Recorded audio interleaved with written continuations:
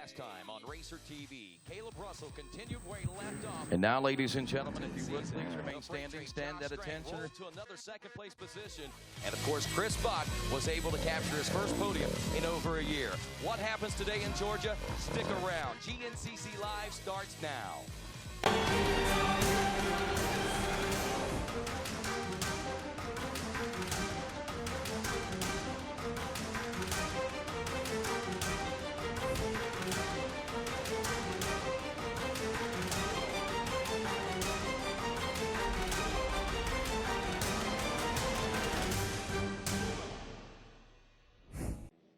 From the sun and sand of Florida just 1 week ago to the mud and muck of Georgia here today, this is GNCC Live. Hello, everyone. I'm Rodney Tomlin along with Jen Kenyon and Johnny Gallagher as we bring to you the second round of the AMSOIL Grand National Cross Country Championship presented by Maxxis and AMA National Championship. And, of course, this Maxxis General GNCC, it's kind of traditional as far as GNCCs go.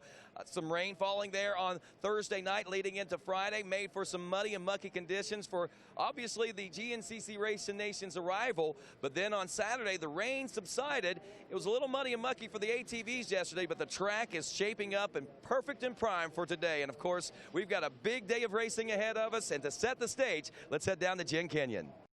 Well, the stage and the pace has been set by two-time GNCC champion Caleb Russell, as we saw him take a commanding win there at round one. As he heads into round two here at the Maxxis General GNCC, he's looking to stay on a roll and try to go for that third consecutive GNCC championship here in 2015. But talking with some of the riders this morning, as they've looked at this course, it is a little bit muddy, so it's going to be somewhat of a survival race. 3 hours out in the Georgia clay. There is muddy conditions. As you said, Rodney, we haven't quite seen the rain here in about 24 hours, but we do know the woods are pretty treacherous. So those guys are going to just be continuing on in that survival mode that they left last week in Florida. They're going to be nursing their hands, nursing their bodies, and of course, nursing those machines today. So we could see that being a big factor here at round two. So let's head down to you, Rodney, and we'll get today's starting lineup.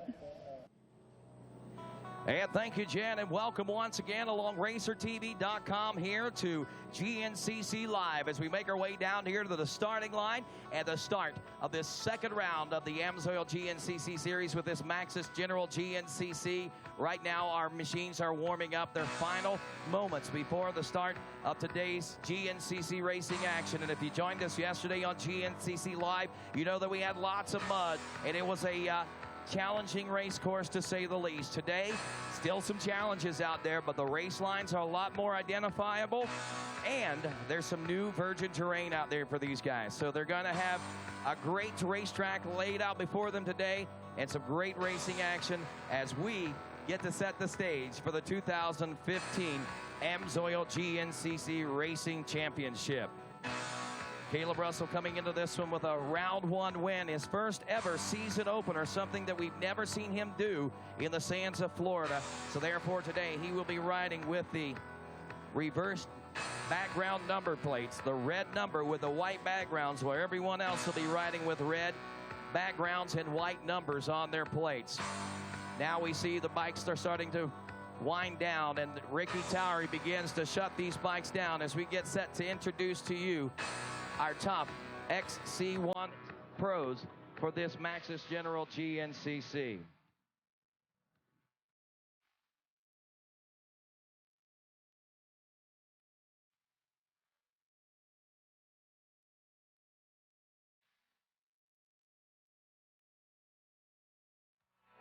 Turning our attention to the first turn, where our top XC1 pros now sit, coming to the line in accordance to overall point standings in the GNCC Championship for this 2015 running. Rolling to the line first today, after a season opening win just 1 week ago in the sands of Florida, he hails from Boonville, North Carolina, riding aboard the number one FMF KTM, Caleb Russell.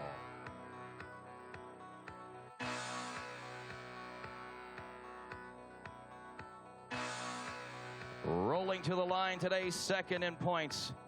After finishing second at our season opener, he hails from Denver, Australia, on a Rockstar Energy Husqvarna, Josh Strang.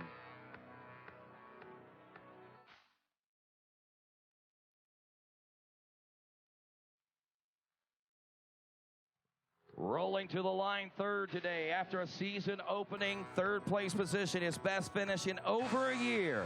Riding aboard the number 9 from Crown Point, Indiana on a JCR Racing Honda, Chris Bach.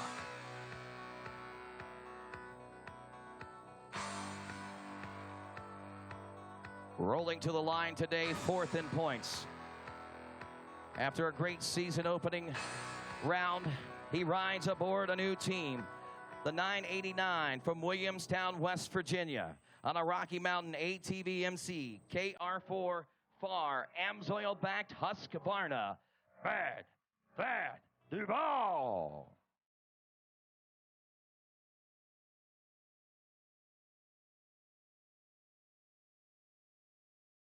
Rolling to the line 5th today, he rides aboard the number 418 from Canada, a top motocross sensation out of the great north, riding on a Husqvarna Canada, Parts Unlimited Canada-backed Husqvarna, Tyler Medaglia. Rolling to the line today, 6th in points after the first round of racing. He rides aboard the number 264, a former motocross and supercross great from Akron, Kentucky, on an Air Group Rockstar factory-backed Husqvarna, Ryan Sipes. Rolling to the line today, 7th in points. Riding aboard the number 5 machine on an AmPro Infab Yamaha,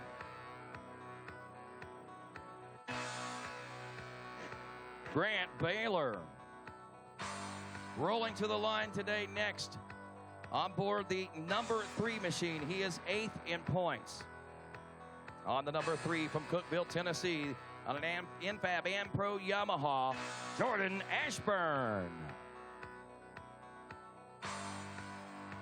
Rolling to the line today, 9th. Aboard the number 12 from Japan, a former JNCC cross-country champion on an HR Motorsports, Great Western Motorsports Motivation Honda, Takeshi Koikata.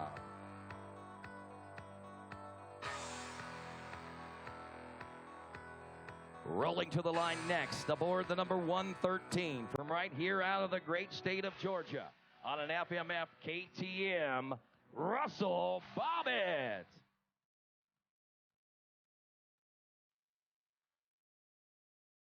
To the line next, he rides aboard the number 25, hailing from Morrison, Illinois, on a Woodstock KTM, Adam Bonur.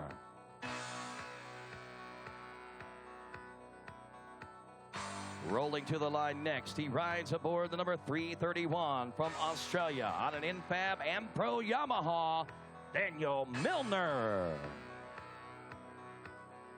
And rolling to the line today, last and certainly not least, he rides aboard the number 20 from Cincinnati, Ohio, on a KTM backed by the folks at Maxxis and Fly, Chris Douglas. And that's your starting lineup for this Maxxis General GNCC as these machines begin their final warm-up before the start of this 3-hour racing extravaganza. The hearts begin to pound, the eyes begin to widen, and of course, the taste of victory begins to flow through many of these mouths. On the starting line here today, over 300 riders here this afternoon. Nearly 400 this morning during our 10 o'clock race, and another 150-plus youth motorcycle pilots today. We have seen a great day of racing here in the sun of Georgia after yesterday's ATV racing, the clouds and the rain that it all brought with it. Today the stage is set for a much better racetrack than what these riders were looking at yesterday.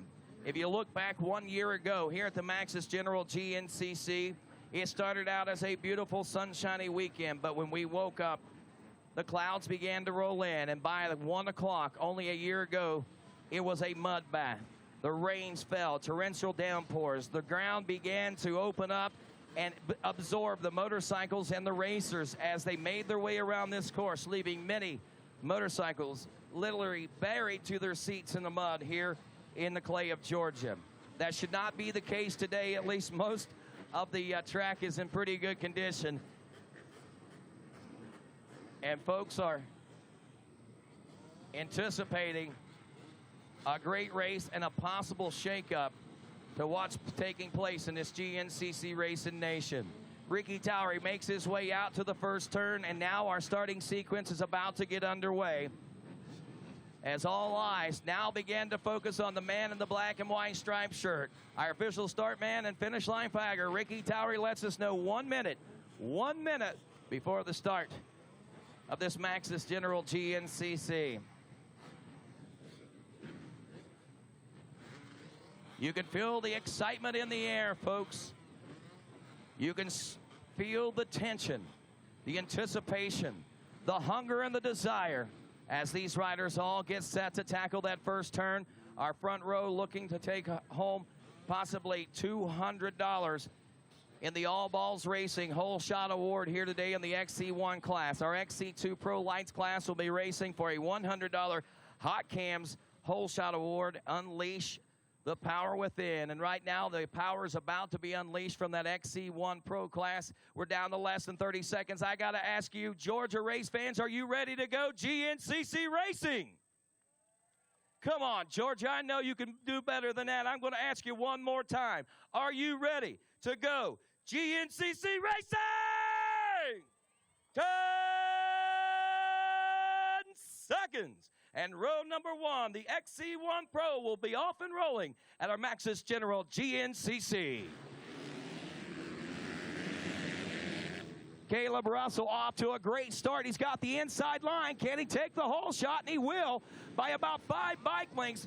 Caleb Russell picks himself up $200 and the early lead heading through the hills of Georgia here as we move down to our XC2 Pro Lights class. Nick Davis coming off his first one of the season. Also Lane Michael, Jason Thomas, Craig DeLong, Sam Evans, Alex Teagarden, Luke Parsons, Mike McGinnis, Trevor Bollinger, Corey Buttrick. Welcome back, Corey B. Austin Lee, Lucas Statham, Chris Crispin. Also Justin Sode, Scott Grills, Philip Cheney, Mike Witkowski, Brendan Riordan, Ryan Lojak, Ryder Lafferty, Alex Benhart, Matt Harrington. Also Brad Bach and Tegan Temple, Tanner Huarty, Colin May, and Trevor Barrett ready to roll in 10 seconds.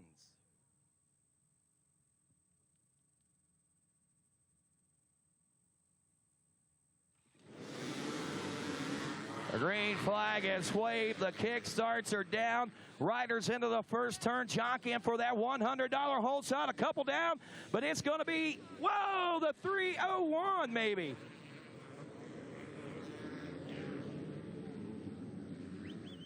$301 is what we're getting here. That's Ryan Lojak out of Tarentum, Pennsylvania, taking the $100 whole shot award. 200A class coming up next as the heart of the GNCC Racing Nation about to roll into that first turn now with Michael Pillar, John Hugel, Chris Vendetti, Clint Masters, Kevin Knott, Neil Inman, Timothy Campbell, and Brent Ham ready to roll in 10 seconds.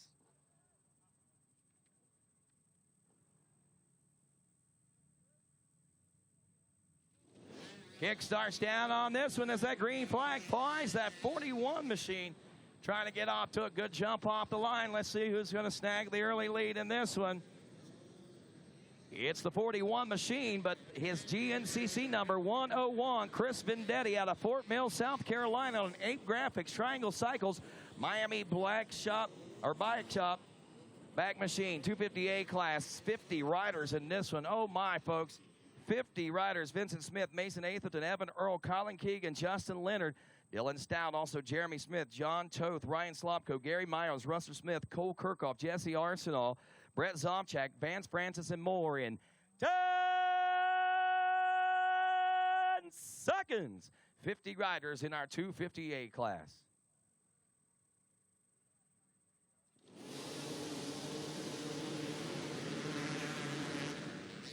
Trying to get it all sorted out through the first turn. 50 riders rolling in, 50 riders rolling out, and it's the 289 machine grabbing the early lead in that one. As we go next to the 4-stroke A lights class.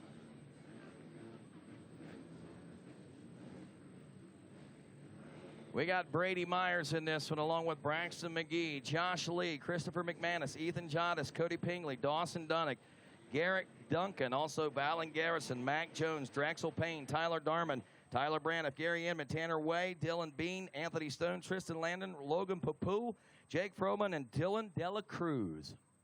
10 seconds.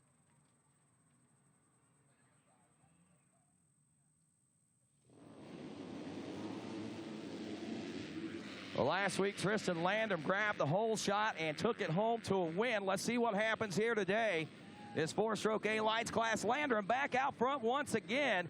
He's got a host of riders behind him, but it looks like he's going to try to make it tough to be beat once again today. Open A class getting set to roll next as we've got 29 riders signed up for this. Zach Hayes, Joseph McCarty, Nathan Thornhill, J.B. Love, the Love Machine back with us, Timothy Murphy, Dalton Cross, Giuliani Rolandi, Stephen Simpson, Sam Forrester, Calvin Malden, Grant Marriott, Harley Willer, Jenner Turner, Dylan Rash, Corey Arbogast, Spencer Hoyt, Dual Murphy, Dallas Micah, Zach Dodson, Lorenzo Sylvia, Kevin Kilmer, Dustin Ulrich, Tanner Barnhart, Brandon Hayes, Ryan Quinn. 10 seconds. Cody Jeffers, Cody Smith, Brandon Higgins, and Andrew Boggs.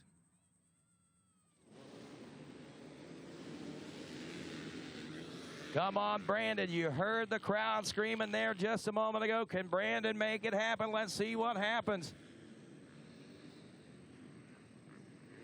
I believe that might have been Kevin Kilmer out of Dryden, New York.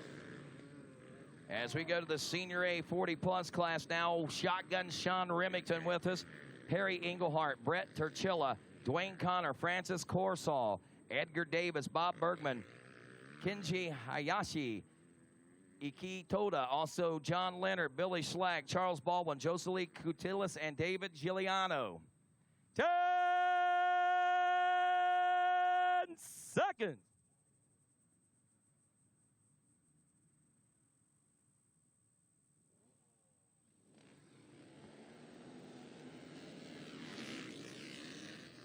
And they're all off.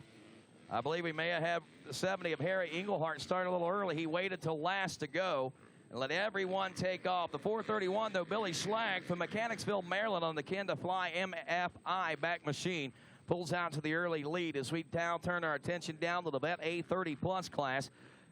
13 riders in this one, including Joe Marsh, Joseph Kessler, Big Jim Steiner, also Gustavo Hidalgo, Edward Lojak, TJ Ernie, Justin Haynes, Adam Clark, Logan Mills, Joe Dean, Fabian Barada, Wesley Triplett, and Nick Cafaso.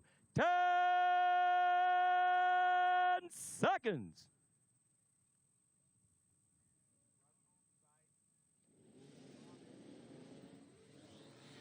It's Russell, Sipes, and Bobbitt running 1, 2, and 3 at the halfway mark of this first lap of racing. They tell us now as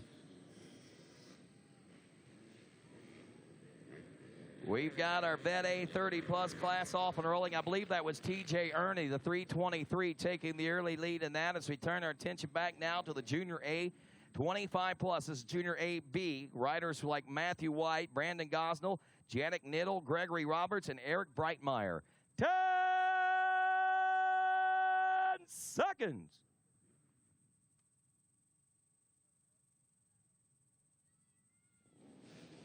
Go, Aaron, we hear.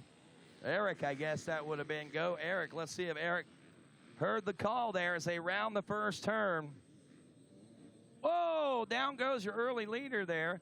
The 718, Eric. Yep, Breitmeyer gets it. Go, Eric. We heard the crowd saying that. Someone in the crowd is an Eric Breitmeyer fan, and he gets the early lead in this one. Four-stroke Bs, Regis Calfo, Hunter McDaniels, Adam Hollenkamp, Josh Lyons, Trey Jefferson, Trevor Haley, Adam Lewis, Hunter Shelton, Michael Tetlow, Elijah Myers, Drew Bolton, Austin Evans, Alex Anchor, and Daniel Spurgeon, and Zach Beverly. 10 seconds.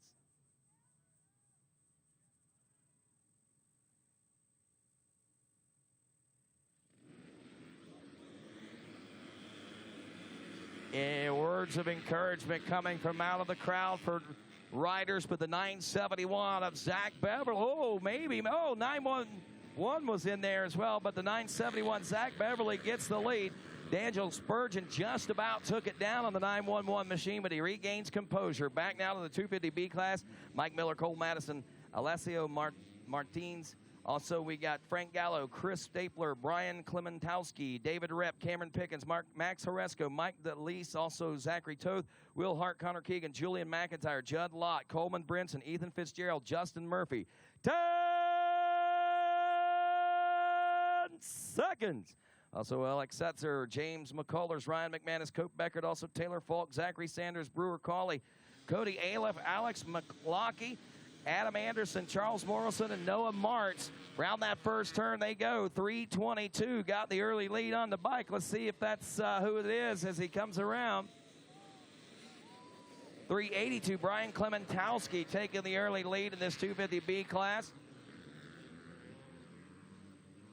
As we go next to the 200B class, Ricky Towery waving that blue flag here in just a moment, letting them know it's time to shut them down. So we sort these guys out. And of course, in this 200B class, we got riders like Cameron Sisk. We got Bolton B. Roth, Jordan Overfield, Parker Jones, Colton Cup, Connor Campbell, Samuel Stampert, TJ Weber, Caleb Williams, Steve Morris, Noah Stevens, and Drew Rainey. 10 seconds.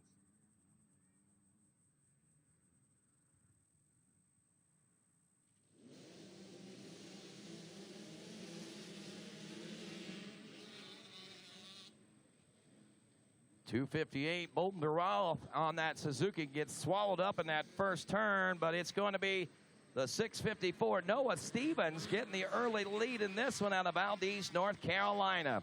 Up next, the Vet B 30-plus class, ready to roll into history themselves now here at Aonia Pass is Larry Hopper, Andrew McQuaid, Sean Morris, Ignacio Lavasio. We got Matt Jankovitz, Chuck Lee Master, the GNCC pastor, Jason Wilson, Jason McCoy, Dan Nyanko, Tim Breedlinger, Shannon Fraley, Chris Levin, Nathan Wallace. Also, looks like Zachary Ruffing, Jeremy Dexter, Wesley Lance, Scott Dallin, and John Kingan. Green flag waves on this one. 195. Sean Morris out of Waynesburg, PA, gets off to a good jump. Was it going to carry him to the early lead? No, it's going to be the 4:16, I think, of Dan Nyanko out of Johnstown, PA, grabbing that lead. The Open B class coming up next. We got Kyle Zelenik, Tyler Rose, Roman Phipps. We also got Bailey Adams, Devin Frederick, Josh Adkins, Andrew Bolton, C.J. Seitzinger, Maxwell Randolph, William Culbertson, as well as Wesley Texataria, Justin Mason, Bill Zabindi, and more in 10 seconds.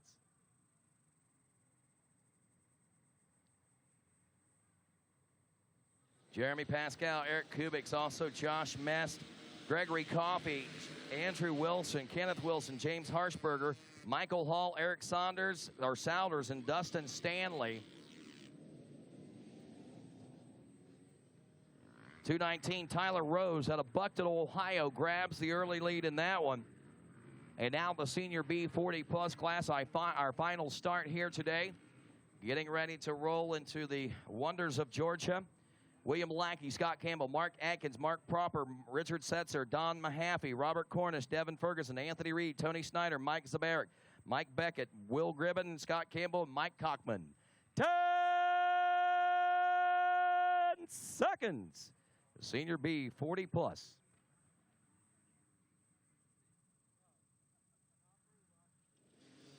And our final class off and rolling as the kickstarts are down. The 837 off to a good jump, or maybe that's the 817. Campbell, let's see as they round the first turn now, get it all sorted out.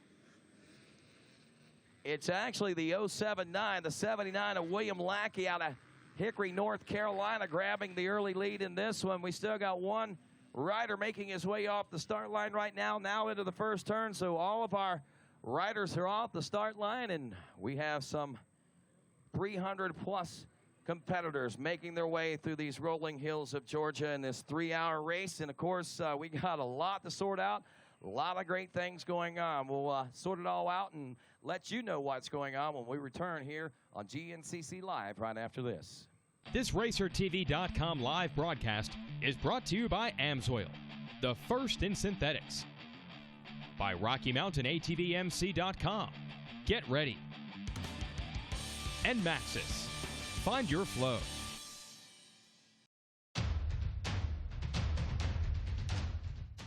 Any engine. Any season. At home. At the track. Or on the trail. AMSOIL for any engine.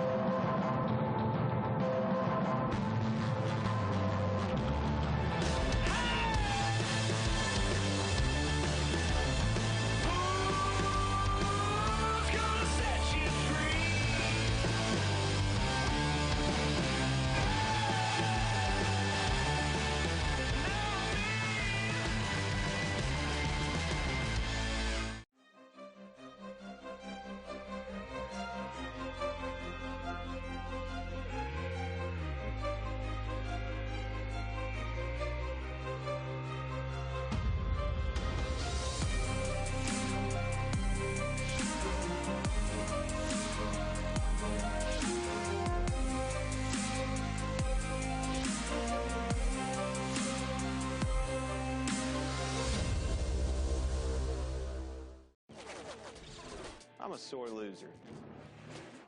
I'm a sore loser. Losing is not an option for me. Be the best. The best? The best. You have to have the best equipment under the hood. That's why I only use Cometic products in my engines. Cometic gasket. Cometic gasket. Cometic gasket. Cometic gasket, a superior quality gasket For those of us who demand the highest level of performance. Welcome back to GNCC Live on RacerTV.com. I'm Jen Kenyon, joined alongside Johnny Gallagher, and we're here at the Maxxis General GNCC Round 2 of the AMSOIL Grand National Cross Country Series, presented by Maxxis, an AMA National Championship. Johnny, welcome back to the RacerTV.com booth. If you're just joining us, we did see some great racing action just in the first few corners. We had a lot of classes out there today, a lot of bikes here in the afternoon race. We did have some rainfall on Sunday that made for a little bit of interesting track conditions all throughout the day, but as we can see, Johnny, the sun is shining and things are drying up a little bit. Yeah, you know, dramatic change in the conditions since certainly since yesterday and even since this morning, as we're seeing Caleb Russell here on screen working his way around this quite rough facility. You know, it's changed so much. Obviously, when everybody pulled in here, some people pulled in here Thursday night, it was dry. Talked to some of the track crew. They said there was dust kicking up throughout much of the facility, and then we got that rain on Thursday night, and then it continued at just this light soaking rain all day Friday and turned this place into quite a mess, actually, yesterday for the ATV race, but everybody was able to negotiate it quite well, and then today the sun's come out, the wind's kicked up, and it's drying up quickly. So I think we're going to see an evolving track throughout the day today, but there's no way to tell until it's all said and done. Yeah, as we're seeing on our RacerTV.com screens right now, we just saw maybe the first 4 leaders check through. We've got Caleb Russell out front. He did capture that $250 All Balls Racing hole shot, which is a little bit of trouble for the rest of the field out there. He is out front. He got there early on. We had some other guys that looked like one of the Rockstar Husqvarna riders that were out front as well, maybe Ryan Sipes. We did see Jordan Ashburn check in. And we've got another rider right here. Chris Bach. And so as we can see, Johnny, we talked about the rainfall, but here in the pits, a lot of people are noticing that the ground is actually very dry under all this mud. And talk about the way that that transforms here into the track and the woods. Well, one thing I can tell you from yesterday, and I noticed being out there during the morning race today, the track constantly evolving the way that it is. Out in the fields, it's dried up quite a bit, just like the driveway we have here. You know, people are able to drive right in and out of the facility right now, whereas yesterday it was quite sloppy. The woods aren't having the benefit of the sun that the open areas are, though. So you've got kind of that dichotomy of the track right now where the open areas are dry, and I think by the end of this race we're actually going to see dust kicking up. But in the woods, don't let it fool you. It's going to be ruddy, it's going to be wet, it's going to be muddy, and, you know, I think they're going to be making changes to this course throughout to accommodate bottlenecks and things like that. And as Barry Hawkin, Jeff Russell, and the guys had laid out this course, it was actually pretty wet as well. So I know that they made some changes in the layout in general to accommodate the rainfall that we had here earlier this weekend. But let's take it over to Barry Hawkin, see just what these guys are experiencing out there. Hello everyone, we have a 12-mile track laid out today. We've got a lot of rain yesterday, and it's been real foggy and overcast today, so the conditions are going to be a little bit difficult for the guys. Overall, the track is holding up really good, but there is going to be some soft spots out there, especially whenever the guys take off the start about the 1.5 mile marker. They're going to get along we run below a motocross track, and it's really, really wet in that area, and but there's a lot of lines. I think that's going to be a very important part of the race. Pick a good line through that section. Again, that's the 1.5. From there, out past the 2-mile marker to the 3. At the 3-mile marker, they're going to come back out along some trackside pitting and then drop back down in the woods. And at that point, we're going to have a camera shot down there, and there's a pretty good mud hole down in there. All the low-lying areas pretty much have where the waters ran off, and it's going to be pretty interesting in those spots. From there, we're going to head back out towards the 5-mile marker. We have there's a log pile, and the guys got the option to go over the log pile or around it. If they go over it, it's going to be faster, but it's going to be a little more difficult. From there out towards the 6 to the 7-mile marker. At the 7, again, we got a checkpoint out there. It's the really red clay. There's a lot of different types of soil here, but the red clay is really, really slippery. But from there, once they get through that red clay, they're going to head back out and come back in here to the 8, to the 9, and into the finish line. So all in all, it's going to be, the track is holding up about 75% of it is really good. There's 25% of it's going to be, there's going to be some mud holes, and it's going to get interesting. I'm going to predict now you're going to see a guy maybe in the lead, and the next time you see him, he might be back in 5th place getting stuck in some of those mud holes. So should be a good race, and hopefully everybody has fun and can leave with a smile on their face. All right, Barry, thank you for that track description. And Johnny, as we know, the track has changed tremendously since the time that we actually were able to catch Barry Hawk, because he's so hard to catch out there in the woods. He's a busy guy, especially this weekend with all the crazy things going on out there. So we do have a lot different track conditions that we're seeing here on the RacerTV.com screens. We're about 20 minutes into lap 1 here. We did see our first leaders checking through there in the woods. We've got some nice camera shots here on RacerTV.com. We have Caleb Russell in the lead in the XC1 Pro class. He did get out to the whole shot as he comes through the VP Racing Fuels Pro row right now. Johnny, it looks a little bit slick there. Yeah, you know, this is a part of the track that hasn't been touched yet, so it's still holding that residual moisture from the rain on Thursday and Friday, and even early yesterday morning. Now they've gone into the auxiliary pro pits, as we can see there. That was used during yesterday's ATV race. So that goes to show you, once this dirt gets turned up, it dries up quickly. So the area that hasn't been touched yet, still wet and sloppy. This area that has been already ridden on yesterday for the ATV race, dry. And like I said, I think we'll start to see dust kicking up quickly. All right, so it looks like we have Caleb Russell, Ryan Sipes, and Russell Bobbitt. Looks like he's in that 3rd place position. He's a Georgia boy. He's here visiting GNCC's, probably because it's a close one before he heads on over to the National Enduro Series. So that's nice to see him, and nice to see him running up front. We've got Jordan Ashburn checking in as well. And, you know, we've got a lot of mix-up with riders. We know that Charlie Mullins is not here due to injury. We're going to be missing Andrew DeLong there from the XC1 Pro class. And we've just got a lot of guys stepping up this year. Ryan Sipes has been running great. I know he had a few big get-offs at the last round, but hey, it doesn't seem to be phasing him right now. I actually had the opportunity, there was a video online, and I saw Ryan Sipes' big crash.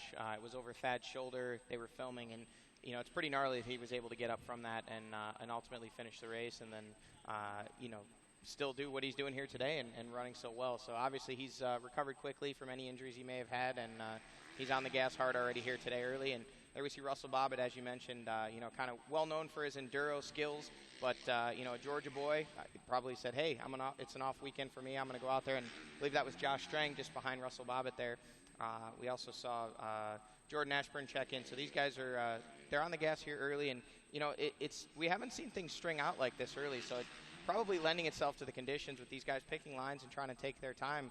But you know, these front runners are hard on the gas, and they're separating themselves quickly. And as we can see, like we were talking about, the main lines there are dry in those areas that are open to the sunshine. So you can see all the mucky mud, and we have Daniel Milner coming into the NFAB Ampro Yamaha pits. It looks like he's having an issue. Daniel had some bad experiences last round. He had a big crash that caused him to have to sit out. He had a little injury there, but Now it's looking like he might have a bike problem. Maybe he tweaked the bars a little bit. Yeah, it looks like they're adjusting something, and I think you hit it right on. It looks like he's crashed, and the bars are out of whack from the front end. You know, when your bars are straight and your tire's turning, it can really play havoc with you. So they're doing the best they can to probably get that adjusted, and hopefully he can get back out there and join the race. So if you're just joining us on RacerTV.com, we are 23 minutes into this race. It's still lap 1. They are going to check into the finish line area here in just a few moments.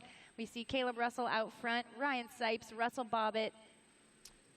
I believe that was Grant Baylor and Tyler Medaglia. Okay, yeah, the Canadian motocross champ. He's visiting here for the first 2 rounds. They're close to his base that he's got there in Florida, so it's nice to have Tyler. He did finish an impressive 5th place Very overall impressive. last week. You know, I to be honest, I'd heard his name for many years in the motocross nationals there in Canada, but didn't know he had any cross-country experience at all, and he certainly showed. And that Florida track was not an easy track by any means. You know, some of the Florida tracks we've had in the past were just sand whoops, so, you know, guys that have ridden sand before, even if they hadn't ridden cross-country, would do very well. But that track had roots and, you know, actual mud holes and all kinds of stuff. So obviously he has the ability to adapt to any conditions, and that shows the caliber of rider that he is. And, you know, we'll see how he can do here today. All right, and it looks like Lane Michael checking in the pro pits there. He's getting some goggles taken off there through the pro pits. We did see Jason Thomas and a slew of other XC2 Pro Lights riders there. Those guys had a hard battle last week for the lead, and it's going to be an interesting one. We're going to be missing Ricky Russell from the XC2 lineup once again. He had some bad luck. Johnny, maybe you can tell us more about that. Yeah, unfortunately, Ricky had a practice crash on Thursday. It was either Wednesday or Thursday, and he did injure his arm.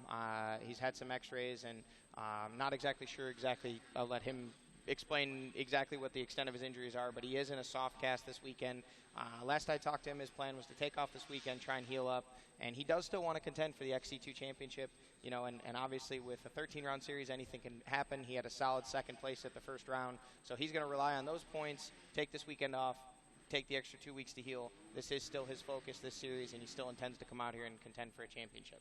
All right, as we wait for our leaders to check in for lap 2 here at the Maxxis General GNCC, we're here at round 2 of the AMSOIL Grand National Cross Country Series. As you're seeing on your screen right there, that's Tegan Temple, XC2 Pro Lights rookie. He was running up front very well there in the first round, and I think he's going to make a mark here in 2015. Yeah, you know, he certainly came out of the box swinging at Florida and grabbed that. I believe he grabbed the hole shot or was right up there off the bat, and actually put some time on these guys. You know, and I mean, you got some serious heavy hitters in that class with, you know, eventual winner Nick Davis, previous champion Jason Thomas, Lane Michael. You know, the list goes on and on of potential winners and contenders in that class. And Tegan Temple honestly was somebody that wasn't on my radar. I didn't really know who he was. I'd heard his name, knew he was fast, but to see him come out, you know, he's got that sprint speed and was really hauling there at the beginning, and then actually made kind of a resurgence there at the end. He had dropped off and I think eventually came back up to 4th, so just off the podium.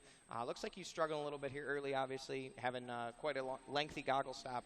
But one thing you'll notice is a lot of the front runners today are actually, including Caleb Russell, are running roll-offs as opposed to these guys generally run tear-offs. So they knew the conditions were going to be bad. They wanted to have that extra vision. So a lot of these guys are there. We see Jordan Ashburn checking in also with the roll-off goggles, which gives them, as opposed to they can stack laminated tear-offs up to 21 tear-offs, where the roll-off pull will give you somewhere in the neighborhood of 100.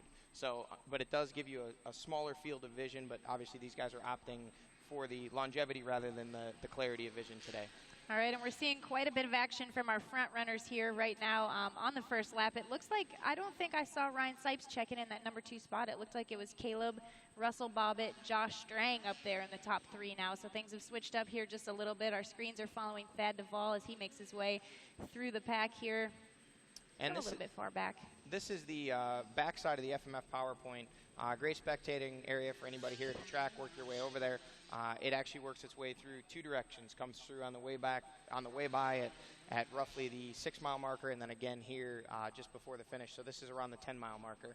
Now this section was added in from the morning race. It wasn't there for these guys, and the same yesterday. So this is kind of a bit of fresh trail. You can see they're actually riding ATV trail. There's no dirt bike ruts yet. And now Caleb Russell is out into the finish line section as he works his way towards these final few turns, working his way towards the completion of lap 1. You know, and there's a rider that is right on his tail, so that might be Ryan Sipes. Maybe we missed him in our camera shot, and it is. So he is really putting up some time here on this opening lap. He's saying, Caleb Russell, you are not getting away from us this easily on the opening lap. And that was one thing I heard a lot of the XC1 guys, and there we see Josh Strang now just out just one corner behind those guys, so he's hard on the gas as well. So, you know, Caleb was able to pull that whole shot or get to the lead early in Florida, and within the first half of the lap, he was out of sight. No one ever saw him the rest of the race. So these guys, quite a few XC1 guys that I talked to said, hey, man, we need to keep him in check. We can't let him get away, not only in this race, but so early in the season. So Ryan Sipes, Josh Strang, those are the two guys that are doing the best job of giving chase right now. And we'll wait to see who our fourth-place rider as Russell Bobbitt checks in. So that's our top four at this point. We've got Caleb Russell out front. We've got Ryan Sipes in second, Josh Strang in third, Russell Bobbitt fourth, and now Jordan Ashburn checks in the number 5 spot, just 8 seconds behind Russell Bobbitt. That's right, and we only have 1 second behind Caleb Russell is Ryan Sipes, so he's pushing hard there on the opening lap. Another 12 seconds back, Josh Strang, and like you said, those guys are all really close there on the opening lap, and I think that's going to be the key here this season is to keep everybody, you know, keep Caleb Russell, keep those leaders in sight, make it interesting, but we've still got a very long race ahead of us. Yeah, you know, with Caleb getting that win, which, you know, to many of us kind of looked a little bit on the easy side there in Florida, I actually had the opportunity to speak with him after the race, and he had labored quite a bit more than I had anticipated for that win, but it was a very rough track in Florida, so I think everybody was, you know, really depleted at the end of that race, but obviously Caleb, I'm sure, 100% completely and fully recovered and, you know, ready to go for 3 hours here, as all these guys are. You know, they've taken the week to rest, but I'm sure a lot of them have still been training and, you know, doing what they need to do to make sure that they're at 100% for today. All right, so checking in just outside the top 5 here for lap 2, we have Thad Duvall in the 6th place position. He's 33 seconds back, and Chris Bach in 7th. He's 9 seconds back from Thad Duvall. So we've got our first 7 riders in the XC1 class. We're about 30 minutes into this race. Lap 2 is what they're going on. So we have about 30-minute lap times. Johnny, how is that going to pan out as far as the rest of the lap times throughout the day? Well, I think that we're going to see, you know, barring any changes to the track itself for reasons of bottlenecks or bad sections, I think that we'll see those lap times stay pretty consistent. You know, I don't think that the track is going to deteriorate enough that these guys will slow down. If anything, I think maybe the next 2 or 3 laps we'll see, you know, these guys pushing each other. The lap times drop down just a tiny little bit, maybe into the 29s. But, you know, it's with a 30-minute lap time, I mean, that makes our math pretty easy. If everything stays the same, it looks like we'll be looking at a 6-lap race, but obviously we'll wait until the GNCC officials make that call just here within the next few laps. That's right, and we see our XC2 Pro Lights leaders checking in here in the finish line. It's going to be Jason Thomas, it looks like, leading the way for lap 2, and just behind, I believe, is going to be Nick Davis, our round 1 winner. So those two are going to have another good battle. They had quite the battle going last round, and Jason Thomas said on the podium, you know, these young kids, they've got something for me. I'm a little bit older than them, but I'm going to try and go for this 2nd championship. So we know he's going to be hard to beat this season. You know, Jason Thomas has a lot of resolve. I mean, he's been up, he's been down, he's been all around in GNCC racing. Obviously, a journeyman racer coming here from overseas, you know, from the UK, and coming here is a bit of an unknown and working his way up through the ranks and ultimately winning that XC2 title. Struggled to defend it the following year with some issues, and then was moved up to the XC1 class, where last year was his rookie season in that class. With some changes to the rules and some changes for eligibility, he was able to move back and contend for this XC2 title this year, and he made it known quite openly that he was coming for the title, and that's all there was to it. But, you know, there's a lot of young talent in that class. Nick Davis is just 19 years old, just turned 20, I believe. You know, all these guys that we've talked about, they're not they don't look at Jason with a whole lot of, I guess you would say certainly they respect him, but, you know, they want to beat him. They don't care his age or his experience or what his resume is. They want to win themselves. That's right, and we see Corey Buttrick checking in with that factory beta machine in the 3rd place position in XC2. We're going to take a break, and we're going to send it over to our GNCC 101. For those of you who might be watching, don't know a whole lot about GNCC, we've got you covered with this segment at GNCC 101. Folks, the hardest thing about racing is learning to go fast. But we're going to get you up to speed quickly with everything you need to know about Grand National Cross Country Racing with GNCC 101. By definition, Grand National Cross Country Racing is a cross-country style motorsports race. We race ATVs, motorcycles, and side-by-sides here, and depending on the event schedule, you'll see 6 to 7 races on a given weekend. Some feature riders as young as age 4, and there's even classes for riders over the age of 60. GNCC racers come from all 50 states, as well as numerous countries from around the world. because this is the prestigious championship they're all chasing. Every GNCC race starts with the dead engine start, which means the engines are turned off until the starter waves the green flag. Each rider lines up on the designated row of his or her class, and with the wave of the green, the race is on. From there, the strategy's simple. Get to the finish line as fast as you can. The racetrack is actually designated not by established trail, but by race arrows. And with some exceptions, the riders must stay within 25 feet of the arrows all the way around the track. The riders don't get to practice or pre-run the course before the race either. They're essentially learning it while they're racing and following the arrows. However, riders can walk the track at designated times prior to their race day. A GNCC racetrack includes just about everything, including trails, footpaths, roads, hills, motocross tracks, any terrain that you can navigate with a dirt bike, an ATV, or a side-by-side. You can expect to see a little bit of everything on a given race weekend. The tracks are typically between 9 and 12 miles long for the afternoon race and a little bit shorter for the youth, amateur, and side-by-side races. If you're watching the racing and you're trying to pick out the fastest riders, the XC1 or Pro level racers are going to be running red number plate backgrounds with white numbers on them, and the XC2 Pro Lights riders will be running green number plates with white numbers. The points leader in each class will have their number plate colors reversed. Flags are key here too. The green flag, of course, signals the start of the race. A yellow flag signals caution. The 2-lap board means there's 2 laps remaining, and the white flag signals 1 lap to go. The checkered flag signals the race is over, but you already knew that. Riders are scored electronically when they cross the finish line via a transponder mounted on their bike. Then the overall position and times are adjusted according to the row in which each racer started on. Once the race is over, we invite the top 3 finishers in both pro classes to be interviewed on the Maxis Victory Lane podium, and the top riders in every class are awarded trophies. So now you're close to being a certified expert on GNCC racing. But if you want to learn more, check out the series website at gnccracing.com. Or do it the new way and just follow the series on the following social media sites. They'll tell you everything you need to know. After that, we'll see you at the races, and we'll talk to you about it in person.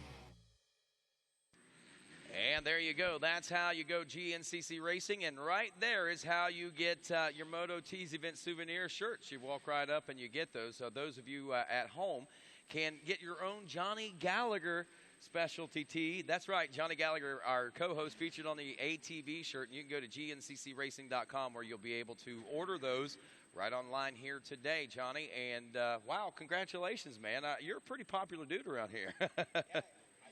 I guess all in all, they must have sold pretty well because I see they were taking the display models off the wall to sell them to somebody. So definitely pretty honored to be on the shirt. You know, I've done pretty well here in the past, and yesterday was a decent ride for me as well. But, you know, it would have been great to be on the podium and on the T-shirt in one weekend. I've never done that one before. But as we see on screen here, Mike Witkowski, he's was pushing his bike, they said, and now he's getting a little pep talk from his girlfriend there. And you can see that right hand guard is bent straight up. Obviously, maybe had a crash or had some contact with a tree. They're having a little discussion. It looks like his shoulder may be injured. So we'll see if he gets back out there. But, you know, as of right now, I think he's going to get checked out and see exactly what's happening. Yep, she's checking him out right there, trying to make sure you're okay, she says. You can make it. Look at that. That right there. She is a true hardcore, believe it or not, moto person, no doubt about that. She's pushing that bike off the track for him. But tough break for Mike Witkowski, making his rookie season here in the XC2 Pro Lights class. We are, if you're watching the race clock, it says an hour and 36 minutes in, but we're really only 36 minutes in, now about 37 minutes. So don't, I noticed that there, Rodney, and I looked down and I thought perhaps I'd fallen asleep for a bit, which I don't think is going to be the case because we've got some great racing action taking place. You know, Florida last weekend, we had Caleb Russell was able to get out front and kind of make it look easy a little bit. But now that we've got 3 riders up there pretty much nose to tail battling for the lead, you know, there we go, and now it's fixed. 37 minutes, 16 seconds into the race here on lap 2, and these guys should be coming into the screen here very soon. It's, you know, we can see the track conditions are shaping up quite nicely. Yesterday things were a little bit wetter. This morning things were pretty wet for that AM bike race, and now we've got some sections that the morning race didn't run that haven't been touched since yesterday's afternoon ATV race, and that's where we're seeing the ATV ruts still, sections like this, the FMF PowerPoint, and some other places that are still wet. Other than that, all of the fields that we're seeing, all of the trails in the woods are either just deep ruts or dry. So the conditions are cleaning up quite quickly. Exactly.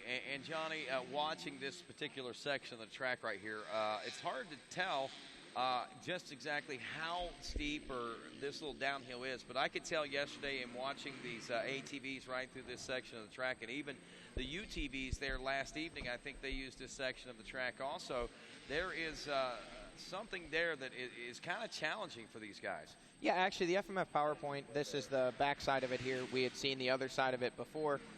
There's quite a few ravines and some ditches working your way through that section. So it's deceiving on camera. So all the folks at home that are looking at even this rider here as he comes through, you can see his back end getting kicked up. Yeah. What appeared to be just small bumps and what ruts just appear to be not so deep. If you watch when these riders go through, their foot pegs are dragging, and on these bumps, these riders have the best suspension in the world to absorb these bumps, but the bikes are getting kicked everywhere. So certainly deceiving. It's hard to get the perception from at home, but if you're here, you can see like that rut that we're looking at right now. That rut you could lay into, and you could hide small children in there and no one would see them. That's a pretty big berm and rut going through there right now. Caleb Russell, Ryan Sipes, Josh String running 1, 2, and 3. Russell Bobbitt back in the number 4 spot. Jordy Ashburn rounds out the top 5. Who do you think is going to be your podium contenders today? Well, I tell you what, Johnny, we got that contest again, man. AMSOIL's bringing $250 in AMSOIL products to somebody that makes a podium prediction and hashtags it GNCC Live. Now, again, you don't have to be right. All you got to do is play along, my friends, and put that hashtag of GNCC Live. We'll draw a winner randomly at the end of the show and, of course, award that. And we say thanks to AMSOIL and, of course, all you folks out there in the GNCC Racing Nation playing along. Again, remember, hashtag GNCC Live, your podium predictions, and be hashtagging GNCC and GNCC Live all day to keep up with all the great things that's going on out here, Johnny, and lots of great things going on. Let's kind of break this down just a little bit as we watch some of these amateur riders make their way through this section of the course right now. Let's talk about the Caleb Russell, Ryan Sipes, Josh String freight train that we got going on there right now. Actually, and Russell Bobbitt not far out of the pace as well. But Ryan Sipes, coming into this 2015 season, had a chance to talk with him yesterday after last week's race. He was somewhat satisfied. Yeah, he wanted wins and things like that as far as that goes. But he got a good taste of that Palatka sand and got a good gauge on what was going on. He said he got to run with the front runners and find the speed and stuff that he was looking for. But he felt a lot more comfortable coming into round 2. Even without having the bike fitness that he would really like to have coming into it, just simply because he's been here before and he's raced and ridden in these types of conditions in last season's GNCC series. So we're getting into some familiar territory. He's getting a lot more confidence. And I think that's showing here at the end of that first lap, because Caleb Russell, in races past last week and even in the weeks before, a lot of times we see that gap a lot stretched out a lot further than what it is now whenever you're looking at only a couple of seconds between those two, when sometimes we've seen it as much as 30 seconds on that first lap. Yeah, I think with Ryan Sipes, the one interesting thing is obviously no one doubted his speed as he came into his first season of GNCC racing. He's a very accomplished motocross and supercross racer for many years, has the speed, has the bike skills, has everything necessary to succeed. The biggest thing is that base that kind of closes out the whole program and makes it the complete package. Ryan had never ridden any of these tracks before. He had never ridden a lot of these conditions before, and he'd certainly never done any of this for 3 hours at a time before. So it was an entirely new experience for him. He had to kind of start from square one. Last year we saw him show, great speed throughout many of the first few rounds, and then from there he had a few issues, kind of adapting to the 180 minutes of racing. He slowly throughout, as the season went, slowly but steadily improved. He went from, being a top 10 rider to battling for top 5s. To at the end of the season, we saw him on the podium a number of times. So he's definitely adapted. Coming in now, he's coming to tracks that he's already raced. He's, again, coming to conditions that he's familiar with. And that goes a long way. And, Rodney, we've talked so much over the years about how when people put it together, it just starts clicking for him. And I think that the pieces of the puzzle for Ryan Sipes are really starting to come together. And, he showed in Florida that he'd made huge strides since this time last year, showing the exact same thing again so far today. Granted, we're 42 minutes into 180 minutes of racing. Yeah. Nonetheless, I see great things coming from him in the very, very near future. I won't be surprised to see him on the podium today or any race going forward. And I certainly won't be surprised to see him grab that first win. No, I won't either. I know that there's a lot of people thinking, that maybe Caleb Russell at this point is an unbeatable factor out there on the circuit. But we discussed this last Sunday during GNCC Live in Florida, that there's just too many variables over a 13-race series to think that one rider is going to be able to win each and every round. Not saying it's impossible, because we know it is possible. Anything is possible, and it's set up to be that way. But the likelihood of it is kind of low. But, you know, I guess we'll just have to wait and see as the season progresses. We're still early in this race, like we said. A lot of variables out there on that track. There's a lot of riders by comparison to what we're normally seeing in the afternoon race. A lot of times there's a little less than 200 in that afternoon with the AB and the XE1 and 2 classes. But today we've got 300, almost 100 more riders on the race course. And though that don't sound like a monumental number, you start putting track markers out there. 100 extra people all of a sudden becomes quite a bit of problem sometimes for you in being able to stretch things out anyway. Certainly, with 300 riders, you know, like you said, as nearly 100 more than what we see at a lot of the afternoon afternoon bike events. You know, these guys are going to encounter lappers sooner, and they're going to have a more consistent string of lappers than what they're used to. So, whereas, you know, lappers and overtaking other riders from other classes is certainly a part of GNCC racing. The more riders you have on the track, for instance, at a race like Unadilla, you know, there's phenomenal amounts of riders on the track, and it's a short track. Now, this is an 11.3 mile track, so it's not quite as short, so I don't think we'll have as many issues, but the ruts are going to be a factor, because if you get stuck or even kind of locked into a rut, not seeing the end of it, and there's a lapper stuck up there ahead of you, you know, that's certainly going to cost you some time by the time you lift your bike or wheelie out or have to adjust your line from there. So I think as the track progresses, as the race progresses, we're going to see lap traffic become an issue, or at least a factor. Right. And, you know, as you said, it's going to be harder for Caleb or for anyone who gets out front to get away, because they're the one that's actually breaking the trail and letting the lap riders know that they're making their way up through.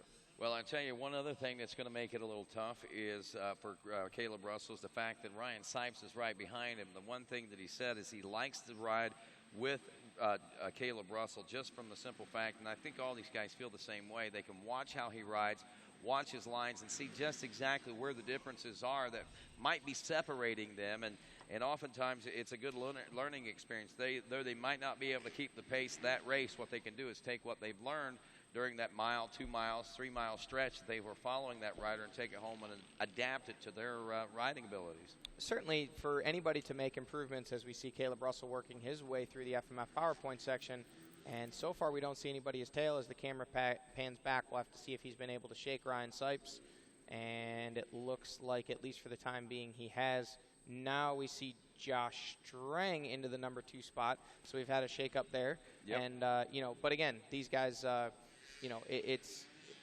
as this happens and as they start to be coming into lap riders, as we've seen these other riders working their way through the shot, they're going to have to overtake these guys here very soon. The first rider through is the one that's going to have to let everybody be known that he's there. Yeah, and fortunately for Caleb, a lot of folks recognize him. There comes Ryan Sipes. No, that's Thad Duvall. Oh, that's Thad. I recognized Husqvarna. I just automatically assumed. Sorry about that, Thad. Thad Duvall's worked his way from the 6th place spot now all the way up to the 3rd place spot. So there's a lot to be said about Thad Duvall, and talking with him earlier today, Johnny. And there's Jordan Ashburn, so that's our 4th place rider. Thad really, you know, seems to be very confident. You know, we've seen a lot of strides out of him in that program with the Honda the last couple of years. And one thing that he told me this morning, you know, he felt more adapt to the Husky than he ever thought could even be possible. Because last year, if you remember, we saw him riding oftentimes a 250. Sometimes he'd be riding a 450. Well, he's riding the 350 Husqvarna. And that right there, he says, suits his style perfectly. And on top of that, he's got a great mentor in Fred Andrews from that KR4 team over there. And that is one thing that he said, that he has always looked up to Fred. He has always taken advice from Fred and worked with Fred, but never on this level. And he said being able to work with Fred on this level is just certainly helping elevate his program. Not only his riding abilities, but his confidence level at the same time is just continually growing, and I think we saw that in the opening round. He put together a great ride, finishing up 4th. Here he is today, running an early 3rd place position. I think that, you know, Fred might be that key ingredient that Bad Thad was looking for.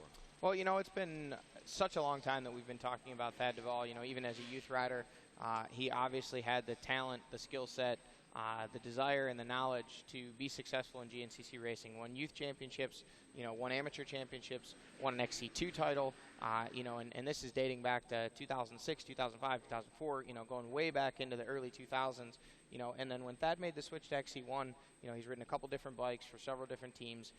He's had some great races. He's always shown the flashes of speed and brilliance and, that bad Thad attitude that we've all come to know and love. And, he's, as you said, he's just kind of lacked that consistency. He's lacked that just whatever that it factor is that takes you from a threat. He has won races. He's won many races. But to be able to do that week in and week out is what allows you to contend for a championship. It is.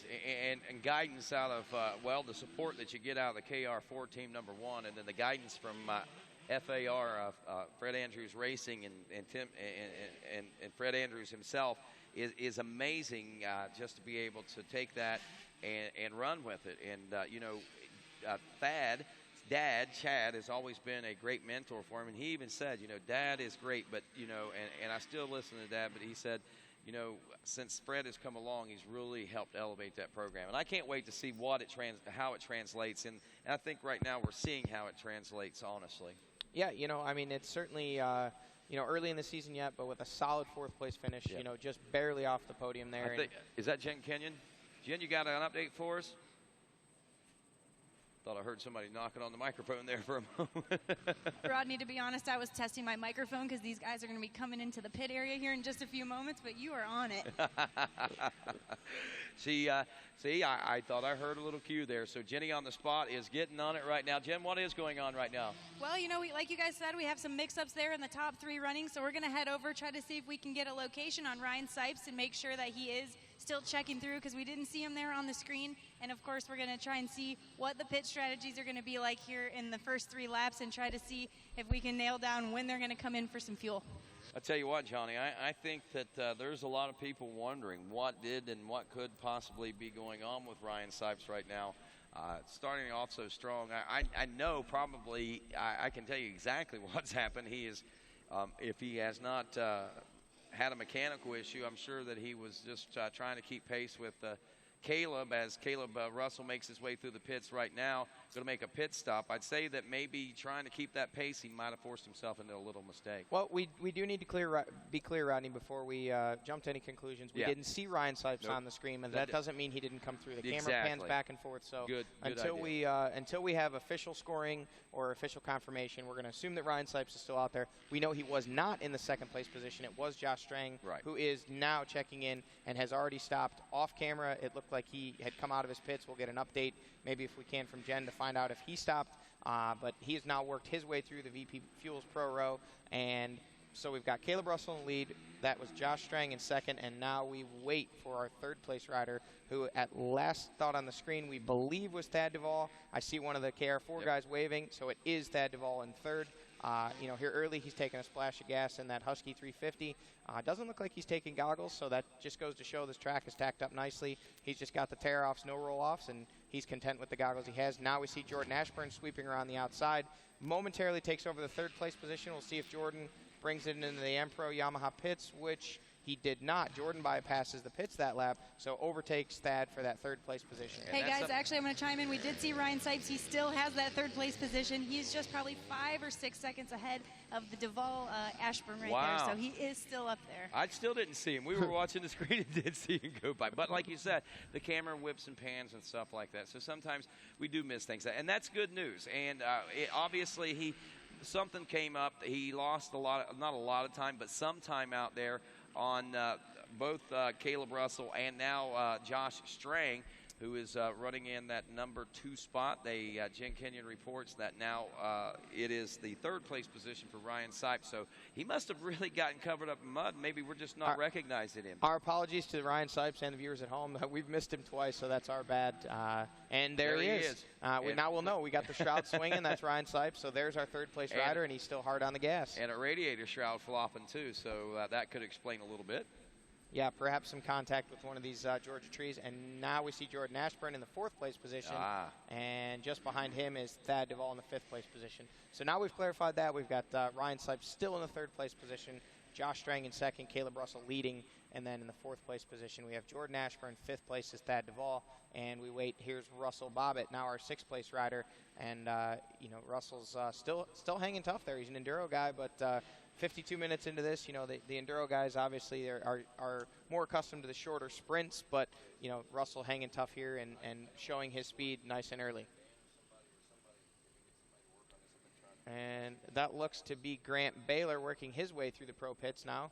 It looks like he's going to go ahead and pass up that Pro tent, so he's not going to be taking any fuel, as we see Chris Bach working his way through in 7th place on the opposite side of the pro pits there. So he's working his way towards through what would be our finish line section. Jason Thomas in the pro pits. So there's our XC2 leader, we believe.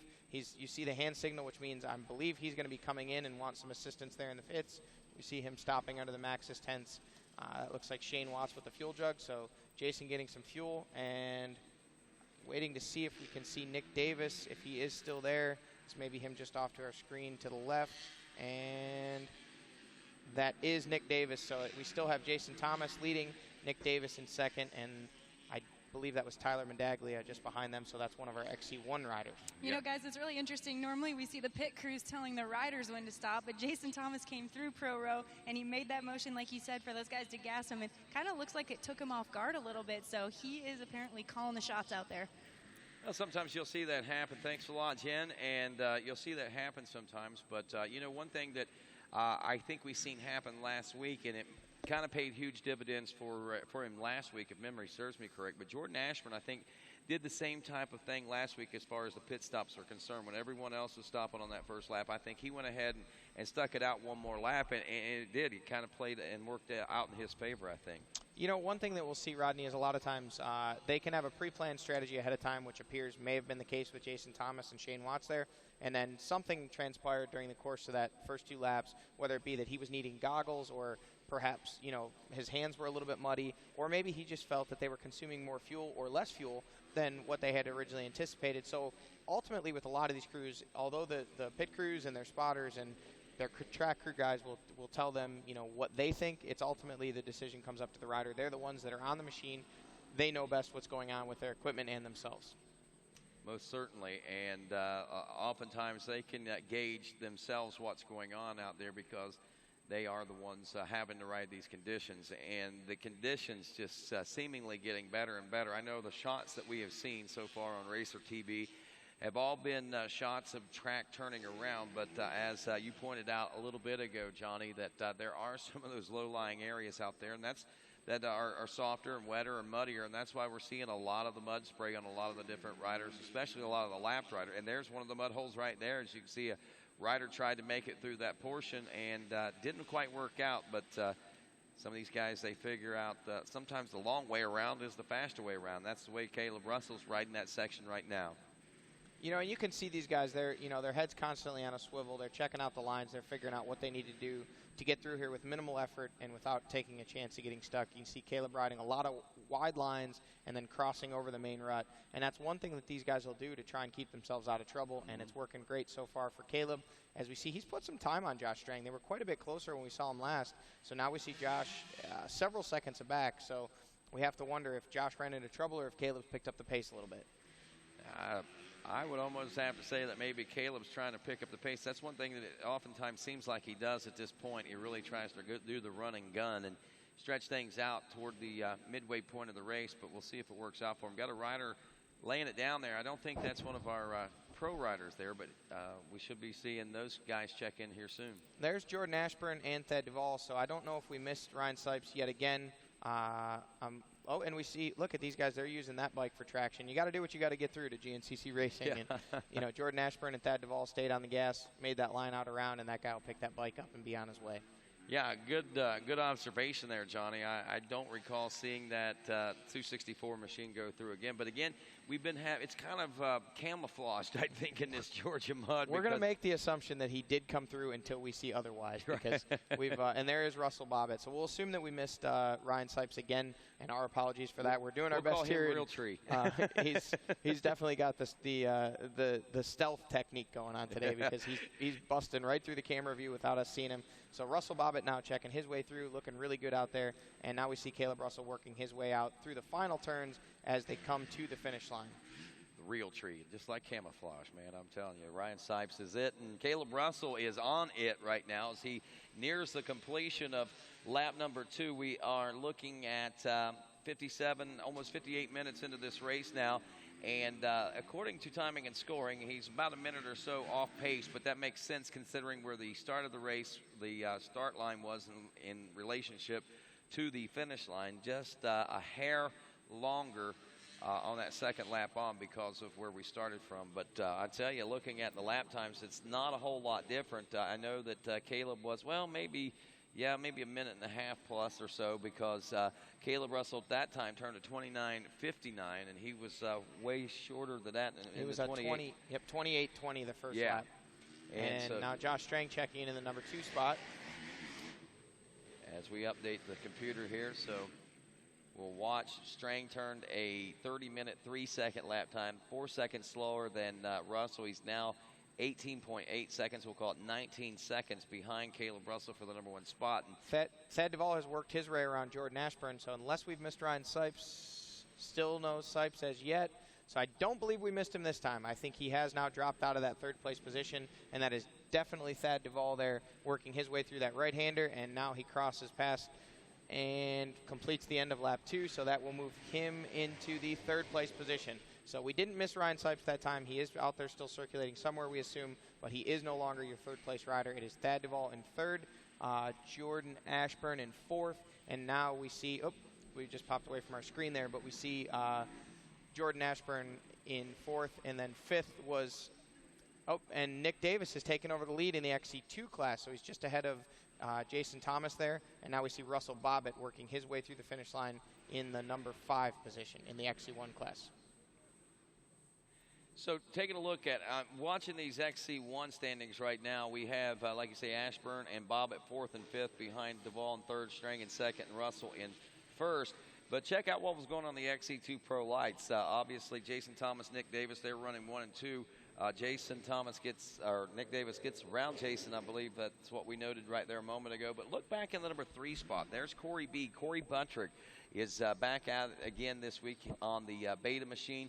Trevor Bollinger, the 118, running 4th after that first lap. Tegan Temple was running in 5th after the first lap aboard the 525. And, of course, looking at the rest of that top 10 in the XC2 Pro Lights, 6th was Craig DeLong. Lane Michael running in 7th, Scott Grills in 8th, Ryan Lojak in 9th, and Brendan Riordan rounded out the top 10. I'm sorry, I don't mean to cut you off, but that's Trevor Bollinger, expected to be one of our top XC2 front runners.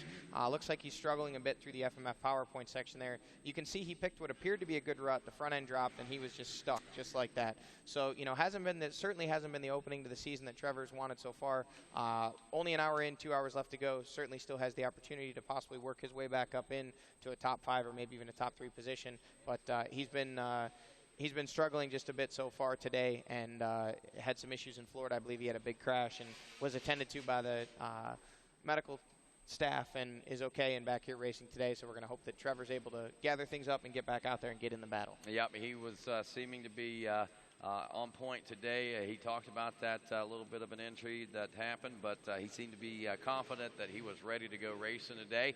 Speaking of ready to go, man, when you get ready to go, you want to make sure you got the best products in your arsenal before you head out on the road. And one of the greatest products that you can have, of course, is oil. You want to keep things lubricated. Well, AMSOIL has a product that is going to make your riding, racing, and everyday needs very, very simple, and also very, very nice. You like the AMSOIL products. Let's check in over at the AMSOIL booth where Jen Kenyon is standing by right now. Oh, maybe not.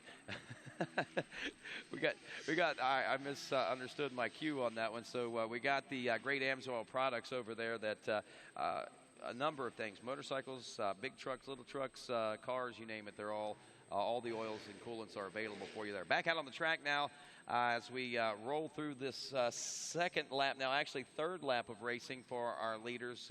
Again, if you want to play along and possibly win $250 in great AMSOIL products, be sure and tweet your podium predictions and hashtag GNCC Live. Winner will be chosen randomly toward the end of the show, and good luck.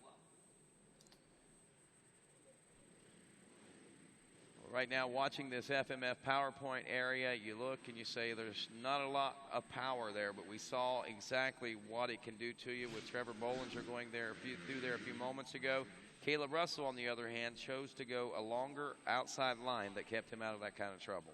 You know, and that's the kind of decisions you have to make so many times throughout a race like this. You know, you kind of have to make that I guess that split second timing decision of, is it worth the 2 seconds I may gain versus the 2 minutes I might lose. But, you know, if you make those decisions all day long and you take the 2 seconds, 2 seconds, 2 seconds, and they add up, you can win and look like a hero. But one wrong move can make you look like a zero. Exactly. That's exactly right. As we watch our XC2 and our XC1 wrapping up laps right now, Caleb Russell leading the overall, and, of course, the XC1 Pro Class, Josh Strang in second, Thad Duvall third, Jordan Ashburn fourth, Russell Bobbitt rounding out the top five. And look at this, Chris Bach on the move up in the sixth. We'll have more of this Maxxis General GNCC from Aonia Motocross Park right after this.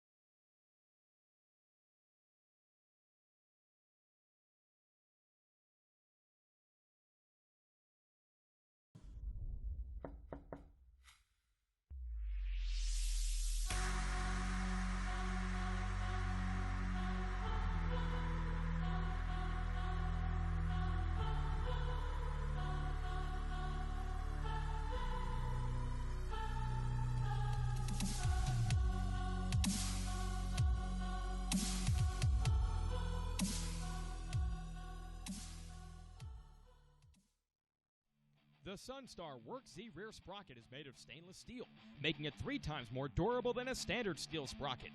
Team it with the 520 XTG triple guard sealed ring chain with 3 lubrication pools per side. Durability in the toughest conditions. General RV is going to help you go camping with locations across the nation and thousands of RVs to choose from. General RV is the nation's largest family-owned RV dealer. At General RV, you'll save thousands on everything from trailers that sleep the whole family right up to motorhomes that are amazing and so economical to travel in. General RV is the only dealer who can show you this much and save you this much. With a great deal from General RV, you'll discover how much fun camping can be. Welcome back to GNCC Live. Rodney Tumble along with Johnny Gallagher. Jen Kenyon out and about and giving us some updates once again here on GNCC Live as we checked in with the XC1 Pro Class there a few moments ago. Still seeing riders on track and on pace, it looks like, and also in the XC2 Pro Lights class, checking in with those guys. A few changes there. Nick Davis and Jason Thomas switching things around there on the second lap. Trevor Bollinger is running in the number 3 spot as we've lost Corey Buttrick, but we kind of found him again. He's dropped back a few spots. So Bollinger's up to 3rd even after getting stuck, Johnny.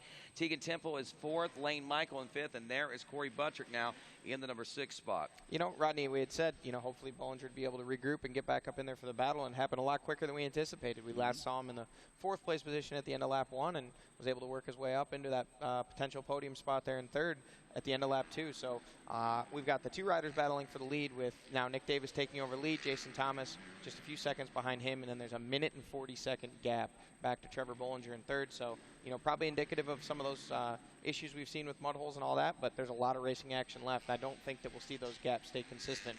We're going to see the front runners either get reeled in or possibly get further ahead. We'll have to see. Most certainly. And speaking of front runners, again, Caleb Russell, Josh Strang, Thad Duvall, Jordy Ashburn, Russell Bobbitt. Throughout that entire top 13 XC1 Pro Class riders. We see a lot of the names we expect to see in there, but one name that we aren't seeing this week, Johnny, is that of Andrew DeLong. He had some problems there in that opening round. Yeah, you know, it was really... Well, I did talk to Andrew's mechanic, Joey Maurer, and Andrew did undergo surgery last Tuesday. It was his collarbone that was previously injured. It had a plate in it. Sounds like the plate cracked there just on the end, so they replaced that plate in his collarbone. And from the sounds of it, Andrew is already in the rehab process. He's swimming. He's doing all kinds of things to get himself better, and they are actually looking to race just next weekend in the National Enduro Championship. Wow. So even though he has got the plate, got the broken collarbone, he is still focused on racing, and unfortunately he's not able to make it here this week in race, but certainly he has his heart set on, if he can't win this championship, I know that he said he's going to really try to win the National Enduro title for sure now. And I hope we can see him in both realms, and I don't think he's out of the scope of things here in the GNCC right now either. No, you know, it was really unfortunate. You could see the disappointment on Andrew's face after that crash in Florida. I went over to see him, and it was obvious that not only was he in pain, but he was really disgusted and let down. Felt like he had let everyone around him down and his team and everything else. But Andrew's a fighter, you know, obviously with the trying to defend the National Enduro Championship, and then obviously, you know, several podiums last year, was looking for that elusive first XC1 win, you know, and I think we'll see him get it possibly this season, just maybe a little later than he would like or any of us would have liked to have seen. But had the opportunity to speak with him after his surgery, said he was definitely feeling sore, but, you know, as Jen had pointed out, he's already rehabbing and getting ready to go for that National Enduro this coming weekend in Texas. So, you know, we will definitely see Andrew back. I anticipate when he comes back, he'll be right where he left off, which was battling up near the front of the pack in the XC1 That's class. the one thing about Andrew is the fact that anytime we've ever seen him go out due to injury, he comes back on the same playing field, on the same plane, so to speak, and sometimes we've actually seen him maybe up his game a little bit, even coming back after injury. Well, you know, there's from a rider standpoint, there's a few ways you can deal with an injury. You can deal with it properly, or you can deal with it improperly. And we've seen over the years, you know, a lot of riders have tried, as we all have had the tendency to do. I myself have done this. I'm certainly not judging. You know, you try and ride through an injury, whether it be a broken bone or something pulled, and it doesn't get better. You know, you just keep pushing your body and don't give it time to heal, and then next thing you know, you're further behind than where you started. Where Andrew has been great with the support system he has around him, you know, coming up through the ranks with Fred Andrews and guys that have had a lot of experience now with his mechanic, Joey Maurer. You know, Joey's been around forever. You know, he consulted with a lot of people after that injury in Florida and said, you know, he had the option to come race this weekend. He had surgery on Tuesday, had that plate repaired or replaced in his collarbone, and said, hey, you know, what should I do? I can come out. I really think I can do this. And, you know, the majority of the people around him said, Andrew, you know, we're going to focus on getting you healthy right now. Yep. Take the optimum amount of time that you can do so and get back on the bike healthy and strong. And it's worked so many times for him in the past. Unfortunately, we've seen him knocked out of championship runs with, you know, collarbone injuries. We saw last year he had that, or 2 years ago, when he was well on his way to, appeared to be winning that XC2 title. He had the broken wrist and, you know, had to have surgery and all that. But he's always come back so strong, so quickly once he does get healed up. And that's the difference between doing it right and trying to rush it. Most certainly. And right now we check in. We saw that Rocky Mountain ATVMC.com leaderboard. We got our top 10 in the XC1 class all the way through. Well, it stays the same all the way through 6th. But 7th and 8th is Nick Davis and Jason Thomas. They are XC2 Pro Lights riders in the top 10 right now. And Jen Kenyon stands by with an update. Yeah, guys, I just saw Ryan Sipes' mechanic, Mike Stryker. He was kind of frantic looking for Ryan because we hadn't seen him check in. Just as we were checking in with the track crew, Ryan did come through for his next lap. His mechanic was trying to give him the up, down, you know, are you okay kind of thing, and he didn't answer. He just had his head down, and he was still charging. So I have a feeling even if something did happen out there with Ryan Sipes, he's not stopping for anything. Sounds like, thanks, Jen, and it sounds like maybe he might be a little bit frustrated with the fact that you know, he was running so well and lost all that time. So, yeah, he's probably going to take his anger out on the racetrack right now, to be honest with you. Yeah, you know, certainly a disappointment for him, I'm sure, here early. But, again, with so much racing action left, you know, definitely can't count him out of this one. You know, any of these riders in front of him could still run into the same kind of pitfalls that he may or may not have at this point. You know, you have to believe as well as he was riding, it was something unforeseen that caused him to drop that much time, whether it be, you know, a tangle with a lapper, clipped a tree, got stuck in a rut. There's a lot of adversity that comes these guys' way, as we see Daniel Milner checking through there. We saw him in the pits making some adjustments to his bars. Now he's missing a handguard, so he's obviously made contact several different times with trees or different debris or possibly other riders out there on the course. So, you know, there's, as we were saying, a lot of obstacles out there, a lot of things for these guys to overcome during 3 hours of racing. And, you know, Ryan Sipes certainly not out of this one yet, although he's dropped back for the time being. You know, he's going to stay hard on the gas in an effort to gain as many points. You know, he's looking at the long haul this season. He wants to be in this for the championship fight. He wants to see just how well he can do in GNCC racing. And I honestly believe we're going to be pretty shocked and surprised when it's all said and done. A lot of the, and we made mention how the motocrossers make that switch over into the off-road world. Some of them take a little longer to adapt to it. But I think that Ryan's done a great job of adapting. Someone else that has surprised me, he's running back in 10th place overall right now, but in the XC1 Pro class, he's in 8th place. That's Tyler Medaglia. You know, we talked a little bit about him, and we kind of expected maybe something big out of him in Florida, at least in the early part of the race. But I think that a lot of folks were surprised at the fact that he was able to not only ride strong in the early part of the race, but he kept it consistent and was able to hold on for a top 5 finish in the end. Certainly, you know, Tyler Medaglia is a name that's very familiar to anybody who's watched or followed the Canadian Motocross Nationals and even to some extent Supercross here in the States. You know, he races some of the closer rounds, and, you know, for him to come and do what he did in Bike Week, I believe, if I'm not mistaken, I was told he raced the Daytona Supercross, he raced the Enduro Cross that they held at the Ocean Center, and then raced the GNCC on Sunday. So he had a very busy few days there. Wow. He raced on Friday, Saturday, and Sunday, all, you know, world-class caliber events. Yeah. So he was really showing his versatility there.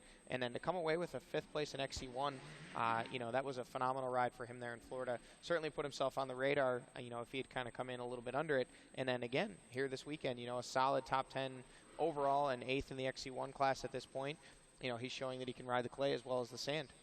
Let's check in with some of these other classes real quick, Johnny, to get a scope on what's going on here in this, well, a little over an hour into this race. As we told you, the XC1 and XC2 standings right now. One more time, the XC1, Russell, Strang, Duvall, Ashburn, Bobbitt, your top 5. Chris Bach is 6th. Grant Baylor back in 7th. Tyler Medaglia is 8th. 9th is Takeshi Koiketa, the former Japanese cross-country champion. And Chris Douglas rounds out your top 10 there on his Maxxis back machine. The XC2 Pro Lights, Nick Davis leading, Jason Thomas, Trevor Bollinger in 3rd. Tegan Temple, another newcomer to this class, I believe, the 525 in 4th. Lane Michael, the 15, or make that the 16 in 5th. Corey B., the 121, regains composure and back up in the number 6 spot now as Craig DeLong, the 7th place ride aboard the 18. 8th spot, the 228 of Scotty Grills. 9th place, Samuel Evans, and 10th place, Brendan Riordan. Caleb Russell making his way through that FMF PowerPoint Is that section. the FMF PowerPoint section again? And yeah, again, this is the other side of it. It's much like we had in Florida. We have the FMF PowerPoint on 2 sides. They come through at one direction at about the 6-mile marker, and then again at about the 10.5, or the 10-mile marker, I believe it is actually. So we'll keep an eye out there for 2nd place as we look at the Open A class. Zach Hayes, Grant Marriott, Dalton Cross, your top 3. Dallas Micah in 4th. Sam Forrester in the number 5 spot. 258 class is Dylan. We see Josh Strang now checking his way through. So that gap seems to have stabilized. Maybe Caleb pulled a few seconds. When we had last seen, it was, I believe, an 18-second gap that 18.8 seconds that Caleb Russell had on Josh Strang. And then another 35 seconds back, we saw Thad Duvall. So as he had taken over that 3rd place position from Jordan Ashburn, we'll have to see if he can do anything to reel in the 2 leaders of Russell and Strang. And then Ashburn was just 1 second behind Duvall, looking like he was trying to hitch a ride to the front and possibly get up there and battle for a podium spot. Dylan McRitchie leading the 250A class with Brett Zofchak in 2nd, Caleb Ward in 3rd, Mark Horesco in 4th, Evan Smith in the number 5 spot. 200A class, Chris Venditti, Michael Pilner Also, Brent Ham, Clint Masters, and looks like Kevin Knott rounding out the top 5. The 4-stroke A lights class, Jake Froman, Tristan Landrum, who got the hole shot. Anthony Stone in 3rd, Dylan Bean in 4th, and Brady Myers rounds out your top 5. Junior AB, we got Janik Niddle, Eric, looks like Brightmeyer. He got the hole shot in that class, by the way. Gregory Roberts in 3rd, Matthew White in 4th.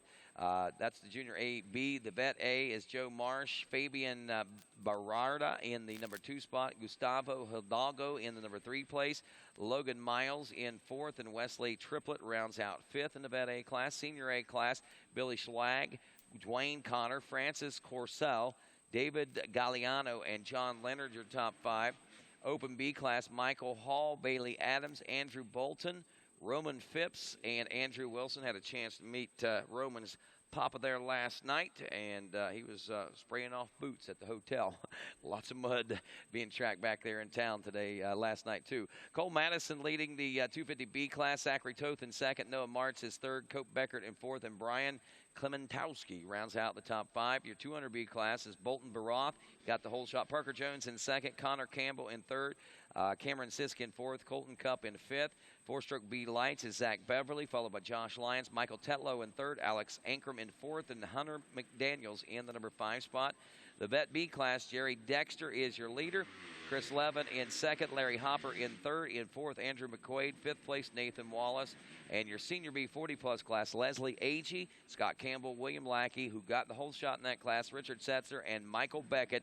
That is your early top 5. Most of those classes were after the first lap. Some had a couple of laps in, but regardless, that's the way things are starting to shape up in the early goings of this 3-hour race here this afternoon in Georgia. And again, the sun's starting to rain down here after the muddy conditions that we were faced with from Friday and Friday night's rains and Saturday morning's rains. But, man, it's looking great out here today. Again, Caleb Russell leading the pack, due in about 9 minutes for lap 3 complete. He had a 18.8 second lead over Josh Strang, and we're looking at about the same. It's stretched out just a little bit, Johnny, but, man, I tell you, Josh Strang is in a great position, and I know it's tough for him to try to maybe sometime push whenever he can't catch sight of the leader out there in Caleb Russell, but this is where you go to work. This is where you start to rely upon that positive mental attitude. This is where you rely upon that training and all that extra work that you did in the offseason to try to make those pushes to put yourself in position. Yeah, you know, it's definitely something that you can see with Josh. You know, he's a previous champion. He's definitely got the speed. You know, Caleb has fantastic racecraft. He goes out there and he's able to kind of gauge what these other guys are doing and adapt his race strategy accordingly. So we saw Ryan Sipes and Josh Strang throw a charge in there to close up on the rear wheel. Caleb picked up the pace, picked some good lines, was able to pull away again. So now we see him getting a quick drink from his wife Chandler there, and he's through the auxiliary pro pits and out of our shot. We'll see how long we have here until we see Josh Strang check in the 2nd place position. One thing I did note as they were coming by, I missed Thad Duvall. I'm assuming he did still come through. Jordan Ashburn in the 4th spot. Chris Bach has gotten around Russell Bobbitt for that 5th place position. So a little bit of a shake-up there in the top 5. And then I saw Nick Davis come through the shot, our XC2 leader, but did not see Jason Thomas on his rear wheel at that point. But we cut away from the shot to see Caleb Russell coming through the pro pits. So those will be 2 things to look for, to see Thad Duvall, we're assuming, still up in there. I think we just missed him. And then also to see that there has been a little bit of a shake-up inside the top 5 there. Shake up, and here we go. That is Duvall into the pits, is it not? No, that is Josh Strang. Oh, okay, and, I'm sorry. I'm not sure what's going on here. He's got that Husky 450 up on the stand. Ooh, that's not good. So it appears they're going to make some adjustments or possibly repair something that's damaged. It looked like they were looking at the front brake rotor or caliper. Looked like they had some tools out. They were prepared with a stand, so I'm assuming he had let them know ahead of time that he was going to be coming in to make some adjustments. Well, that's a tough break for Josh Strang because he was the only one holding any pace at the moment with Caleb Russell. 35 seconds back to 3rd place to Thad Duvall. So Thad, unless something big happens that slows the pace down or stops Caleb out on the track for a little bit to allow them to catch back up, it's going to be, looks like Caleb Russell pretty much picking up and carrying on, and you never know, man. He might be on his way to Steel Creek here for round 3 in 2 weeks before we know it. Yeah, you know, it's as we see, we've seen Caleb already check through the shot here, and no second-place rider just yet. So he's really opened up quite a gap now with Strang in the pits. We'll have to see if we can get an update and see exactly what they were working on, if they were able to get it repaired and get him back out there. But as we still wait for our second-place rider, so what was a wheel-to-wheel battle at the end of lap 1, he was able to stretch out 18 seconds at the end of lap 2, and now we're seeing well upwards of a minute, Rodney. I don't know exactly what we're at time-wise. We'll have to see when they check through scoring, but he has a very large lead at this point, and still no second-place rider coming through the shot. So, the course and conditions definitely grabbing some of these guys, and now we see Thad Duvall checking in the number 2 spot. So we did miss him there on camera. Thad's still up in there battling, pushing hard, was able to overtake Josh Strang. We will assume in the pits, both feet off the pegs, but through bad Thad Duvall style, never lets off the throttle. Jen Kenyon with an update. What's going on, Jen? Yeah, that's right, guys. I'm actually down here in the Josh Strang pits. It looks like those guys just swapped out a front wheel. It looks like something was going on with his rotor there, so that may have been why he lost so much time to Caleb there on this last lap. Swapped out the entire front wheel. So, man, I tell you, in these conditions that we've got here in Georgia, it's hard to really gauge what you're going to hit. You know, we know that there's a lot of soft dirt and this and that, and there's not a lot of rocks out there in that soil, but we got to remember it is soil, it is dirt. There are things out there that may be hidden underneath that dirt that he might have hit in one of those berms or maybe even clipped a tree or something. And now we see Jordan Ashburn working his way through a shot. That will make him our 3rd-place rider now. Wow. You know, Rodney, you were mentioning the rocks. One thing that you have to remember is when those, and there's Josh Strang. So he was able to get going, appearing to be in the 4th-place position, just behind Jordan Ashburn, who's in 3rd.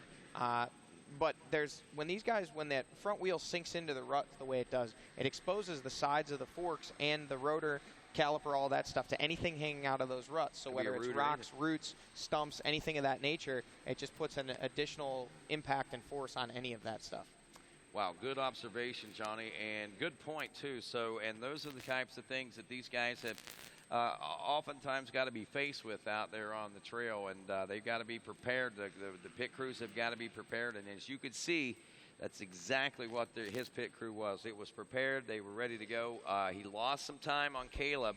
He lost a couple of positions there, but he is not far off pace to regain those, it doesn't appear.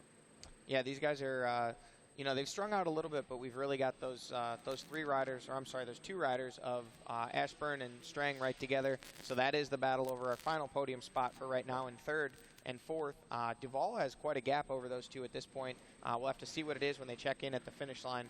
But Caleb has pulled out the biggest lead of all so far in that number 1 place position, and he's and there we see Grant Baylor, new to the XC1 class, meeting up with an old rival in Jason Thomas. Jason Thomas throws the hand up, and Grant says, all right, you want by? Come on by.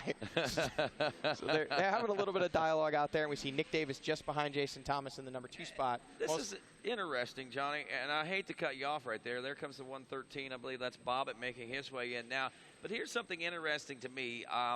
Before, if you remember the intensity of the battles that Jason Thomas and Grant Baylor used to have. Oh, and there goes Caleb Russell down on screen. But look how quickly he's able to recover. Just a quick tip over, back on the gas, and he's on his way.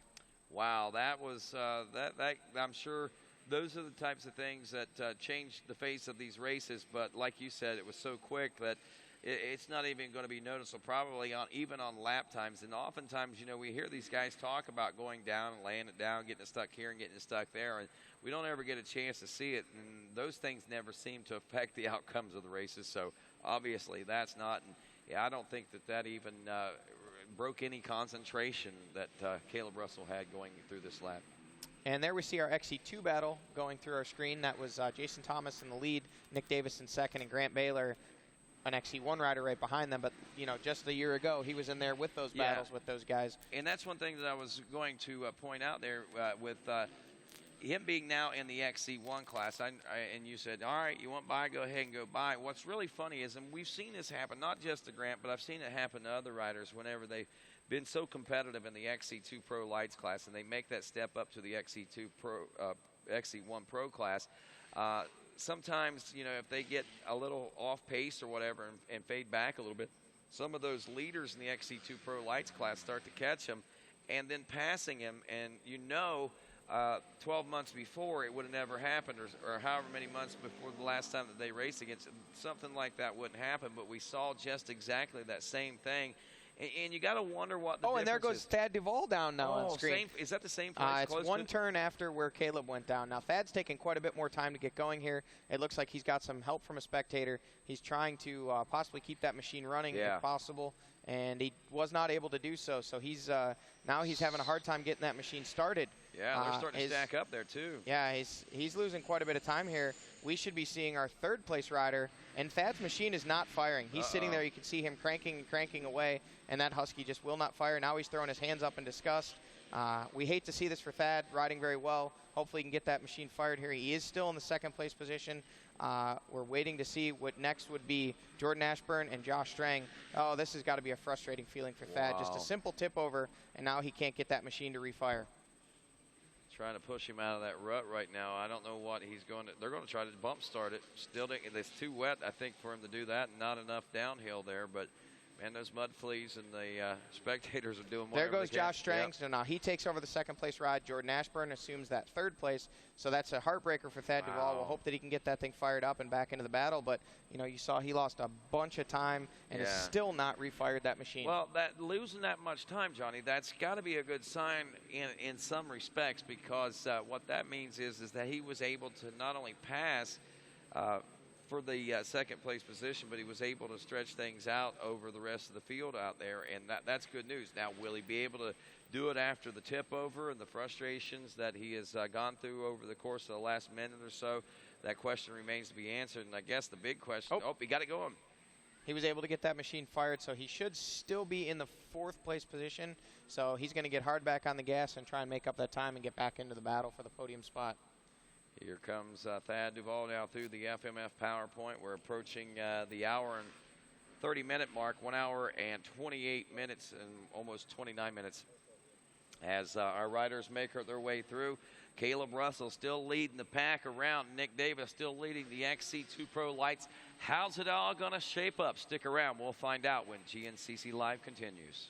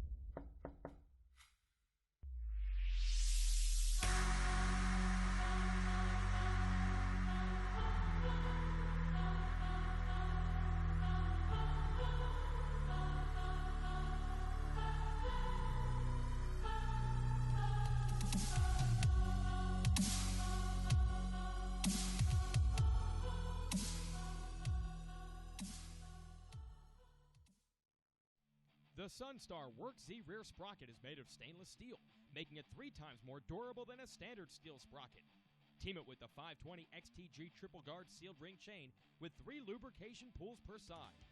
Durability in the toughest conditions. May 2nd, 2015, Monster Energy Supercross tears through Las Vegas. This is going to be a good one. As the world's fastest riders hit the track for a Sin City showdown. Las Vegas, the season finale. They're going to go bar to bar. What's going to happen? That's what I'm talking about. The finale of the Monster Energy Supercross season, Saturday, May 2nd, Sam Boyd Stadium.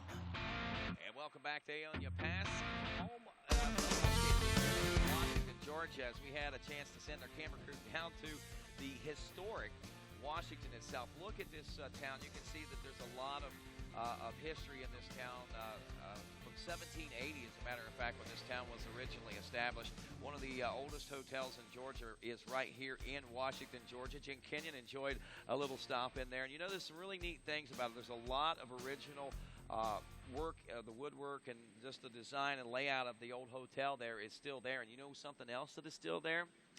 There is a Underground Railroad. You remember the Underground Railroad that helped free the slaves whenever there was slavery, and they would help them get to the north? Well, there's passages. There's an actual door that you can go through, and there's tunnels under Georgia that it goes from one place to another through Washington, believe it or not. That's pretty cool. Yeah, it definitely shows the rich history here in this area of Georgia. And, so many things have happened, and we've seen so many earth-shattering developments in this area of Georgia. Speaking of earth-shattering, now we know we do have something to give us an idea of what was going on with Josh Strang there. Let's check in with Jen Kenyon. Yeah, I was talking with the crew down there just to know exactly why they made the decision to change the entire front wheel. When I guess word was when they actually knew that there was a problem before he came into the pits. They were preparing a rear wheel because they weren't sure. We did see Josh lose some speed and time out there, so they were preparing the rear wheel, but then when he came in, they realized his front rotor was bent, and it's more so of a safety issue. He didn't have any brakes, and it just gives more of an option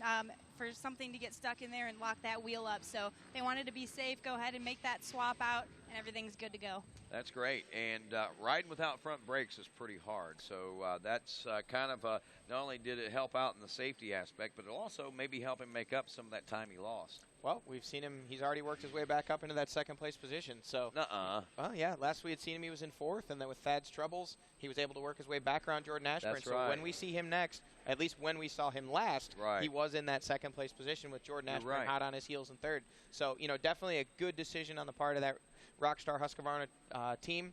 They spent the extra time to get the bike right, get him back out there. He's hard on the gas, and although he left the pits in fourth place, he's already up to second. And, that's good incentive for Josh. He may be looking at it from a standpoint, the big picture is I don't catch Caleb Russell, but you know something?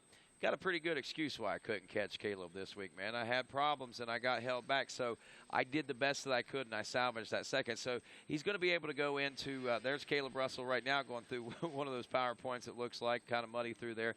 But I think it's going to be, it won't be as hard a blow to the ego, I don't think, and it won't play as many mind games on him because he knows now he's behind the 8 ball, so he's not going to be trying to push to catch Caleb at this point, I think. So it'll give him a fresher look, I think, heading into round 3 at Steel Creek here in a couple weeks. Well, only an hour and 33 minutes into this race. There's still a lot of things left that can happen.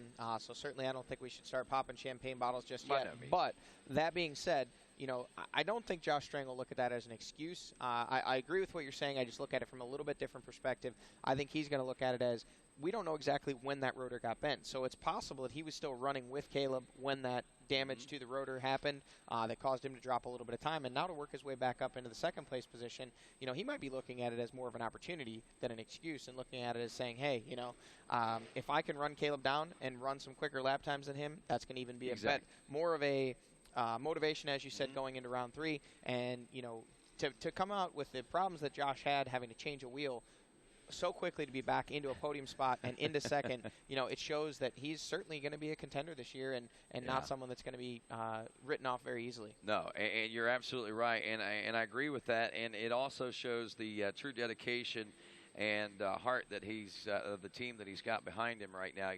That's the one thing that he's been lacking the last couple of seasons is the fact that he has that, I guess, foundation of a team there with him because, before he had to prep the bikes and make sure everything was ready. He was doing a lot of his own mechanic work and things like that leading into the races. Well, he said now he can come to the races. He showed up about 10 o'clock this morning. He knew the tents were up. He knew the pits were built. He knew the bikes were being freshened up and tweaked and everything that needed to be done to him. He could come in. He went out, checked out the racetrack, those areas. It was a lot more casual for him, and those guys prove again that they're in it to win it and getting that wheel changed pretty quick.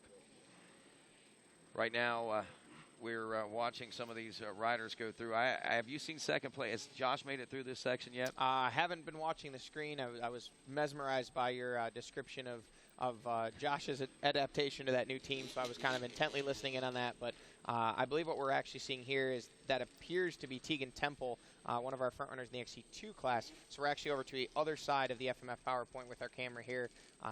Tegan ran right up front there in Florida for quite some time, and we'll have to check in and see just where he's at, as they should be working their way to the finish line. And you can see just how difficult this section is getting. These guys it's gotten dug out so deep, and now they can't even get over to that other side where the good line is. And this is exactly where we saw Caleb Russell go down, and just one turn further is where we saw. And there is Lane Michael working his way through there. And there we see Craig DeLong. So this is the battle in our XC2 class. Now Craig DeLong is down, and it appears to be with another XC2 rider.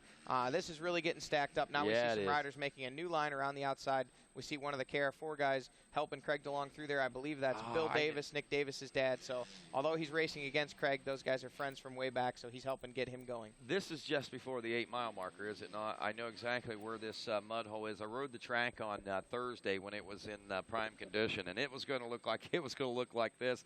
Even then, and with the rain that we got there, that's crazy right there. That's the Creek, the equalizer, and that little section right there, man, like you say, it's one of those things that you got to make the right decision going into that one.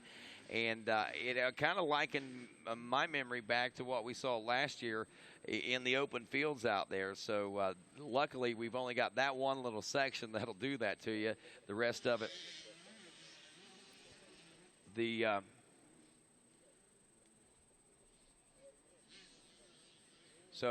anyway, Johnny, we're going to take a look at that midway report here in just a second from our good friends at Midstate Chevrolet. But right now we are working on lap number 4, I believe. So we're a few moments away. We're just past the halfway point at about an hour and 38 minutes now in this one. You know, Rodney, what we saw there, I was just checking in on the XC2 results, or I'm sorry, the standings from the end of lap 3. And what we had seen there at the FMF PowerPoint was we saw Tegan Temple go through, and then we saw Lane Michael, Craig DeLong, and that may have been Scott Grills and Corey Buttrick, those other riders that were all wrapped together there in that little cluster as they came through the FMF PowerPoint. So there's absolutely no way of telling how they came out of there, but Trevor Bollinger, we believe, still in the 3rd place position, and unfortunately, the big loser in all that was Craig DeLong, who lost quite a bit of time, dropped all the way back to, we believe, 7th or 8th place position in the XC2 class, and he's going to have to really get on that horse and ride it to catch back up. But now we see, actually, Corey Buttrick in the 4th place position. Now just checking in at the end of lap 3, so we have Jason Thomas, Nick Davis, Trevor Bollinger still in 3rd, Corey Buttrick in 4th. And now we'll wait for those riders that we saw work their way through the FMF PowerPoint position. And now they're kind of sorting their way out as we're looking at the back to the FMF PowerPoint. Now this is on the other side. And let's go ahead and take a look at that the Midstate Chevy Midway report as we got a look here at our standings in the overall as we have gone over a couple times. This now after 3 laps, working on 4, will be in about 18 minutes or so for that 4th lap complete. Caleb Russell, Josh Strang, Jordy Ashburn was what we had checking in there at the end of lap number 3. Thad Duvall was 4th, but we know there's been some changes. Chris Bach was about 31 seconds back in 5th. We know we're going to see changes there. Jason Thomas was 6th overall. Nick Davis was 7th. Russell Bobbitt was 8th. 9th was Grant Baylor, and Tyler Medaglia rounded out the top 10. XC1, we know pretty well the top 5 actually being Bobbitt, Strang, Ashburn, Duvall in 4th. Bach was 5th. Russell Bobbitt in 6th. Grant Baylor in 7th. Tyler Medaglia is 8th. Takeshi Koiketa 9th. Chris Douglas rounding out the top 10. XC2 Pro Lights, Jason Thomas leading that one after the end of 3, but I think we did have those changes correct, Johnny? Yes, we did see the XC2 riders check in, and it was still, actually, I'm sorry, here I'm on the XC1 results, but we saw that it was Corey Buttrick who was in that 4th place position, and we're waiting to see those other guys that checked in with all the shake-up there at the FMF PowerPoint. Right, there you go. So this is the way we see it at last check. Thomas, Davis, Bollinger 1, 2, and 3. Buttrick was 4th. Tegan Temple was 5th. Lane Michael in 6th. Craig DeLong in 7th. Scotty Grills in 8th. Sam Evans in 9th. And Brendan Riordan rounding out the top 10. Open A class, Zach Hayes, Corey Arbogast running 1 and 2, about 1 minute and 44 seconds separating the two, with Sam Forrester, the 364, back in the number 3 spot. Grant Marriott running in 4th, 5th place. Dallas Micah, 6th place. Dalton Cross, 7th place. Dylan Rash, 8th spot. Stephen Simpson, 9th place is Giuliani Rolandi. And then rounding out the top 10, Andrew Boggs. In the 258 class, Dylan McRitchie, your leader in that one by 45 seconds over Brett Zovchek, who got the whole shot in that 258 class, if memory serves me correct.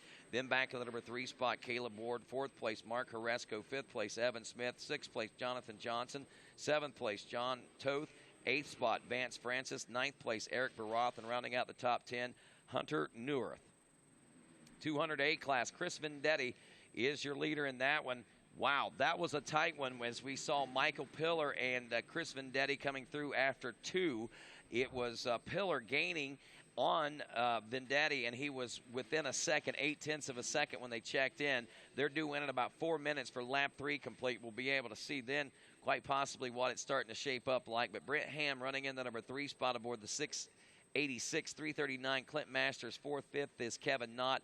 6th place, John Hugel, the 77. 7th place, Timothy Campbell, the 531. And 8th spot, Neil Inman. That's your top 8 in that 200A class. 4-stroke A lights class, Jake Froman, your leader. Tristan Landrum in 2nd, about 2 minutes back now. Anthony Stone in the number 3 spot. Dylan Bean is 4th. Brady Myers running in the number 5 spot. Braxton McGee in 6th. 7th is Andrew France. 8th is Josh Lee. Cody Pingley in 9th. And Tyler Brannett is rounding out the top 10. Junior AB is Janik Niddle out front. Eric Breitmeyer running in the number 2 spot, about 5 minutes and 24 seconds back. That's a pretty big gap. So Niddle's got this one dialed in, it looks like. Gregory Roberts in 3rd, and Matthew White rounds out 4th. Vet A class, Joe Marsh out front of Logan Mills, running 1 and 2, 11 minutes, 55 seconds separating 1st and 2nd. So there are some separators out there for some of these classes, it looks like. Gustavo Hidalgo running in the number 3 spot. TJ Ernie in the number 4 spot. Jim Steiner, Big Jim Steiner, the 86 in 5th. And 6th, Eddie Lojack Jr. And then in 7th, Joe Dean, the 434. 8th place, Fabian Birada. 9th place, Wesley Triplett, the 677. The 850, Nick Cafaso rounds out the top 10. Senior A class, Billy Schlag leading Francis Corsall. 59 seconds. Dwayne Connor back in the number 3 spot. 4th place is David Galliano. John Leonard is 5th. Charles Baldwin, the 450 machine, in 6th. 70 of Harry Englehart running in 7th. Shotgun Sean Remington making the move up to the Senior A 40-plus class this year, running in the number 8 spot. 9th place, the number 40 of Bob Bergman, and rounding out the top 10 is Brett Turchilla. Open B class now, Roman Phipps leading. He's gotten out and around and stretching things out, 1 minute and 26 seconds over Andrew Wilson. Last check, I think he was 2nd or 3rd, so he's gotten things dialed in there, it looks like, here on lap 2. Working on lap 3. Andrew Wilson, the 436, running in the number 2 spot. Then it was Michael Hall in 3rd. Devin Frederick is 4th. Kenneth Wilson, the 440, was 5th. 6th place, Jeremy Pascal. 7th spot, Bailey Adams. 8th place, Andrew Bolton. 9th place, Eric Souders, rounding out the top 10. Bill Savendi. 250B class now. Brian Klementowski, your leader. Cope Beckert in the number 2 spot. In 3rd place is Adam Anderson. Cole Madison is your 4th place ride. Ryan McManus in 5th. Zachary Toth is 6th. Will Hart in 7th. Frank Gallo in 8th. 9th place, Alessandro Martins dos Santos. Wow. Mike Miller rounds out your top 10. I'm just going to go call him Alessandro now from now on. We got the 200B class. Parker Jones leading Connor Campbell. I think we got a little bit of a shake-up there. Bolton B. Robb now dropping 1 minute and 47 seconds back to the number 3 spot. He was up front and running with Parker Jones. He and Jones were together in the early part of this race, but we see big problems arising there as he turned a 44.16 lap time to a 42.11 of Parker Jones. So we see where that 1 minute and 47 seconds came from now in that gap. Cameron Sisk runs in 4th aboard the 240. Colton Cup, the 435, in 5th. Caleb Williams, the 540, is 6th. In 7th, 654, Noah Stevens. 8th spot, TJ Weber, the 472. 9th place, 263, Jordan Overfield. And rounding out the top 10, Steve Morris, that's the top 10 200B class. 4-stroke B lights class, Zach Beverly leading Josh Lyons, about 1 minute and 11 seconds separating the top 2 with Daniel Spurgeon 20 seconds back. He got 2nd off the whole shot. Beverly actually grabbed the early lead and doesn't look like he's looked back since. 4:05 of Michael Tetlow Jr. running in 4th. Alex Ankrum in 5th. Hunter McDaniels is 6th. Drew Bolton is 7th. Austin Evans running in 8th. 9th place, the 373 of Adam Lewis and Hunter Shelton rounds out the top 10. He's riding the 384 machine. Bet B class, Jeremy Dexter leading on the 880. He's got a 3-minute, 43-second lead over Larry Hopper, the 127. 132, Andrew McQuaid is third. Fourth place is Chris Levin. He's riding a 449. Fifth place, 681, Nathan Wallace, our GNCC pastor. Chuck LeMaster working on lap number 2 right now on the aptly numbered 316 machine. Chuck is 6th place right now, the 416. 7th place is David Nyenko. Tim Bredinger, the 422, is 8th. 9th is Matt Jankovics. He's riding the 274, and 10th, the 910 of Wesley Lance. And senior B class, our last class we look at, Leslie Agee out of Milledgeville, Georgia, leading on the 451. Got a 21-second lead over Scott Campbell. William Lackey, the 79, is third. Richard Setzer is running fourth. Michael Beckett rounds out your top 5 with a 411 of Robert Cornish in 6th. 420, Devin Ferguson is 7th. Mark Proper, the 363, is 8th. 9th place, Scott Campbell aboard the 130. And 744, Will Gribben rounds out your top 10. And that is your Midstate Chevy Midway Report. Be sure and check out Midstate Chevrolet on the World Wide Web and on Facebook. Be sure you tell them that you're a part of the GNCC Racing Nation and appreciate all their support. And, again, don't forget, right there in the heart of West Virginia and on the web at midstatechevy.com, they stack them deep and sell them cheap. Rodney, during the Midstate Chevy Report, we saw Caleb Russell check through the FMF PowerPoint, and now we've seen Josh Strang just check in. We are still awaiting our third-place rider, Jordan Ashburn. Interesting to note that 2 minutes and 23 seconds is Caleb's lead when they last checked in at the end of lap 3.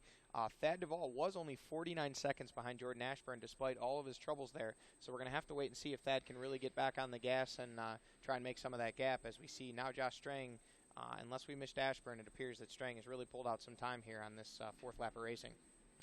So as we say, Russell rolling right now and looking like he is going to be obviously the one to beat for the championship. Rodney, again I don't mean year. to break in here, but I saw through the trees some helmets, and that is Jordan Ashburn, and just behind him is Thad Duvall. Wow. So Bad Thad has made it back up to the rear wheel of Ashburn, now battling over that third-place podium position. I'll tell you, these boys, both of them are hungry for that podium position right now, and I know Thad riding on a big wave right now, as we said, with the new team and the support that he's gotten, the mentoring from former GNCC champ himself, Fred Andrews. This is a good battle that is about to shape up between both these riders. I believe also because both riders, I feel, are both advancing in their careers right now, and racing against one another can only possibly help elevate them to another step and another level higher. You know, we saw Jordan Ashburn with the banner year last year, earning that number 3, which was by far his best ever season-long performance in GNCC. But perhaps more importantly than that, we saw him challenge Caleb Russell late in some races for wins. Specifically, Somerset is one that really sticks out in my memory, where he led nearly that entire race until the final lap. Caleb was able to work his way around and grab that win. Well, right now, leaders are nearing the pit area. And looks like they're awaiting Caleb Russell there in the FMF KTM pits right now. They've got water, they've got fuel, they got a pit board. And this is business as usual for Caleb. Yeah. I mean, everybody, no sense of urgency here. They know exactly what they're doing. You know, Caleb's not going to take goggles. Obviously, those are holding up pretty well for him. He just composed himself, got the fuel that he needed to keep going, got himself a little drink bottle, and now he's back on the gas and working his way around to finish up lap 4. Chandler, his wife, making dinner plans. Honey, did you want grilled pork chops or breaded pork chops tonight? And I know that we're kind of having a lighthearted fun with that. But, you know, the thing about it is what we're trying to point out is the comfort zone that Caleb is running in right now. He has not a lot to be concerned about. And there's a good indication of what those lines are starting to shape up like as one of our B-class riders having some issues coming out of that turn there, Johnny. You know, Caleb certainly did himself quite a favor by grabbing that whole shot award and checking out early, because he hasn't had to deal with the roost. And, you know, as we pointed out, he's still on his original set of goggles. He's now stopped, gotten that fuel, and I believe that pit strategy will be that will take him to the finish now. He should not need to stop for fuel again. So now that he's gotten all that out of the way, it's just a matter of clicking off the laps, trying to stay consistent, no mistakes, and that's what Caleb does. He goes out there, he rides smooth, and he puts down a pace that, at least so far in 2015, it's been tough for these other guys to match. Seemed like Ryan Sipes and Josh Strang were doing a good job of it early. Sipes will have to check in with him and see exactly what his difficulties were. And then obviously with Josh Strang, we know he experienced an issue with the front brake rotor. So he's right now with a 2 minute and 23 second at the end of lap 3. He's just got a couple more miles to go until he finishes up lap 4. We'll have to wait and see if he was able to stretch that back out a little bit more, or if those guys were able to reel him in at all. Bobbitt coming through the FMS section now as we're watching some of these XC1 class riders. Oh, I thought that was Grant Baylor, but it is not. So that's still Russell Bobbitt. Last we had seen him in the 6th place spot. So good. Oh, that is one of the. I don't know if that is Grant Baylor or not. I thought it may be, but we'll have to wait and see when they check in here and scoring in just a few miles.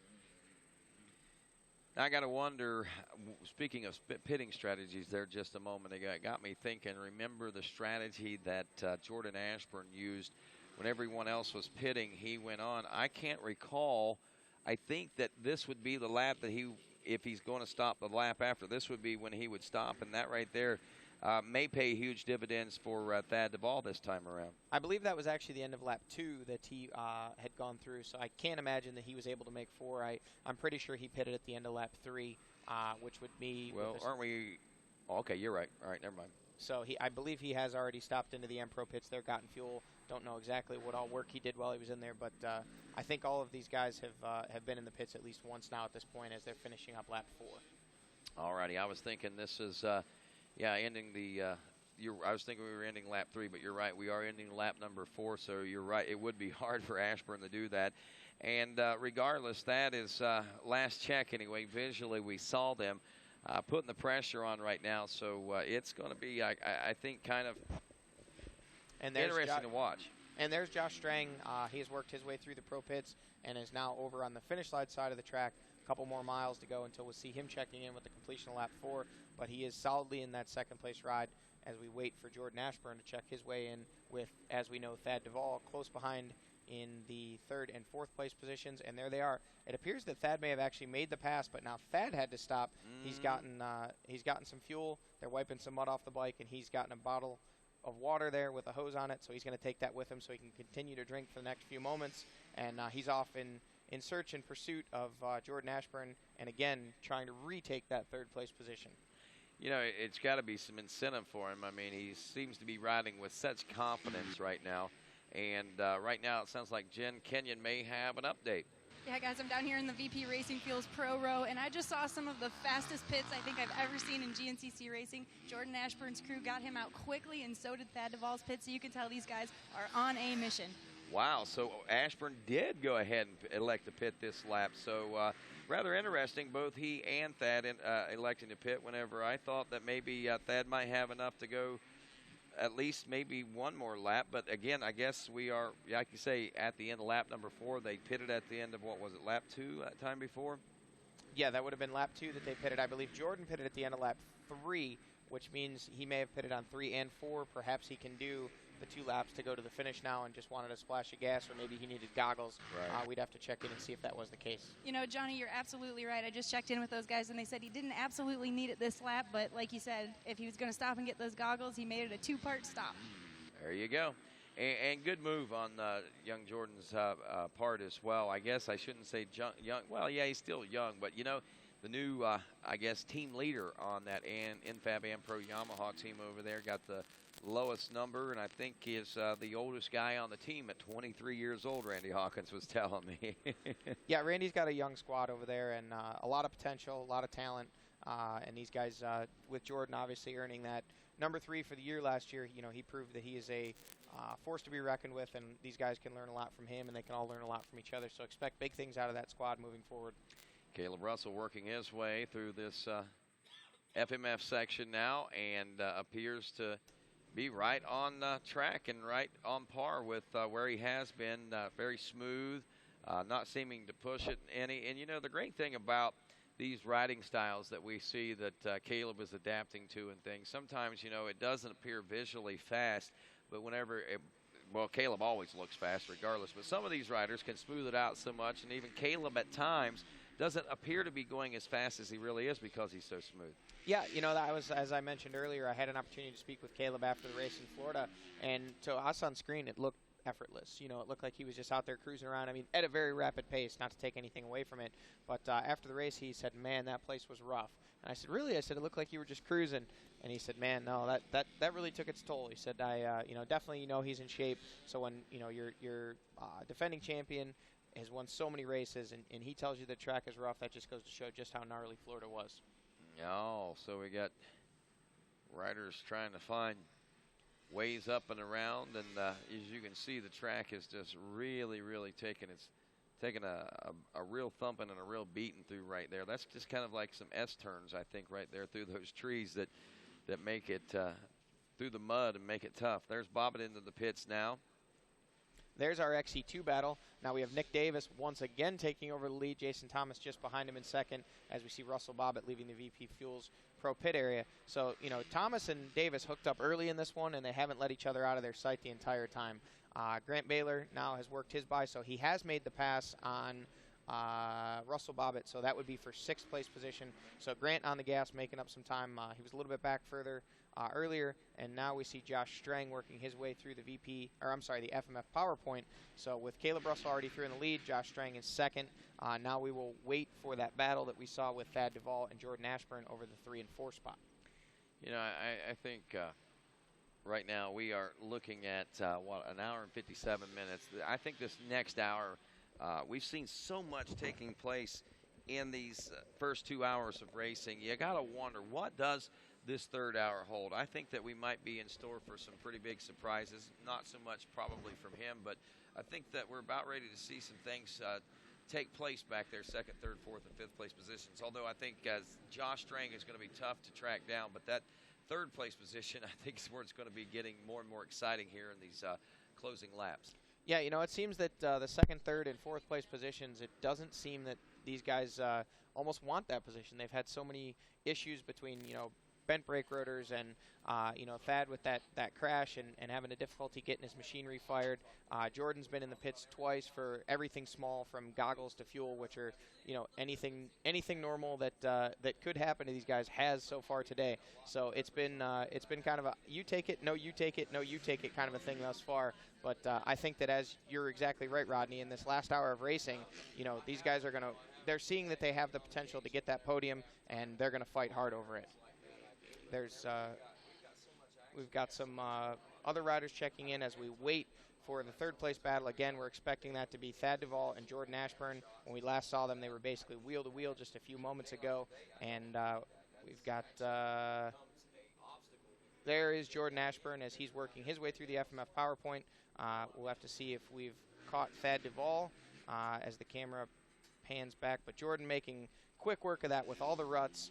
You know, we've seen that's exactly where we saw Thad Duvall go down just a lap ago. We've seen Caleb Russell have issue in that section, but Jordan Ashburn and those long legs just works his way through there like it's nothing. Now we've got, Josh Strang working his way through the final turns at the completion of lap 4. And there is that battle we were just talking about over the 3rd place position. It is still, as Strang checks in for the end of lap 4, we've got Duvall and Ashburn battling it out over that 3rd place position. Right now, Russell checking in, as you said, 1 minute and 42 seconds ahead of Josh Strang.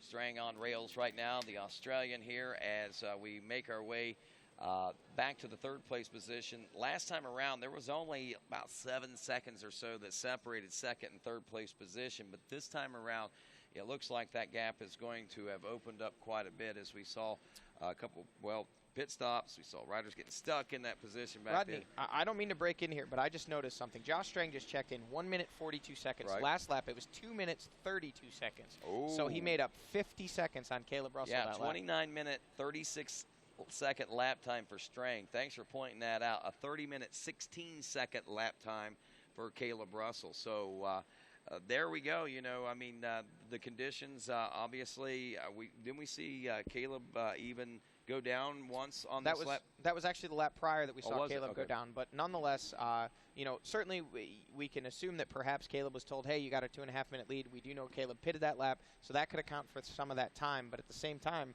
now we're back under 2 minutes. So this is, and Thad Duvall has worked his way around Jordan Ashburn. I believe we'll have to wait and see as they're coming through. That is Thad Duvall. Don't know if we missed Jordan there. Coming through the Amsoil chicane now, working their way toward the working his way toward the finish line region right now.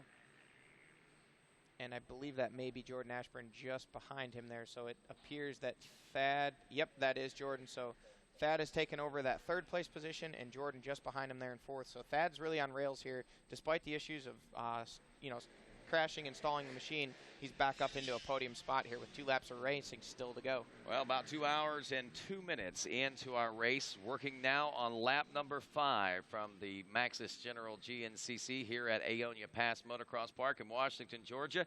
GNCC Live will continue after this. This RacerTV.com live broadcast is brought to you by Amsoil, the first in synthetics. By Rocky Mountain ATVMC.com. Get ready. And Maxxis. Find your flow.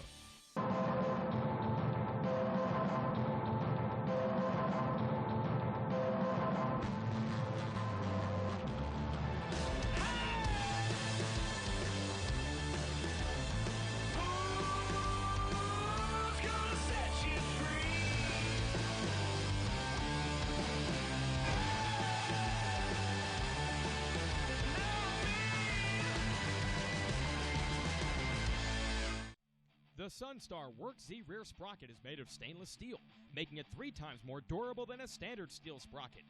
Team it with the 520 XTG triple guard sealed ring chain with 3 lubrication pools per side.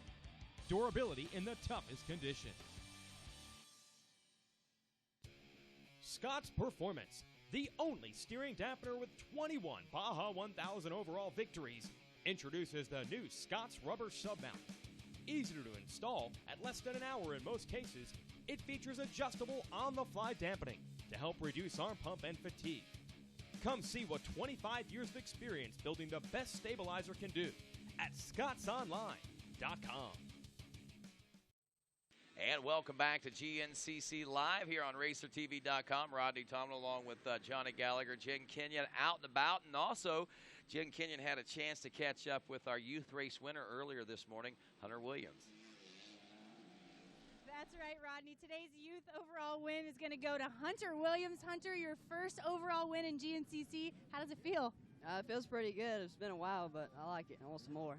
Man, talk about the battles out there. Obviously, it was a little bit muddy for you guys, but that must not have phased you too much out there. Oh, yeah, I love the mud, so it wasn't that bad. Talk about the battles. I know that you guys, for that overall, you guys were battling all day, really. What did you do at the end to kind of maintain your lead spot? Well, we started out, we were battling pretty hard, and then Jesse and Connor got around me, and they went on, but I was just thinking about making my bike last, and that was what happened in the end, so we're good. All right, well, I know you've got a lot of great sponsors behind you. Who are these folks here that you'd like to thank? Bart Hayes, Van Searle, Ride PG, IMS, Bell Helmets, Ultra Coatings, Pro Cycle, Elite Boots, FMF, X-Spring Goggles, Liette, and Moose Racing. All right, it's always cool to see a first-time winner here at the GNCC, and this one's going to go to Hunter Williams. Great race there today, and you know the great thing about those youth races is that you can keep up to date with those whenever you're out and about, not even at the racetrack, through our live timing and scoring. What you need to do is check out GNCClive.com. There's a link in there that you can follow all the action of individual riders, classes. You can do it lap by lap, and it's a pretty interesting thing. So all you got to do is subscribe. Go to GNCClive.com, and there you'll be able to hook up with live timing and scoring. Johnny, I tell you, also a great way to keep up with what's going on is to follow social media through Twitter, and that's at GNCC Racing. Exclusive updates throughout the race weekend, and Instagram is at GNCC_racing with exclusive behind-the-scene photos from the events, and you want to follow and, of course, like GNCC Racing there on Facebook. And don't forget Racer TV, at Racer TV as well. You can follow on Facebook and Instagram, and there on Facebook as well to keep up with all the great things going on. You know, Rodney, one thing that definitely stands out to me being a lifelong GNCC participant and fan You know, back in the day, I don't know that I've missed a GNCC race since the mid-'80s, but nonetheless, if I would have missed one or if I was trying to tell somebody how to follow at home, you know, it was really just a matter of, hey, we'll call you after the race and let you know how it goes. You know, and GNCC Racer Productions always innovating. You know, in the late 80s, early 90s, they brought the radio broadcast where everybody here at the track could tune into 88.3 or 88.9 or any of those channels in between there. That was pretty monumental, wasn't it? And listen to your satin voice and velvet voice of Rodney Tomlin throughout the course of the day. You know, and then after that, obviously, the social media, obviously with Jen Kenyon and her predecessors before her as the media managers, they've embraced that social media, allowing the fans at home to keep up with the live tweets. And then with the live scoring was the next big step. You could tune into the World Wide Web. You could go ahead and check out what your favorite rider was doing. And if it's on the line, then it's easy to follow. Well, now we're bringing you these live moving pictures from GNCC Live and Racer TV that are on the line, and you can follow your favorite racer as it's happening, not only via results, but actually see firsthand, secondhand, I guess, if you will, exactly what's happening. So I love the innovations with the Twitter and the Facebook, too. So, I mean, and on the line, being on the line and with that is just amazing. We make fun of that, but honestly, up until about 2 months ago, that's exactly what I called it. I believe you're in that. Anybody following along at home, that is the from the movie The Internship with Vince Vaughn and Owen Wilson. So Rodney's in that same age bracket with those guys. So you know, he if it's on the line, then it's on the line. Had to check the Google. Yeah. Anyway, we're checking our scoring updates right now. 20 minutes before the leaders are due in. Caleb Russell leading Josh Strang at last check, 1 minute and 42 seconds. We pointed out that gap seems monumental, but it's actually about 30 or so seconds less than what it was before, because it was at about 2:12 when they checked in at the end of lap number 3. Caleb Russell turned a 30-minute, 16, almost 17-second lap time last time around, and a 29:36 lap time for Josh Strang. So he's on the move and pushing hard. Thad Duvall taking over the number 3 spot as we roll into hour number 3 and rolling through lap number 5 right now. Jordan Ashburn running in the number 4 spot was only 3 seconds back. By the way, Duvall and Ashburn are pretty close to 2 minutes behind Josh Strang even right now. So that goes to show you what levels both Caleb Russell and Josh Strang are riding on. And also, if you take into consideration what level, technically, I think that even Thad and Jordy are racing on. It's just, I think both those guys have had their little issues that have pulled them back away from that contention in the number 2 spot. So I think that we are extremely blessed with the amount of talent that we have in this 2015 AMSOIL GNCC Series. I think we're just seeing tip of the iceberg. And though it may look one way today, I think when we tune in 2 weeks at North Carolina, you're going to find something pretty exciting to watch, and you're going to see a lot of changes. Maybe start slowly, but they're going to start taking place. And I'll tell you, something else that's been taking place is some great morning racing action. As we told you, we had some over 350 riders in this morning's race program, and leading them all out this morning was our WXC class. And believe it or not, with a lot of hard work and a lot of pushing, our defending champion was able to actually pull that one off. That's right, guys. It was an exciting finish here in the WXC class, but Casey Martinez, you made it through here for another win. Talk about the race out there. Yeah, it was pretty brutal. Definitely one of the muddier, chaotic races I've ever done, even last year. It was really hard to get around the course. The first couple laps, there was just people everywhere. You couldn't find a line. Every line seemed to just sink every time you'd come into it. You always had to choose a new line every lap. And finally, the last 2 laps, I was able to get in my groove and actually ride pretty fast and get in my pace. And I felt good, and I was able to catch the girls and get up front. It looked like a bit of a survival test out there. We see you guys with your legs flailing, just trying to do everything you can to get through. Is that how it felt? Yeah, definitely. I was, first 2 laps, I was all over the place. And I definitely put it in survival mode and just, you can make it through it, and told myself, don't give up. Well, you did just that. Congratulations on another win, Casey. Thank you. Thanks a lot, Jen Kenyon, again, for another great post-race report there with our WXC classes. We take a look at our Rocky Mountain ATVMC.com leaderboard. Thanks to Rocky Mountain ATVMC.com. Get ready. And, of course, the overall leaderboard looking like this right now. Caleb Russell out front of Josh Strang, Thad Duvall in third. Jordan Ashburn is fourth. Chris Bach in the number 5 spot. Leader of the XC2 Pro Lights class now in 6th place overall is Jason Thomas. Nick Davis, who's 2nd in that class, is 7th overall. Grant Baylor is 8th overall, which that puts him 6th in class. Russell Bobbitt is 7th in class, 9th overall. And Trevor Bollinger, 10th overall and 3rd in the XC2 Pro Lights class. One thing that we can point out here this week, it seems like the XC2 Pro Lights class have gotten a little closer and a little more firmer grasp on that top 10 this week, I think. Yeah, I think actually Nick Davis finished 6th overall in Florida, but the other guys were just a little bit further back. I think 2 of them made it into the top 10, but this week with 3 inside the top 10. And again, awesome to see Trevor Bollinger, even after that miscue we had seen, and having some troubles in Florida. Good to see him up there contending for a podium spot here with just over a lap of racing remaining. It's been good battles all weekend.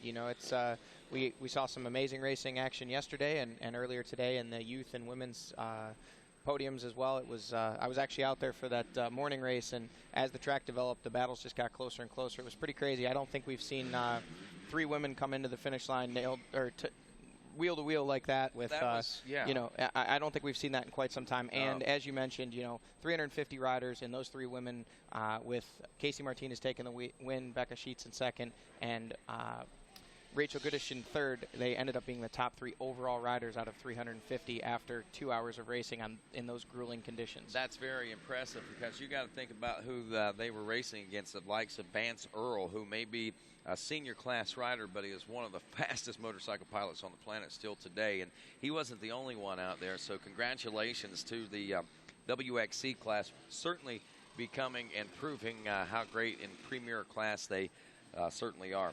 200 and, well, just under 300. 292 is what this says. I think there were a few more. I got my papers a little early today. 15 different classes out on the racetrack right now, Johnny.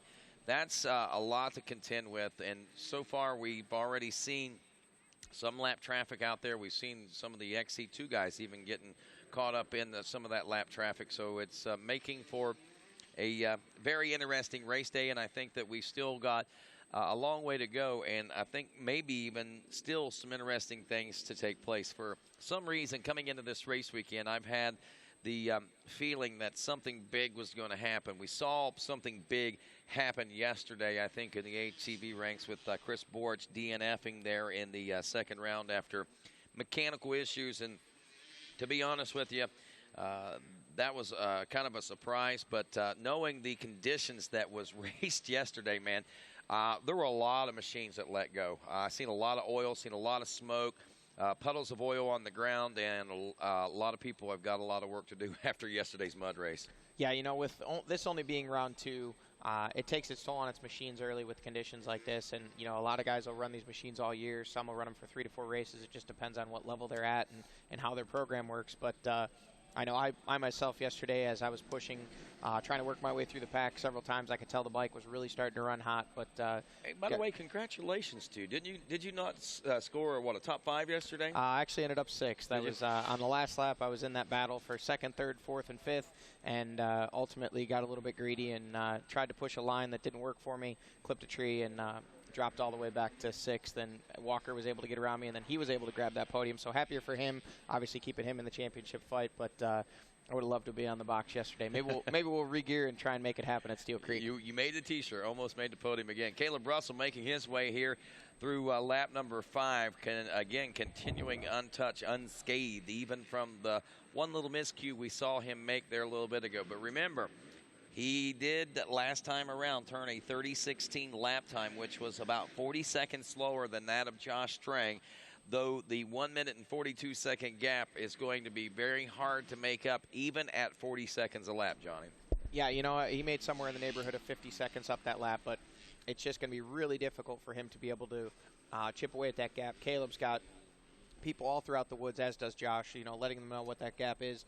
You have to believe that perhaps Caleb was a little conservative that lap, and that's combined with the pit strategy where Caleb was in the pits also that lap.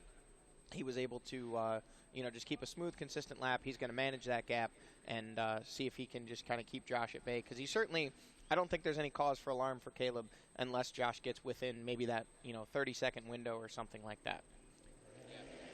Yeah, you're right. I don't think there's going to be a lot of calls for alarm on a lot of that, too. Just it's a day at the office right now. I mean, it's funny how some of these guys adapt to that, and that's the way it seems. And whenever we do see sometimes problems arise for them, and that's where it gets kind of crazy and exciting. Wow, this almost seems a lot quicker than 1 minute and 42 seconds, if you ask me, Johnny. I didn't put a clock on it, though. Yeah, I don't have a clock on it either, but it definitely appears that Josh Strang is riding with some urgency right now. And, you know, you have to wonder, as you pointed out earlier, you know, what exactly is his mindset at this point? Is he going to really push himself to try and close up that gap on Caleb? And I think he's answering the question, Rodney, because he appears to be doing just exactly that. I think so. I think, you know, as much as anything, it's something that, you know, it's his heart. He's putting it all out there and laying it all out there, you know, and he's pushing with that heart as hard as he can.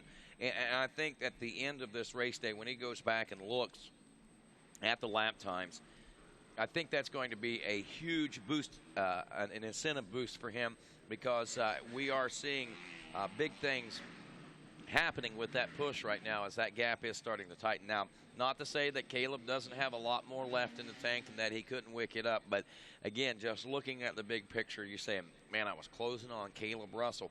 That is a confidence booster all around, man. It has to be. Yeah, you know, it's like you said, I know all these guys go home and look at the lap times, or I assume they do, because I know all the ATV guys do. And, you know, for Josh to be able to go ahead and put some quick lap times in here at the end of this race, given the amount of time that he feels he lost, you know, I'm sure he'll calculate that and try and figure maybe in his mind right now what he's thinking is, you know, if I can finish inside of that window of the time I gave up, I would have actually won the race. And, you know, that could be a moral victory for Josh even after some issues today. But I think certainly even just a second-place position would be some type of a victory. And, again, we do still have a lap of racing remaining, so we don't need to start popping any champagne bottles just yet. You know, there's still a lot of racing action left. I'm going to go ahead and pop it. I'm going to pop it. Nobody's going to touch Caleb Russell. There's nothing going to happen to Caleb. I'm going to shut up right there, because if something does happen, they're going to say, you jinxed him, Rodney. You jinxed him. All I can tell you is that we are in store for greatness no matter what happens here, whether Caleb suffers from troubles, whether Josh just finds an extremely fast line and reels him in, whether neither of those happen.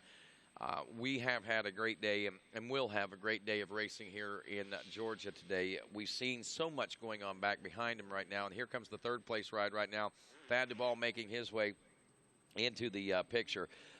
Just out of Thad and Jordan Ashburn and those guys, we've seen a lot. One rider that I'd hoped to and expected to see a lot out of today is the rider that's back in the number 5 spot, the Honda of Chris Bach, after coming off that podium position finish. But I'm going to tell you right now, honestly, I'm surprised 4th place making his way in, Jordan Ashburn. I'm surprised, Johnny, that Chris Bach is doing as well as he is, and he's actually gaining on Jordan Ashburn. He turned about a 30-second faster lap last time around the gap, 53 seconds. But if he gets that feeling in him and gets that steamer rolling ahead, you know, he might be able to push forward and put some pressure on Jordan. But in talking with him this morning in the pre-race interviews, the first thing that I noticed about Chris Bach was he sounded congested, like he had something going on in the head up there. Yeah, I think Chris had kind of come under the same bug that Walker Fowler had before the race in Florida. You know, I got the, and there he actually is right there, so he has possibly closed up that gap a little bit on Ashburn. But Friday morning before coming to the track, Chris was already here and had his rig parked, doesn't have a vehicle other than his big rig, and I got a text message from him that said, answer your phone, 911. And he needed some Mucinex and needed some stuff to make himself feel a little bit better. So, you know, definitely was under the weather on Friday and even yesterday. He's gracious enough to help me out in the pits. We run a skeleton crew, so my pit crew consists of Chris Bach and his girlfriend Danielle and also Becca Sheets. So it was very appreciative for those guys. But, you know, Bach's been under the weather.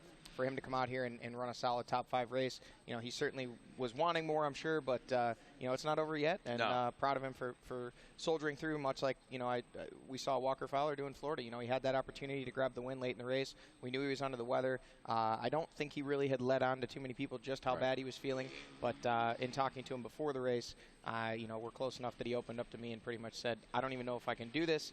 Went out and won the race, and, you know, for Bach to be able to push through for a top 5 today, it shows the grit of these guys. It's a 13-race series. over the course of 9 months. Nobody wants to give up. Nobody wants to lose it, especially this early in the season. They want to fight for that championship. They want to fight for those wins, and that's exactly what they're doing right now. Well, Bach told me he was operating at about 70% right now. Got a pit stop going on there right now. That was that Strang in, I guess, for one more stop? Yep, that's Josh Strang as he stopped in there. Looked like they gave him a splash of fuel, just a gas and go to make sure that he's got enough fuel in that Husqvarna to get him to the finish line. And, you know, we talked about this a little bit in Florida, but how about that Husqvarna? You know, and it's looking like possibly as things stand today, if things finish where they are, that'll be 2 Husqvarnas on the podium. Wow. When's the last time we saw that? Never that I. Well, XC1 podium. Yeah, and we saw it a few times in XC2 with that man right there, Jason Thomas, and his teammate Andrew DeLong a few years but back. not in the XC1. And Nick Davis just behind him there in second. And man, these guys, they might as well just strapped a bungee cord between themselves all day because they haven't been more than 4 foot apart.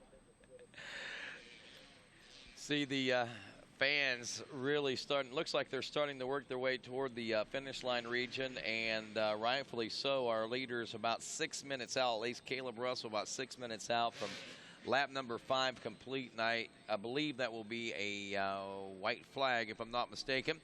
And there's Josh Strang making his way through now. And don't forget, folks, you can play along at home. It's real easy to do. If you want to win yourself $250 in sweet, sweet AMSOIL products, all you got to do is tweet your podium prediction, your podium finish prediction, and hashtag it GNCC Live for a chance to win $250 in AMSOIL products. When you hashtag that GNCC Live, what it does is it groups all that stuff together and brings it all together, and we'll be able to find out who's been doing so, and we'll pick a winner randomly and give them $250 in AMSOIL products.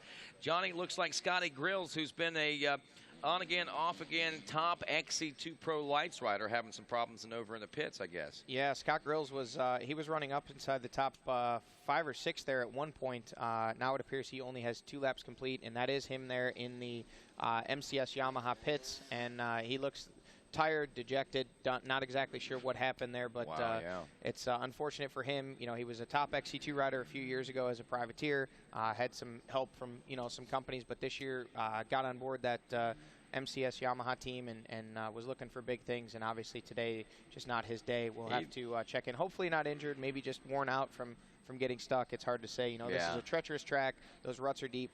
Actually, when I was out there this morning looking at one of the mud holes on the back side of the motocross track, I saw Jeff Russell and the track crew were actually out there winching machines out with their 4-wheel drive quads, and they could barely get them unstuck. So that just goes to show, I mean, if you ride into the wrong rut and stick your machine, you're not going to get it unstuck by yourself, and you're going to exhaust yourself in the process of trying. Yeah, that's very, very true. We even saw some of that in the mud in Florida, if you remember right. They were winching those things out in that power point down there, and actually got an ATV stuck trying to winch one out, if I remember correctly. Yeah, Jared Bolton was doing some work there and was trying to pull that machine out, and ended up getting himself stuck in the process. But, you know, that track crew's out there to keep these riders going. They're constantly evolving the track itself just to make sure that these guys have a great surface to race on. And, you know, Mother Nature threw us a curveball this weekend. You know, thankfully, though, we didn't get the rain that they were anticipating. I had heard, you know, horror stories of 5+ inches of rain. I don't know what we ended up getting, but I don't think it was quite that. Barely an inch or so, because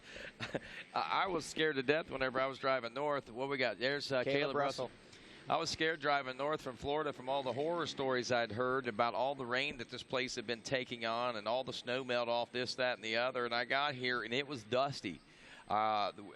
Barry said actually it wouldn't hurt for a little bit of rain. It did. I mean, you know, a lot of rain kind of made it a little bit nasty. But the unfortunate thing is, I think if that rain would have fallen on Thursday night into Friday and dried up like it did on Saturday, it wouldn't have been nearly as bad. But regardless, we're here. We're doing it the way it is. And no, GNCC was not canceled. And yes, GNCC had yet another remarkable race here as Caleb Russell makes his way toward the finish line. It says here we're a couple minutes out from actually a white flag, but he's certainly rolling that way.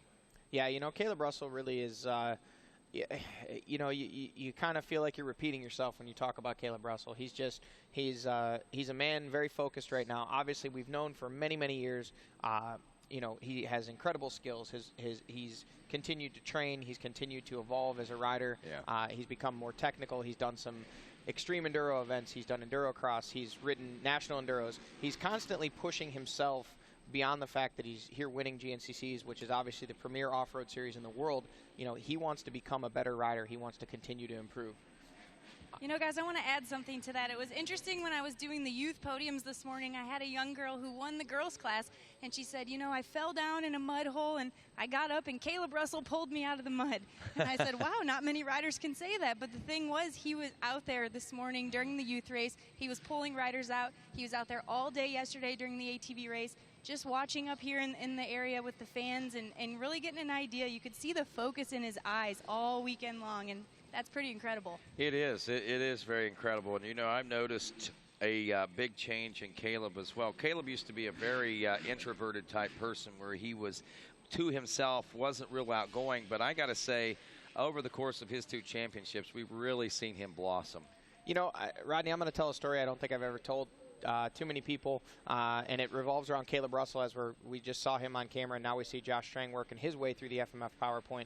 A number of years ago when Caleb was an XC2 rider, as he works his way towards the white flag here, you know, I'm a bit opinionated, Rodney. I've been around a long time, and I think I've earned the right to be grumpy and ornery at times. Yep. And Caleb Russell had a miscue in the mud hole there and kind of came unraveled a little bit. And at that point, I said to his mechanic at the time, Hollywood, I said, if that boy's going to be an overall GNCC champion, he's going to have to make some adjustments. And, you know, Caleb, if you watch these shows when you get home, you can feel free to be mad at me. I feel like, you know, we've become good friends over the past few years. But, man, you made those adjustments and then some. Yeah. And you've really rounded yourself out, not only as a rider but as a person. And like Jen said, for him to be out there during the morning race, youth race, and not only checking out the track for himself, but taking the time to help younger riders get unstuck from mud holes, you know, spectating. I know one of the things that he said, he was really bummed that, and as we see, now there's our XC2 battle. Nick Davis has again retaken the lead. If we had one of those little baseball counters for the number of times that these guys have passed each other today, I think we'd have capped it out at 999 because those things only have 3 values.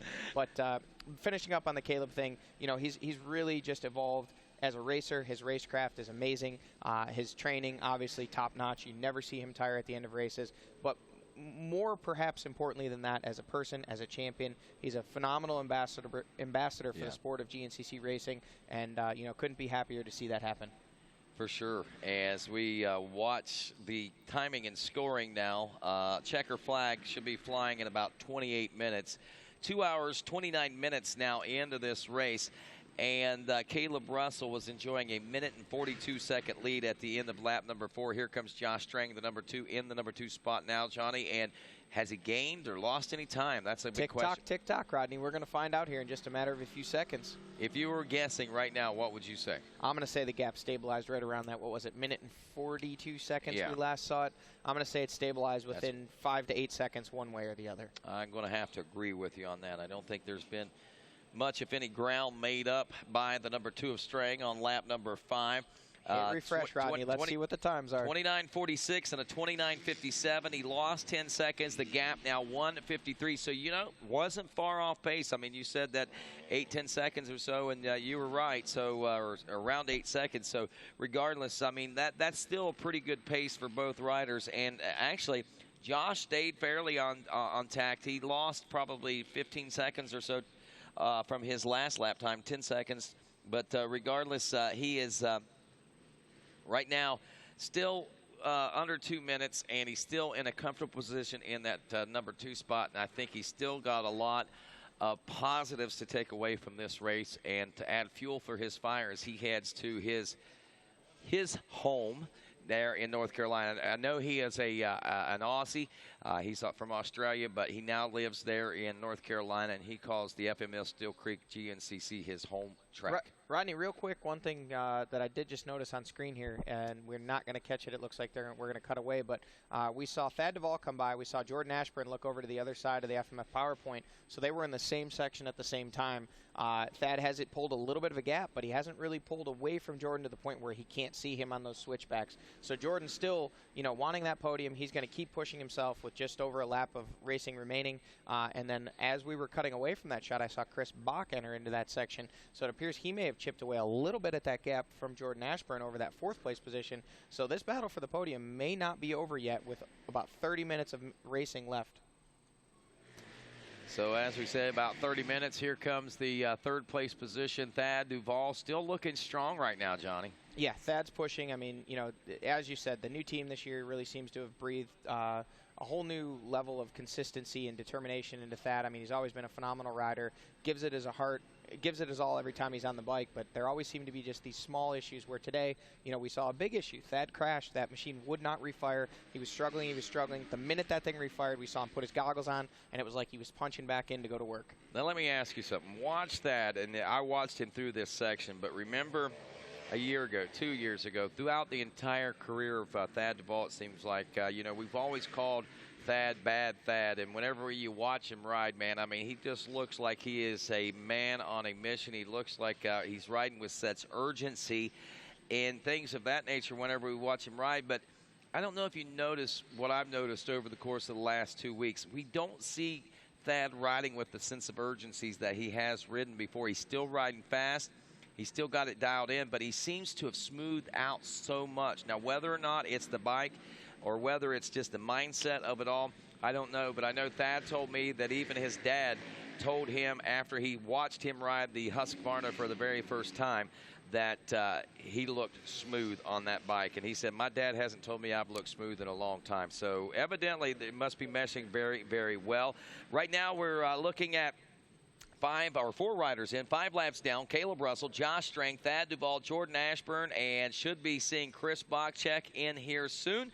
As we'll be back. What's going on there? There is first and second in XC2, and these guys are just not giving up on it. They're coming up, they're approaching the white flag, and they're still hammered down. Jason Thomas is saying, Nick Davis, I'm not letting you go. And Nick Davis is saying, I don't like this guy behind me. I'm going to try and put some time on him. So, man, look at these guys go. They are absolutely ripping right now on those 252 strokes, and they're giving it everything they have, and they've done this so far for 2 hours, 33 minutes, and 16 seconds, and they haven't let up one bit at any time during that stretch. Well, we're going to see how it all ends coming up shortly. Right now, we're going to take a quick break, and we'll be back with more.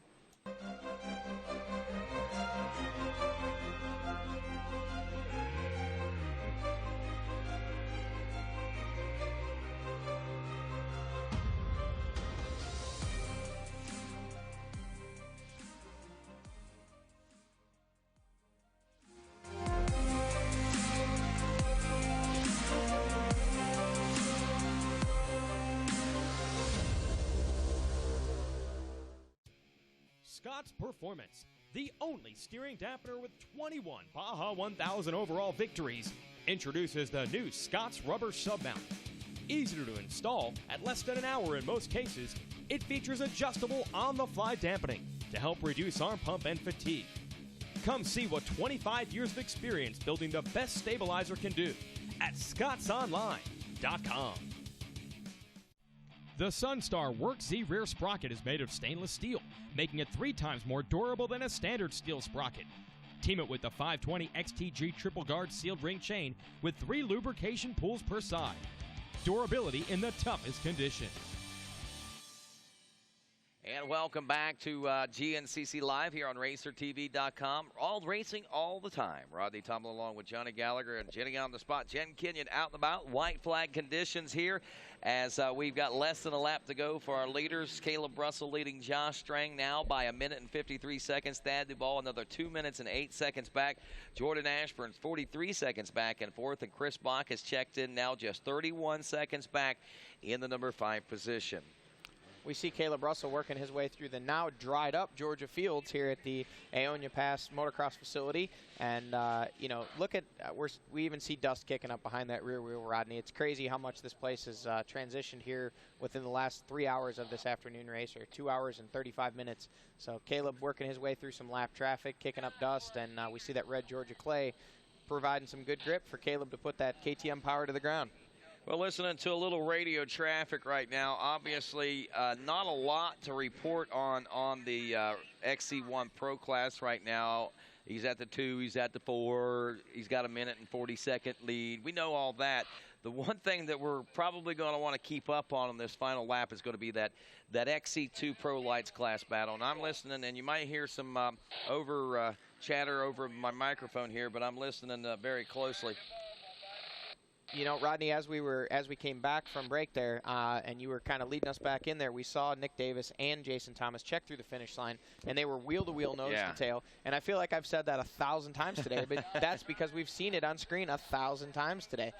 These guys have just been giving each other the business. They've been going at it. They've been pushing each other, and so far neither one of them has been able to take the measure of the other. They just keep trading that point position against each other time and time and time again, and then the other guy will just kind of fall behind and lock onto the rear wheel and maybe rest a little bit. I know for myself, you know, that's one thing to the viewers at home and those that maybe don't have experience racing in these conditions. You can save a lot of energy and kind of rest your mind a little bit if you can get just locked onto somebody's rear wheel and let them do what they do, and you just kind of key off of them. The only issue is if they make a mistake, you're right in there with them. These guys are about evenly spaced. Ashburn's a little closer to Duval. Well, sorry about that, Johnny. Hey, guys, just to let you know, we've been watching this battle in the XC2 and appreciate the updates there. About 2 minutes and 8 seconds we heard there now between Josh Strang and Caleb Russell. But big question is on our minds right now, what's going on in that XC2 Pro Lights battle with Davis and Thomas? I know they were about a second apart when they came through the finish line. Rodney, I'm out here on the moto track. They should be coming any time, about 2 mile mark, okay? 10-4, Bill Allen out there. We call him BA on the track crew there. But and Hollywood will pick them up just before the 3. Hard to pick Nick up. He's so covered in mud. But if they're a second apart, should be able to figure it out. So you can hear the radio chatter that we got going on right now, man. I'm getting back into that old school announcers mode right now.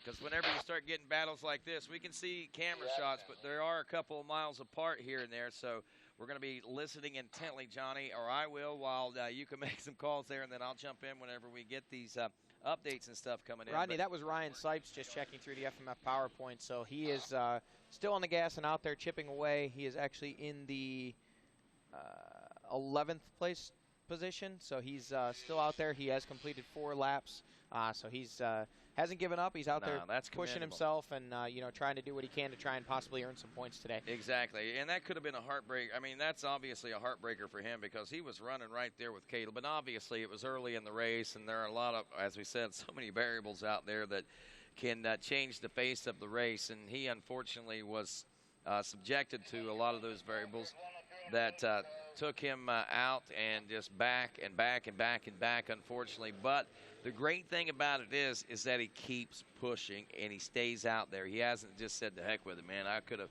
won this race today, but now I can't, so I'm going to quit." So you know, and speaking of keeping pushing, Thad Duvall is the epitome of that today. Here, yes. We've seen, you know, he was not out of the race, but was back in the 6th, 7th, 8th place position early. Worked his way all the way up. Took over that number 2 ride when Josh Strang had that little mishap and had to change that rear or front wheel in the pits. And then Thad, it was his turn to have the mistake. He made that. He crashed, could not get that machine refired, dropped all the way back to the 4th place position and was quite a bit behind. At one point we saw him 53 seconds behind the 3rd place ride. Now he's back up into 3rd around Jordan Ashburn and hard on the gas. So what a way, you know, I know coming into today Thad Duvall really wanted, I'm sure he wanted to win, but he really wanted a podium. He was so close there in Florida, and right now on this last lap of racing looks like he's on his way to doing just that despite the difficulties he's had today. You know, the Thad appears to me, and I know I've recognized and thought this before, but in times past that this has crossed my mind, I have never seen him at the level that he is right now. So I'm beginning to think that maybe, you know, the Thad Duvall that we expected to see in 2008, 2009, around that time, has finally starting to manifest itself. And though it may have taken some time, he's still got a little more time before I think we're going to see the full potential of what Thad Duvall has to offer. But I think what we're witnessing right now is the beginning of a resurgence of this guy's career. Yeah, certainly with you know, with the new team, with the new backing behind him, you know, as we've talked about, you know, he has that kind of that sense of duty, I guess, if you will. I mean, Thad's for so many years has raced for. And here we see Chris Bach. It looks like he's closed up the gap a little bit on Jordan Ashburn. You see him taking a look over to see if he can catch a glimpse of Jordan there. But I believe that's inside of 15 seconds there. That makes sense, because if you look at the lap times right now, he's turning about a 22-second faster lap than what Ashburn did on the last time around. the gap at 31 seconds last time as they checked through the finish line. And it does. It looks like Chris has found that energy here late in the race, kind of like what we saw Walker do just before he took that season-opening win at Palaca last week. Yeah, it would certainly be a stretch, obviously, for Chris to get up there and get the win. But at this point, I think, if he's able to even get up there and battle with Jordan, regardless of whether or not he can make that pass, that's going to make him feel a lot better, after being sick for the last few days. And, and again, at this point, a great ride for Jordan. He struggled a little bit there in the sands of Florida and didn't quite get the finish. I'm sure he was wanting to back up that number 3 from 2014. But now with a potential podium, potential fourth-place ride, that'll be a step closer to the podium, or maybe he can close up that gap a little bit on Thad. I mean, those guys aren't that far behind. There's still a lot of racing action left, and we saw them there. They were around the 3-mile marker, I believe. So now we'll wait and see what transpires, as they've still got about 8 miles of racing left. I think that we can take a lot of positives out of this race today for a lot of different individuals on the starting line. And there's Grant Baylor now. That would put him in the 6th place position. So that's a big step for him as well. He struggled in Florida, and he seems to be riding really well here late in this race. Not sure if he made it back around Jason Thomas and Nick Davis, because remember, they had actually passed him at one point. So we'll have to wait and see if we can get an update on that to see where those guys stand on the track. It's nice to see Grant doing so well here late in the race. But one thing, if you look back at the history of it, Grant Baylor has always been, he's always been strong throughout the entire race, but the last hour, and especially the last half hour, has always seemed to be a strong suit for Rodney, him. I'm sorry to break in here, but that answers 2 questions. Number 1 of which, who is our XC2 leader? And it appears, per our camera, that would be Jason Thomas. And secondly, Grant Baylor has not only passed those guys, but put quite a bit of time on them. So we know that these guys are pushing each other and battling hard. Now, this is the first time all day that we've seen Nick Davis not attached to the rear wheel of Jason Thomas, or vice versa. So as he takes a look back over his shoulder, we still don't see Nick Davis in the shot there. So we'll have to see what exactly has transpired. But right now, looks like Jason Thomas has got a little bit of a lead. Hey, track crew, just want to let you know we see a shot of Jason Thomas coming in by himself. Any updates on what happened to second place Nick Davis?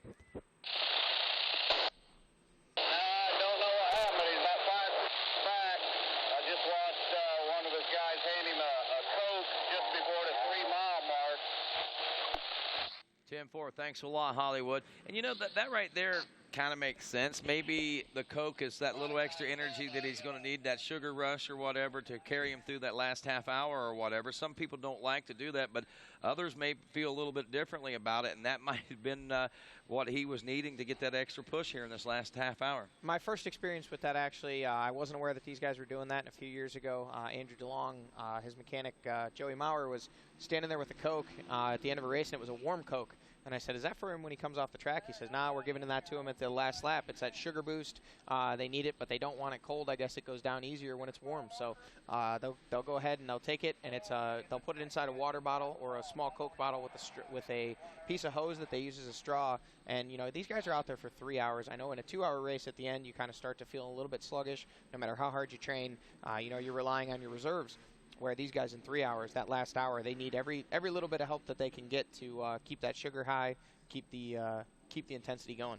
And they're doing a good job of it right now, and that might be the little boost that Nick Davis is looking for here in the closing laps as Caleb Russell closes in on win number 2 of the 2015 season. Less than 12 minutes now, we expect to see Caleb coming through the finish line.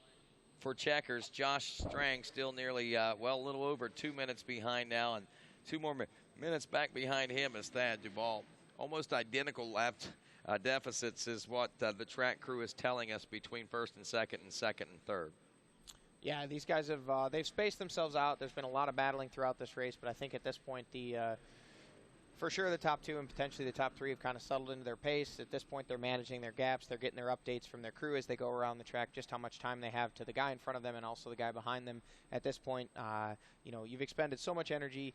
You've worked so hard over this course of this long day. You don't want to do anything to mess it up.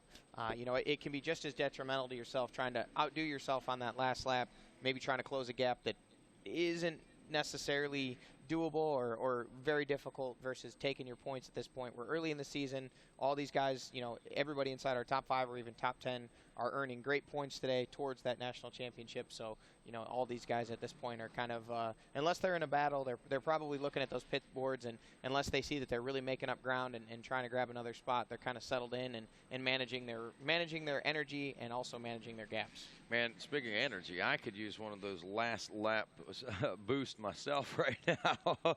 It's been a good day, no doubt, and the sun is warm. It's nice and cozy. The warmest day we've had since Thursday, I think, here in Georgia. So it's a beautiful day. Glad to have everyone out, and just cannot wait to see what it all is going to pan out like. Looking like, and like Johnny said so many times, don't want to hand checkers out and start divvying out points just yet. But Caleb Russell, if all things go on par and consistent as they have throughout this race, he should be taking that class and overall win today, with Josh Strang in second and even Thad Duvall back in the number 3 spot, which will be, again, just a monumental great thing and a great way to open his season. And 2 Husqvarnas on the XC1 and overall podium today will be another monumental thing for some more people out there in the GNCC Racing Nation. And another thing that may be the case today, Rodney, and we'd have to check, was this may be the first XC1 podium for the KR4 performance. But actually, I'm sorry, Chris Bach a few years ago was backed by KR4 and got on the podium at Steel Creek. So, yep. But it's still, those guys, grassroots GNCC racing at its best. They started out as fans and enthusiasts. Brian Keegan worked his way up to be one of the top GNCC riders. Now he and his brother Frank, they run that KR4 program and not only support arrive and ride riders that can come from anywhere in the world and come show up here with a bike and everything all prepped and ready for them to go, but they also support top level riders like Thad Duvall and Nick Davis, who are currently battling for a podium in XC1 and also in XC2 they're battling for the win. 38 riders they had to work with there in Florida. I'm not sure they were well into the 30s, maybe even close to 40 again here for Georgia. But just an awesome program they got going on over there. But again, the focus, like you say, on Nick Davis and the XC2 Pro Lights, and of course Thad there in the XC1 Pro class. And honestly, I'm thinking that Fred Andrews, how does he do it, man? How does he pick these guys? I mean, he's kind of like the Roger DeCoster of off-road, if you ask me, man. Yeah, I mean, when you've been around as long as Fred has and had the kind of success that he has, you recognize the qualities, you recognize not only recognize the good riders, but you recognize where they can improve. And one of the hardest things to get a top-level rider to do is to adjust their program. And oof, that was a close call on Thad's part. Yeah, he it was. Kicked off that that's route. More bad that's bad Thad Duvall right there. Never lifted off the gas and just kept plugging away at it. But in the case of Fred Andrews or even Shane Watts with his program, or Randy Hawkins, multi-time enduro champion and top great GNCC rider in his own right. It's hard, and I know myself working with some of the other younger riders. It's very difficult when you kind of want to tell them, like, hey man, I've got the answers to the tests that you're trying to take, and get them to listen to what you have to say. But obviously with Nick Davis and Thad Duvall, it appears that they're listening to a lot of what Fred Andrews has to say, and it's paying off for him big.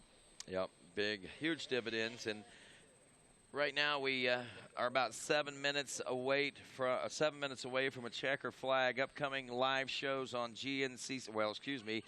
RacerTV.com include March 28th and 29th, which is 2 weeks from now. We'll be in Morganton, North Carolina at the Steel Creek campground there. ATVs on Saturday, motorcycles on Sunday. Then on Saturday, April 11th, we'll skip a week. We missed the week of, what's going on there? That's 4th and 5th, Jordan Ashburn and Chris Bach, just a couple bike lengths behind him. So that battle over the number 4 spot is heating up for sure. April 11th and 12th, we'll be at the Big Buck GNCC. Be sure and tune in. Local time broadcast beginning right around 1 o'clock for GNCC Live here on RacerTV.com. All racing, all the time. Rodney, as we were watching Jordan Ashburn come through the shot there, that's another young rider.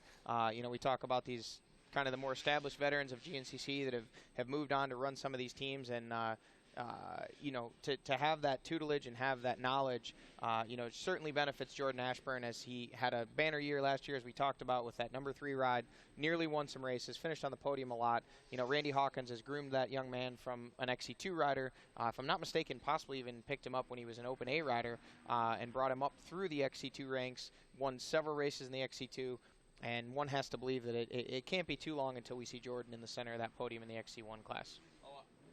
I agree with you wholeheartedly on that one. And there was a time where, there's times where I'm kind of like a yo-yo on Jordan. I have been in the past, but with the maturity that I've seen, late last year and going into this year, I have to certainly be on that bandwagon for sure now. Yeah, he's a great rider, very skilled, and he's really shown discipline the last year or so with managing his bad days. I mean, everybody in GNCC racing, whether you're Caleb Russell or, a B rider or a women's class rider or an age class rider, there's so many obstacles for these guys to overcome. The track's so difficult. The races are so long, so many variables that everybody's going to have their days that aren't the days that, you would call a picture-perfect type situation.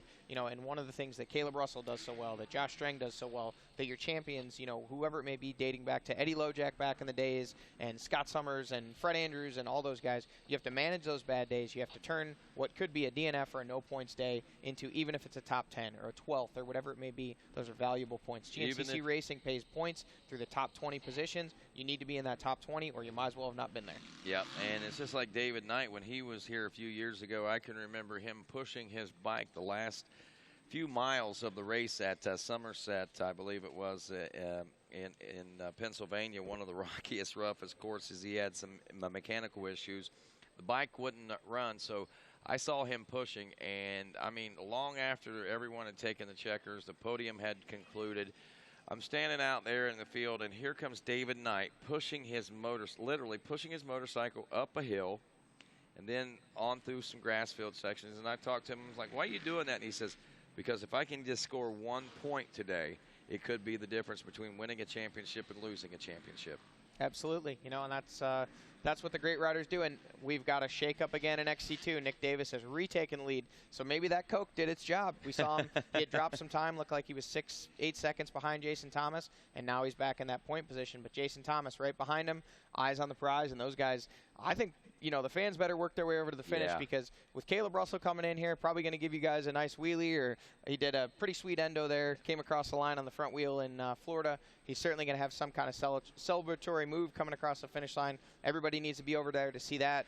But perhaps just as excitingly, as we see possibly Josh Strang and potentially Thad Duvall round out the XC1 podium over there to cheer those guys on. Yeah. But, man, this XC1 win, or a battle for the XC1 win, could potentially be a barn burner. Yeah. We saw it happen, like I said, earlier this morning with the WXC podium. Those 3 girls came in less than a second apart as they were through the final turns. There was some contact made. One of them ended up on the ground. Everybody was okay. They crossed the finish line, the top 3 and top 3 overall. But, man, with that XC2 battle, we could see some serious barn burning action coming down to the final turn. So work your way over there and check it out.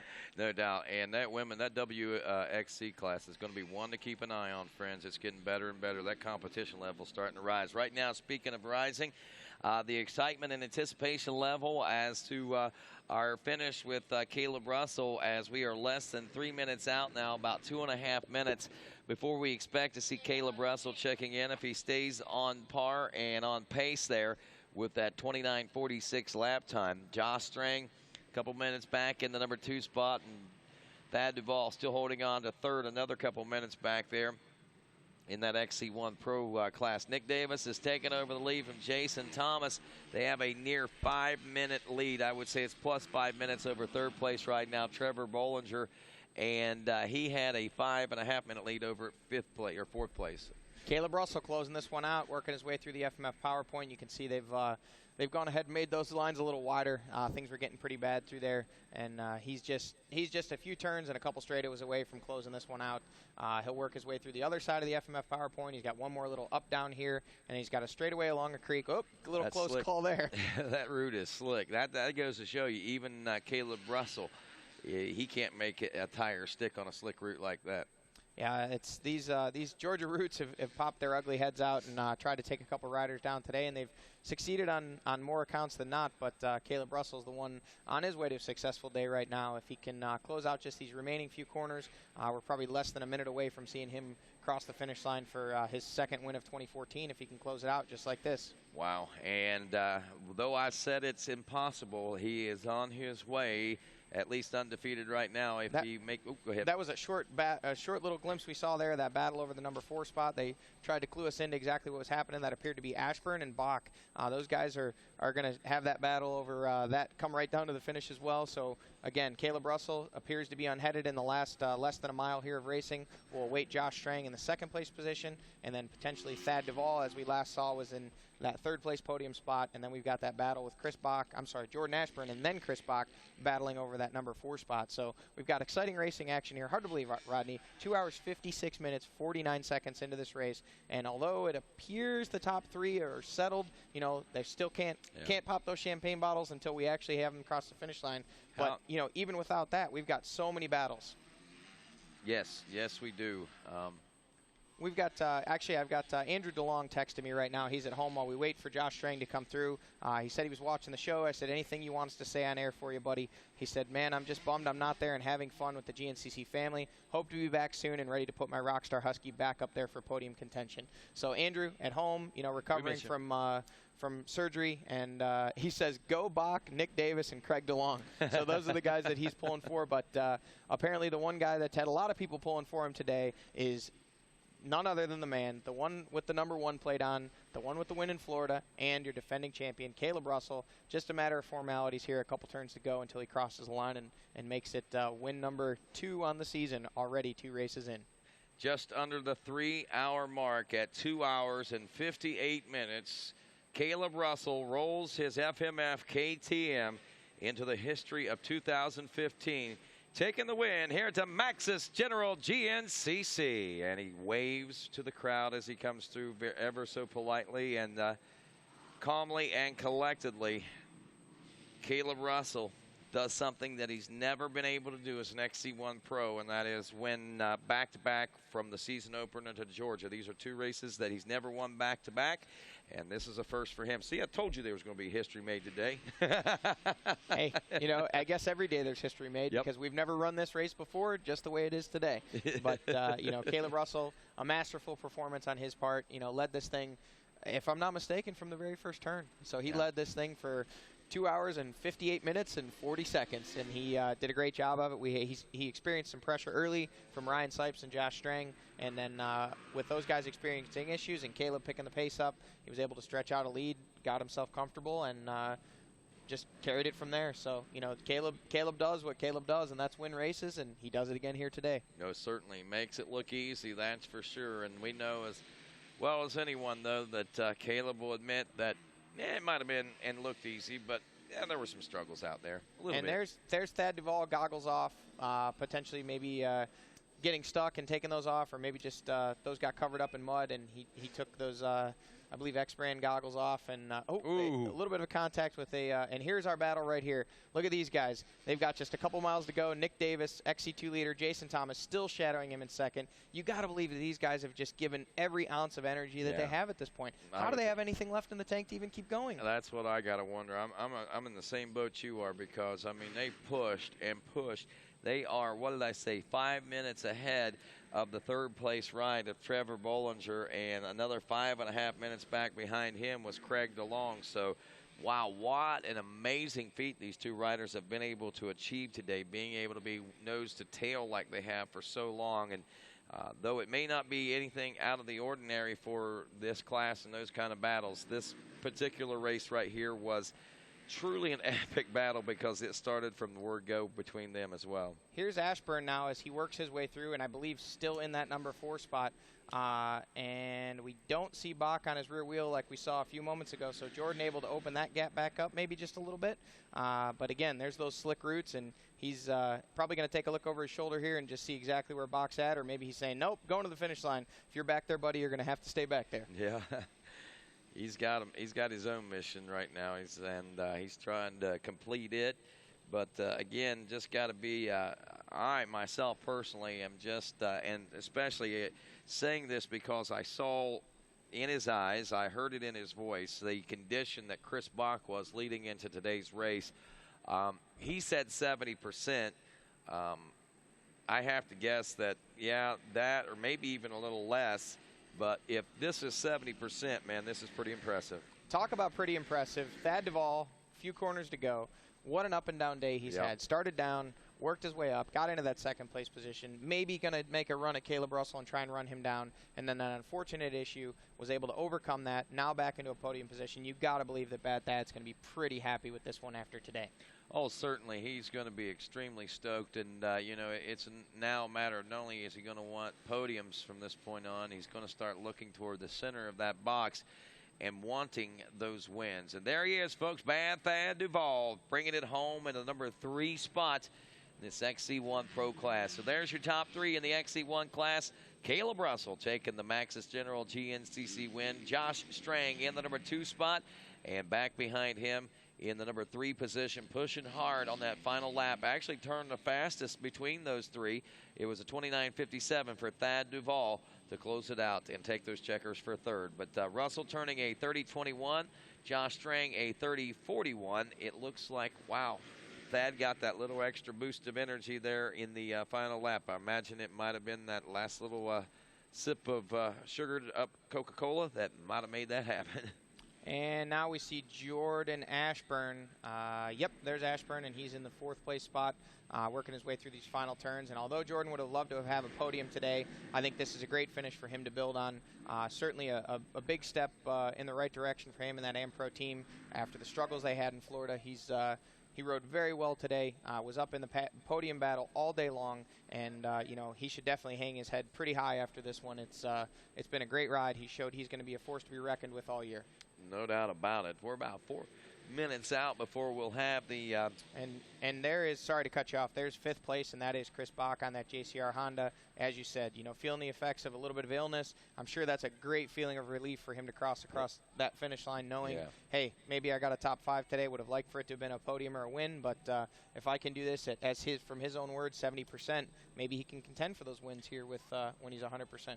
Well, the leaders due in about 3.5 minutes in the XC2 Pro Lights battle between Nick Davis and Jason Thomas. Again, they had about a 4-minute, 40-second lead over 3rd place, so there'll be quite a bit of a break in there. But we want to watch. We want to see what's going on between those 2 riders. I mean, like you said earlier, if we had a Rodney, I'm sorry to cut in, but that is Nick Davis right there working his way through the FMF PowerPoint, and he is in that lead position. So this is the trickiest of the tricky that he has left, and let's see if that is Jason Thomas. Oh, I'm sorry. I think that's Thomas with the lead here to the left of our screen. Yep. Yes, it is. Jason Thomas with the lead, looking back over his shoulder. Nick Davis, he was able to make the pass on Davis. Davis is hammered down trying to catch up. So get near the finish line because this one's going to be close, folks. Oh, man, this is going to be, like we say, and you mentioned already, a barn burner. This is the kind of racing that I like. When you get it down 3 hours. I mean, think about it, Johnny. I mean, it's been 3 hours. And these guys are not only pushing hard and pushing fast, but they are battling hard at a fast pace. That is unbelievable to me, man. I mean, that's almost I mean, that's crazy to think that the human body and mind can take that kind of punishment over that course of time. Yeah, you know, and really this is a statement for Jason Thomas. If he can hang on to this one for the less than half mile that he has left to go, you know, he was up there running strong early in Florida. Looked like he was very depleted when he crossed the finish line. You know, had to get some hydration right away and was stripped down to his skivvies, just trying to get cooled down. And, you know, Nick Davis and the younger guys maybe looked a little bit fresher. But, hey, in the waning moments of this one, Jason Thomas has made a statement and said, hey, I'm here for a championship. I'm here to win just like I told you I was. And we'll have to see if Nick can reel him in. We're anxiously waiting as we watch this AMSOIL banner. One of these next few bikes we see pop out should be Jason Thomas or possibly Nick Davis. I seen an Instagram post by Jason Thomas after the Florida GNCC. It was a picture of his trophy. He said, sometimes 3rd place feels like a win. Today was one of those days. Well, I can tell you right now, if he takes the win here today, that win is going to certainly feel like something huge, and it's going to feel like a big, big win to him, I think. And there he is. There's Jason Thomas as he rounds that left-hand corner. we're going to cut away. Oh, there he goes. So he's just got a couple more corners here. Shouldn't be anything standing in his way, and he's got to feel good about this one. He's put in a lot of work, obviously. Won this championship in the past, won many races in this class, stepped up with the big boys, and after some changes and some eligibility alterations or whatever you will, he's back wanting another title in this XC2 class, and today he's taken a step in that direction after a third place at round 1. Here he is with a win in round 2, and he looks pretty stoked about it. Yeah, he is excited. Look at that. I told you he was going to be amped up over that. And, that is a well-deserved win. I don't care. You cannot take anything. Either one of these riders, even Nick Davis, deserves to celebrate like that because those guys battled so intensely all day long, and to come across the finish line that closely together. Thomas finishing that race in looks like a lapse time 3 hours and 5 minutes. Nick Davis 3 hours 5:28. So the gap between the two at the finish 11 seconds. But I think we know as well as anyone that is just kind of a formality at this point. But regardless, first and second place are in the XC2 Pro Lights class. Again, that's Jason Thomas and Nick Davis taking the top 3 in the XC1 Pro class and heading to the Maxxis Victory Circle. Caleb Russell, Josh Strang, and Thad Duvall. We'll be back with more GNCC Live after this.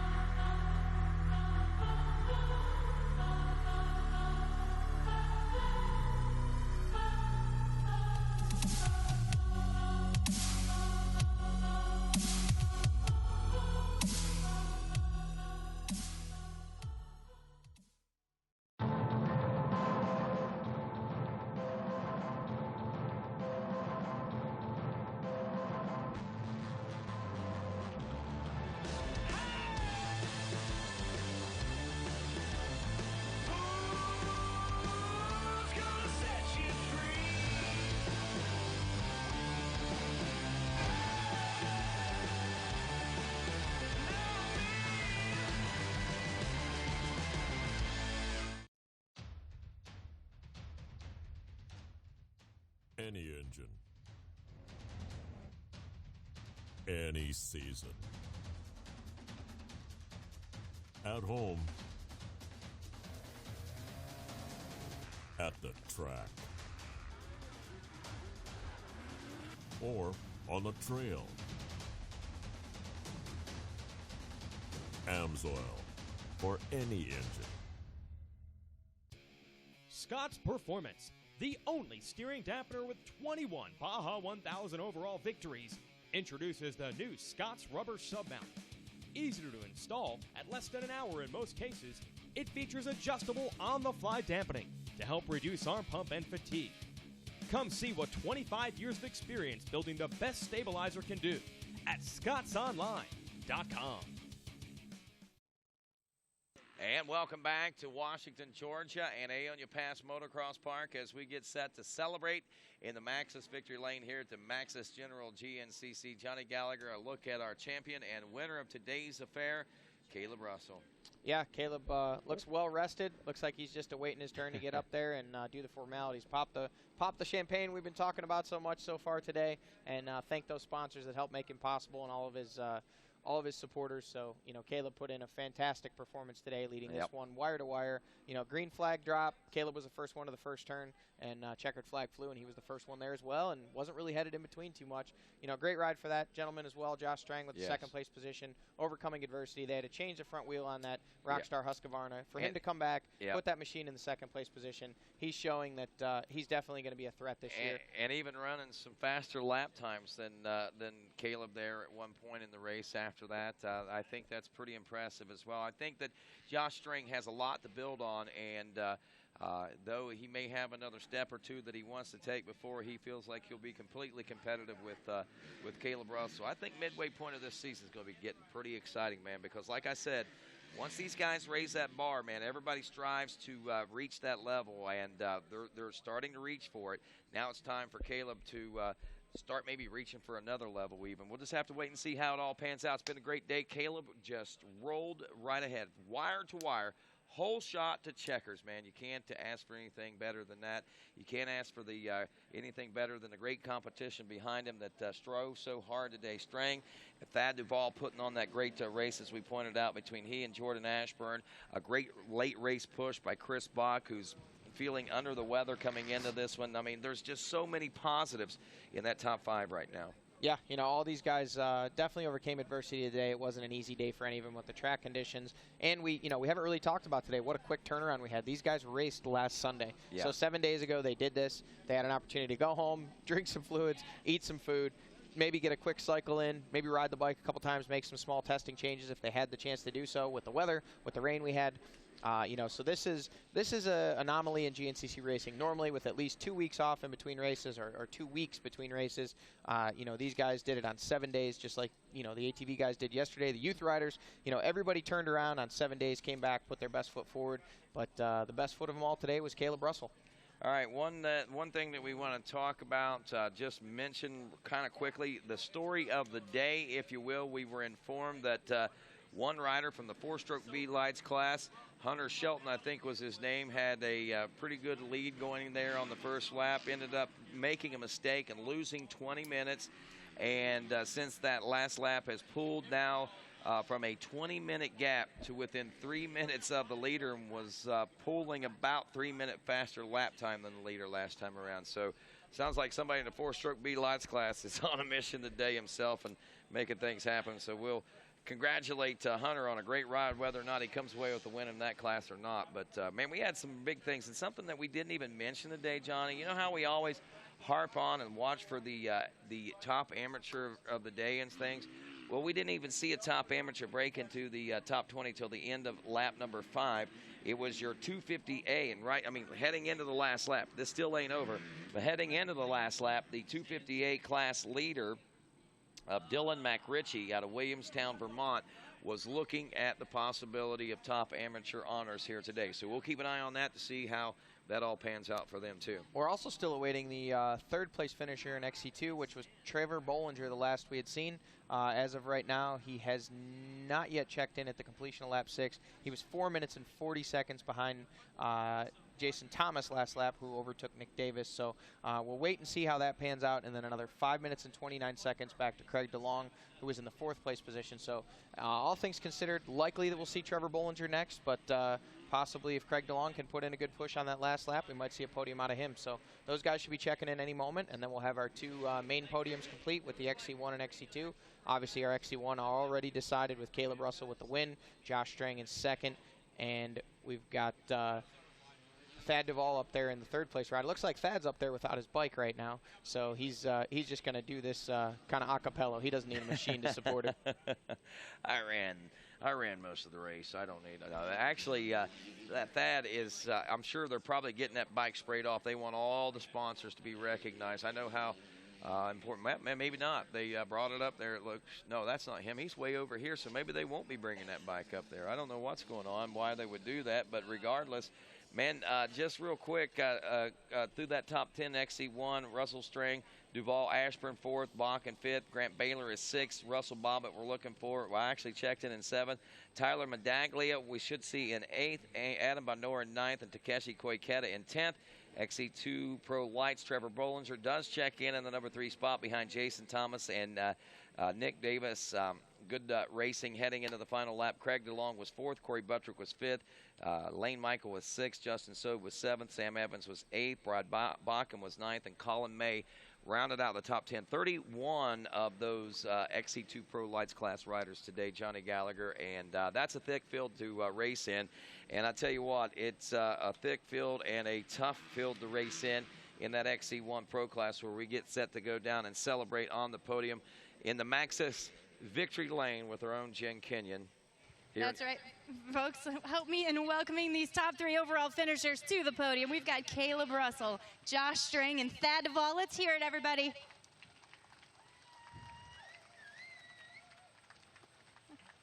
All right, and as we get our guys set to the front of the podium for a couple photo ops, we are going to get things underway right now with our 3rd place finisher. That's going to be Thad Duvall.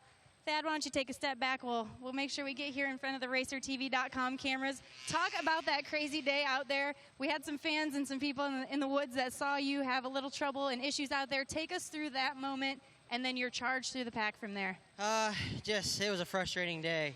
Every time I get caught up, something would happen. I don't know. I tried my best and I gave it 110%.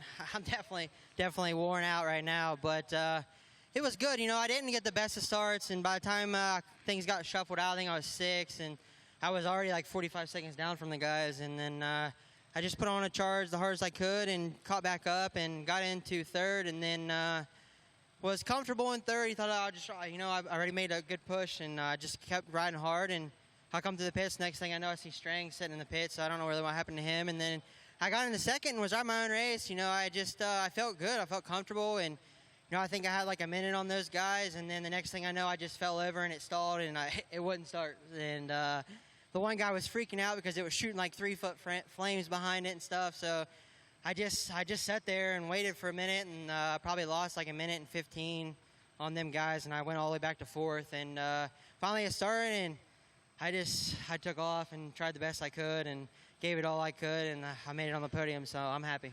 That's right. Now, you narrowly missed the podium just last round. So how does it feel to leave this first 2 rounds with, 2 solid finishes, 1 up here on the podium? Yeah, you know, Florida was I was a little disappointed. I got 4th. I should have got 3rd.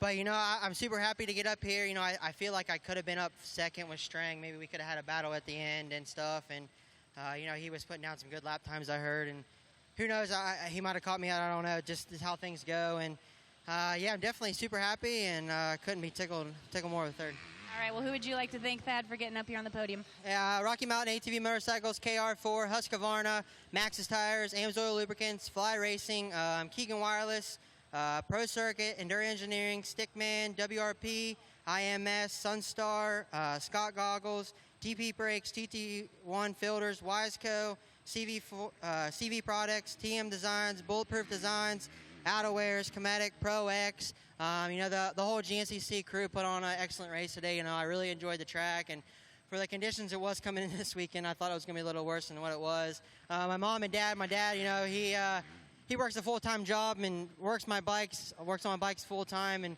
I always joke around saying he has 2 full-time jobs, and you know, if it wasn't for them, I wouldn't be up here. My fiance Maggie, DQ, you know, he's been a big help the last couple weeks.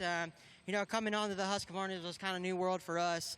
So he's the man with all the answers and stuff, so I've been getting a hold of him. You know, Joey at Husky, you know, he fills us in on a couple things. Hollywood, you know, he's been helping us out.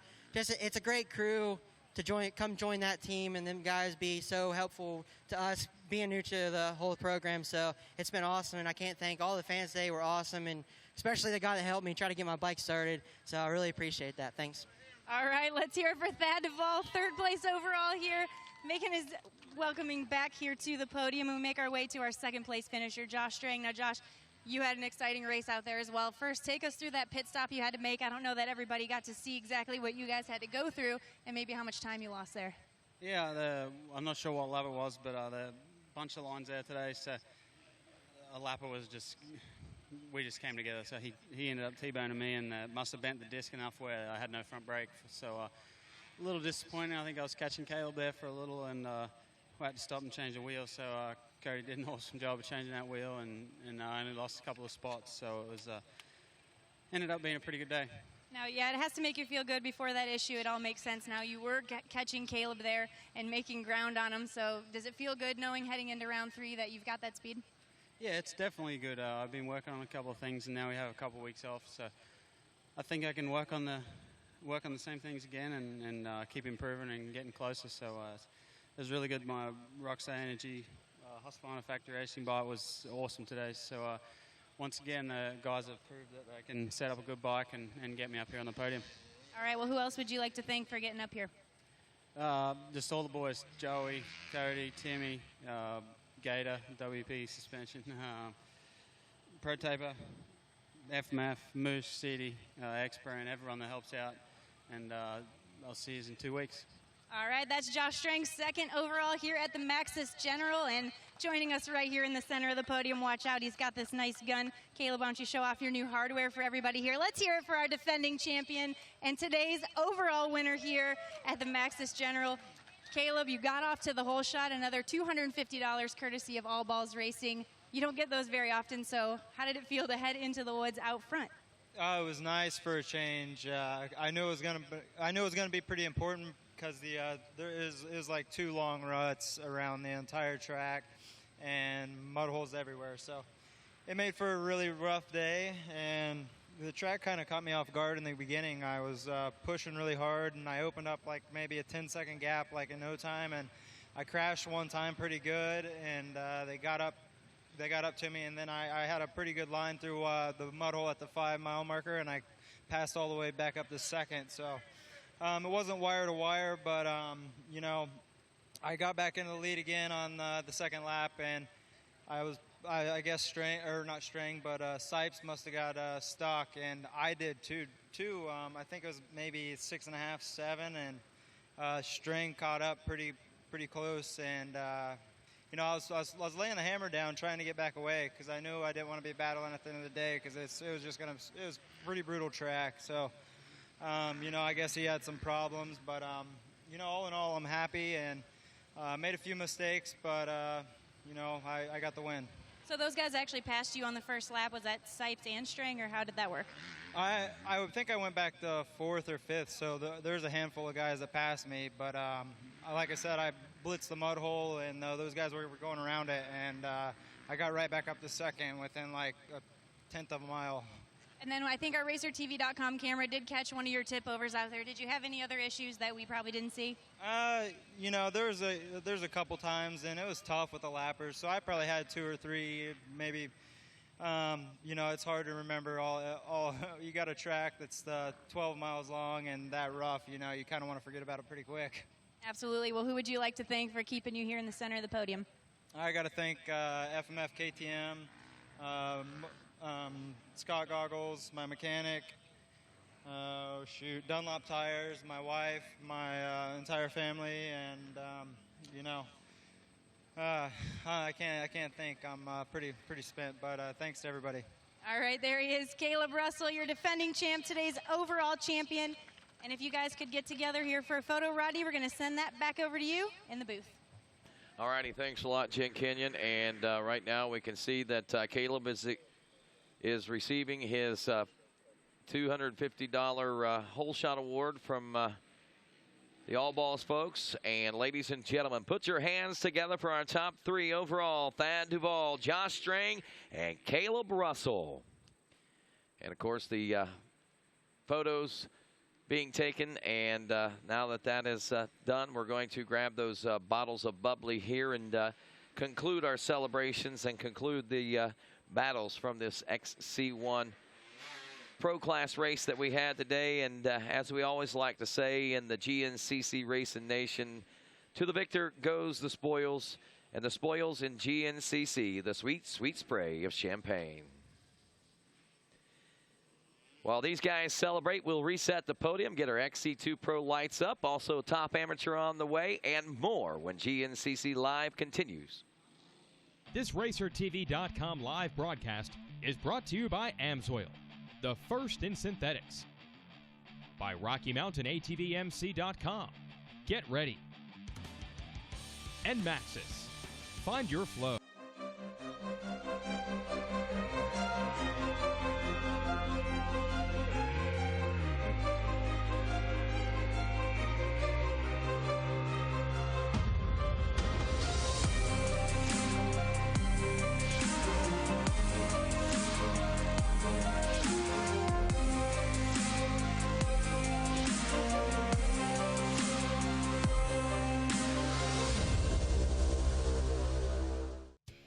Scott's Performance, the only steering dampener with 21 Baja 1000 overall victories, introduces the new Scott's Rubber Submount. Easy to install at less than an hour in most cases, it features adjustable on-the-fly dampening to help reduce arm pump and fatigue. Come see what 25 years of experience building the best stabilizer can do at scottsonline.com. The Sunstar Work Z rear sprocket is made of stainless steel, making it 3 times more durable than a standard steel sprocket. Team it with the 520 XTG triple guard sealed ring chain with 3 lubrication pools per side. Durability in the toughest conditions.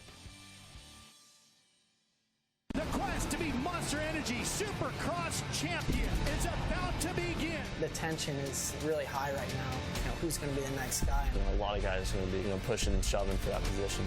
Here comes a gate drop.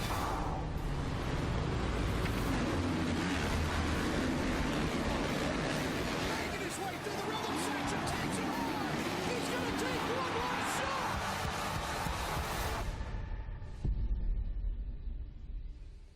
And welcome back to GNCC Live here on RacerTV.com. All racing all the time. Rodney Tomlin, Johnny Gallagher, Jen Kenyon, as we are in the midst of our podium celebrations and congratulating our winners. And speaking of congratulations to our winners, how about our AMSOIL Twitter contest winner? It is David Robbins at David Robbins NC. He picks for round 2 of the GNCC, Russell, Strang, and Duval. He actually came up right on that one. He hashtagged it GNCC Racing and included at GNCC Racing and hashtag GNCC Live, and he picks himself up $250 in great AMSOIL products. So congratulations to you, David Robbins, and thanks for playing along, and thanks for being a part of RacerTV.com's broadcast of this GNCC Live. As we check back down on Max's victory lane, it looks like the podium is reset, and we're back to our top 3 overall in the XC2 Pro Lights with Trevor Bollinger in 3rd, Nick Davis in 2nd, of course, Jason Thomas taking the win. Jen Kenyon looks like reasons to celebrate down there once again. That's right, guys. We're going to go ahead and bring Trevor Bollinger front and center over here. He's going to be our 3rd place finisher here in the XC2 Pro Lights. Folks, let's hear it for Trevor. All right. Trevor, talk about that race. You know, last round didn't go quite as you had planned, but here you are back up on the podium. Yeah, we're on the podium, which is all right for championship points. You know, I got a bad start today. I think I was nearly last. You know, I just put my head down and tried to catch those guys, but I think I was like a minute off the first lap. And then once you can't see the guys, it's just hard to make up that time. And you know, they rode a good race, and I can't take nothing away from them. But you know, I'm not really happy with the result with all the points I have to make up. But yeah, and especially they were pushing each other all day long. They were going back and forth, giving each other that motivation. So what was it for you? Were you getting pit boards saying how much you were gaining on them, or what was keeping you going there? Yeah, I mean, they gave me pit boards, and I was 2-3 minutes off, which I'm not happy with. But you know, we'll keep digging, and you know, hopefully come back next race and a little bit stronger. All right, and you're feeling okay from your crash last week? Yeah, I'm good for my crash. I was just a little banged up, but we're ready to roll now. All right. Well, who would you like to thank for getting up here, Trevor? Oh, the whole new team. We got Mototech, KTM, Stuart Baylor. You know, all the mechanics. Bart. My suspension was good. My dad, Fly, Leat, 100% goggles, PG graphics. Anybody else I forgot? Thanks a lot. All right, folks. That's Trevor Bollinger, 3rd place in the XC2 Pro Lights, and we'll make our way over here to last round's winner, Nick Davis. Nick, I'm sure this was a heartbreaker for you to get second. You and Jason were battling all day long. Take us through that whole day for you. Yeah, it was a barn burner for 3 hours. We went back and forth multiple times, and just he rode a better race than I did, picked better lines, and rode real good. Can't take it away from him, and he just outrode me, I guess. So see what happens in North Carolina. What was it particularly at the end? Because I think last we checked, you were in the lead, then he was in the lead, and then you stopped to get something to drink, if I remember correctly, and then you guys swapped a couple more times. What was it there at the end that made it happen for him? I just had a better line. You know, I'm not really sure what happened there. Just kind of, I went through the mud hole and picked a bad line, and he had a better one than I did, so he got around me, and I just couldn't reel him in at the end. Got stuck behind some lappers, and that was about it. All right, well, you guys are making this championship interesting already, 2 rounds in. Who would you like to thank for getting up here? Yeah, I'd like to thank Rocky Mountain ATV Motorcycles, KR4, Arrive and Ride, FAR, Husqvarna, Maxxis Tires, AMSOIL Lubricants, Fly Racing, my mechanic Dale, my whole family, the Andrews family. I mean, everybody that's here. All the people out there pointing me lines. Bart Hayes, my suspension was great. Steve Hatch, just, you know, everybody. I can't thank everybody enough. My team is great. They really, you know, they're strong supporters, and can't wait till North Carolina. All right, well, it was a hard-fought battle for this guy right here. He's going to go home with 2nd place. probably a tied points heading. Oh, actually, I don't know. We'll have to see on that, guys. But Jason Thomas, you are the overall winner here in the XC2 Pro Lights. Welcome back to the center of the podium. You got a smile on your face. Yeah, for sure. It's been, I don't know, it's been a rough, just a rough time, getting back here. And, at one point there, I thought the rule was going to be changed on me and I wasn't going to have a shot at it. But, that's what this class is all about, is battling. And just because I've won it before doesn't mean that I should be kicked out, I don't think. But you can see today that it made for excellent racing. And, yeah, Nick rode awesome, and this track was, like he said, the lines were just, I'd get in front of him, and he'd just come around me in a line, and then I'd go back around him, and it just went back and forth until the last lap. I was like, man, I just got to follow him, and he'll make a mistake, or I'll just pick a different line or whatever, and sure enough, he made a mistake right off the bat, and I thought he buried it. I got away, and then I made a mistake, and he came back by, and I waited right to the last mud hole there, and he went one way, and I went the other way, and just pinned it over the biggest mud hole, like the biggest hole I've ever seen, and I didn't think I was going to make it by, but went through, and here we are. Now, is that an exciting time for you guys when you're battling that much, or would you rather be by yourself? I mean, talk about that for you, because it was so exciting for the fans, and I mean, I can't even count how many times you guys passed each other out there. Yeah, for sure. It was real exciting, and the way the track was, the lines came together, and we got together a couple of times, and that's racing. But yeah, it was exciting for sure, and to be honest, all I could think was last year, me and Nick ended up being pulled back by a quad. Neither one of us finished, and we got pulled back together. And I was thinking there last night, man, last year to now, and here we are running up front and chasing XC1 guys down. And that's what it's all about, It was a good time, and I'm just pumped to be in the center of the box. All right, well, who would you like to thank for getting here in the center of the box? Dirtwise Riding Schools and DVDs, Maxxis Tires, Climb Technical Riding Gear, Liat Braces and Chest Protectors. Today with the Roost chest protector really worked awesome. SRT for all the stuff they do for us, and all the other great sponsors. Thank you. All right, that's Jason Thomas, today's XC2 Pro Lights winner. Congratulations to Nick Davis and Trevor Bollinger and Rodney as we set up Jason Thomas with this sweet, sweet smell of champagne. I'll take it over to you. All righty. Thanks a lot, Jen Kenyon. As we get our podium pictures there, and Jason Thomas getting a hard-fought and well-deserved win here today in the XC2 Pro Lights class, making that third-place finish there from 1 week ago that felt like a win.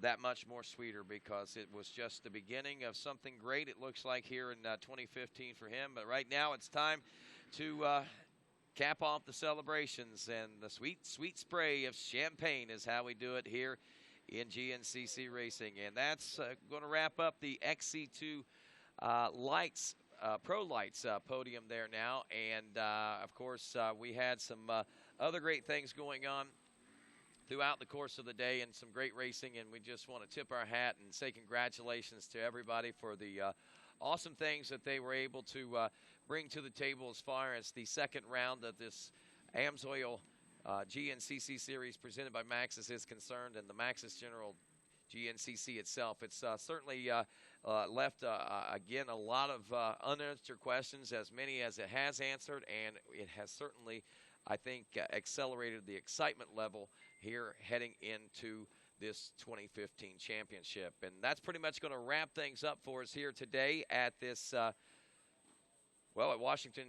Georgia, at the Aonia Pass Motocross Park. And, of course, with that, I just want to say thanks to the entire RacerTV.com staff and crew for the hard work and the efforts that they put forth through the inclement conditions this weekend. The guys behind the scenes, man, they worked hard. They deserve a big special pat on the back. We just want to say thanks to each and every one of those guys. I want to say thanks to my co-host this weekend as well, as they've done a great job. Also to Jason Hooper for helping be creative director and so forth this week. He's done a great job, and we just had a all-around great run here with our own little version of Bike Week here on RacerTV.com, beginning last week in Palatka, Florida, on Saturday, Sunday with the bikes, and then, of course, Monday Supercross and the ATV Supercross on Tuesday, and back here to GNCC this weekend. It's been an awesome week. It's been a great time, and it's certainly time to go home and rest a little bit. And we'll see you back again in a couple of weeks on GNCC Live as the AMSOIL GNCC series will continue at Steel Creek in Morganton, North Carolina. Till then, on behalf of everyone here at RacerTV.com, I'm Rodney Tomlin. Good day, everybody.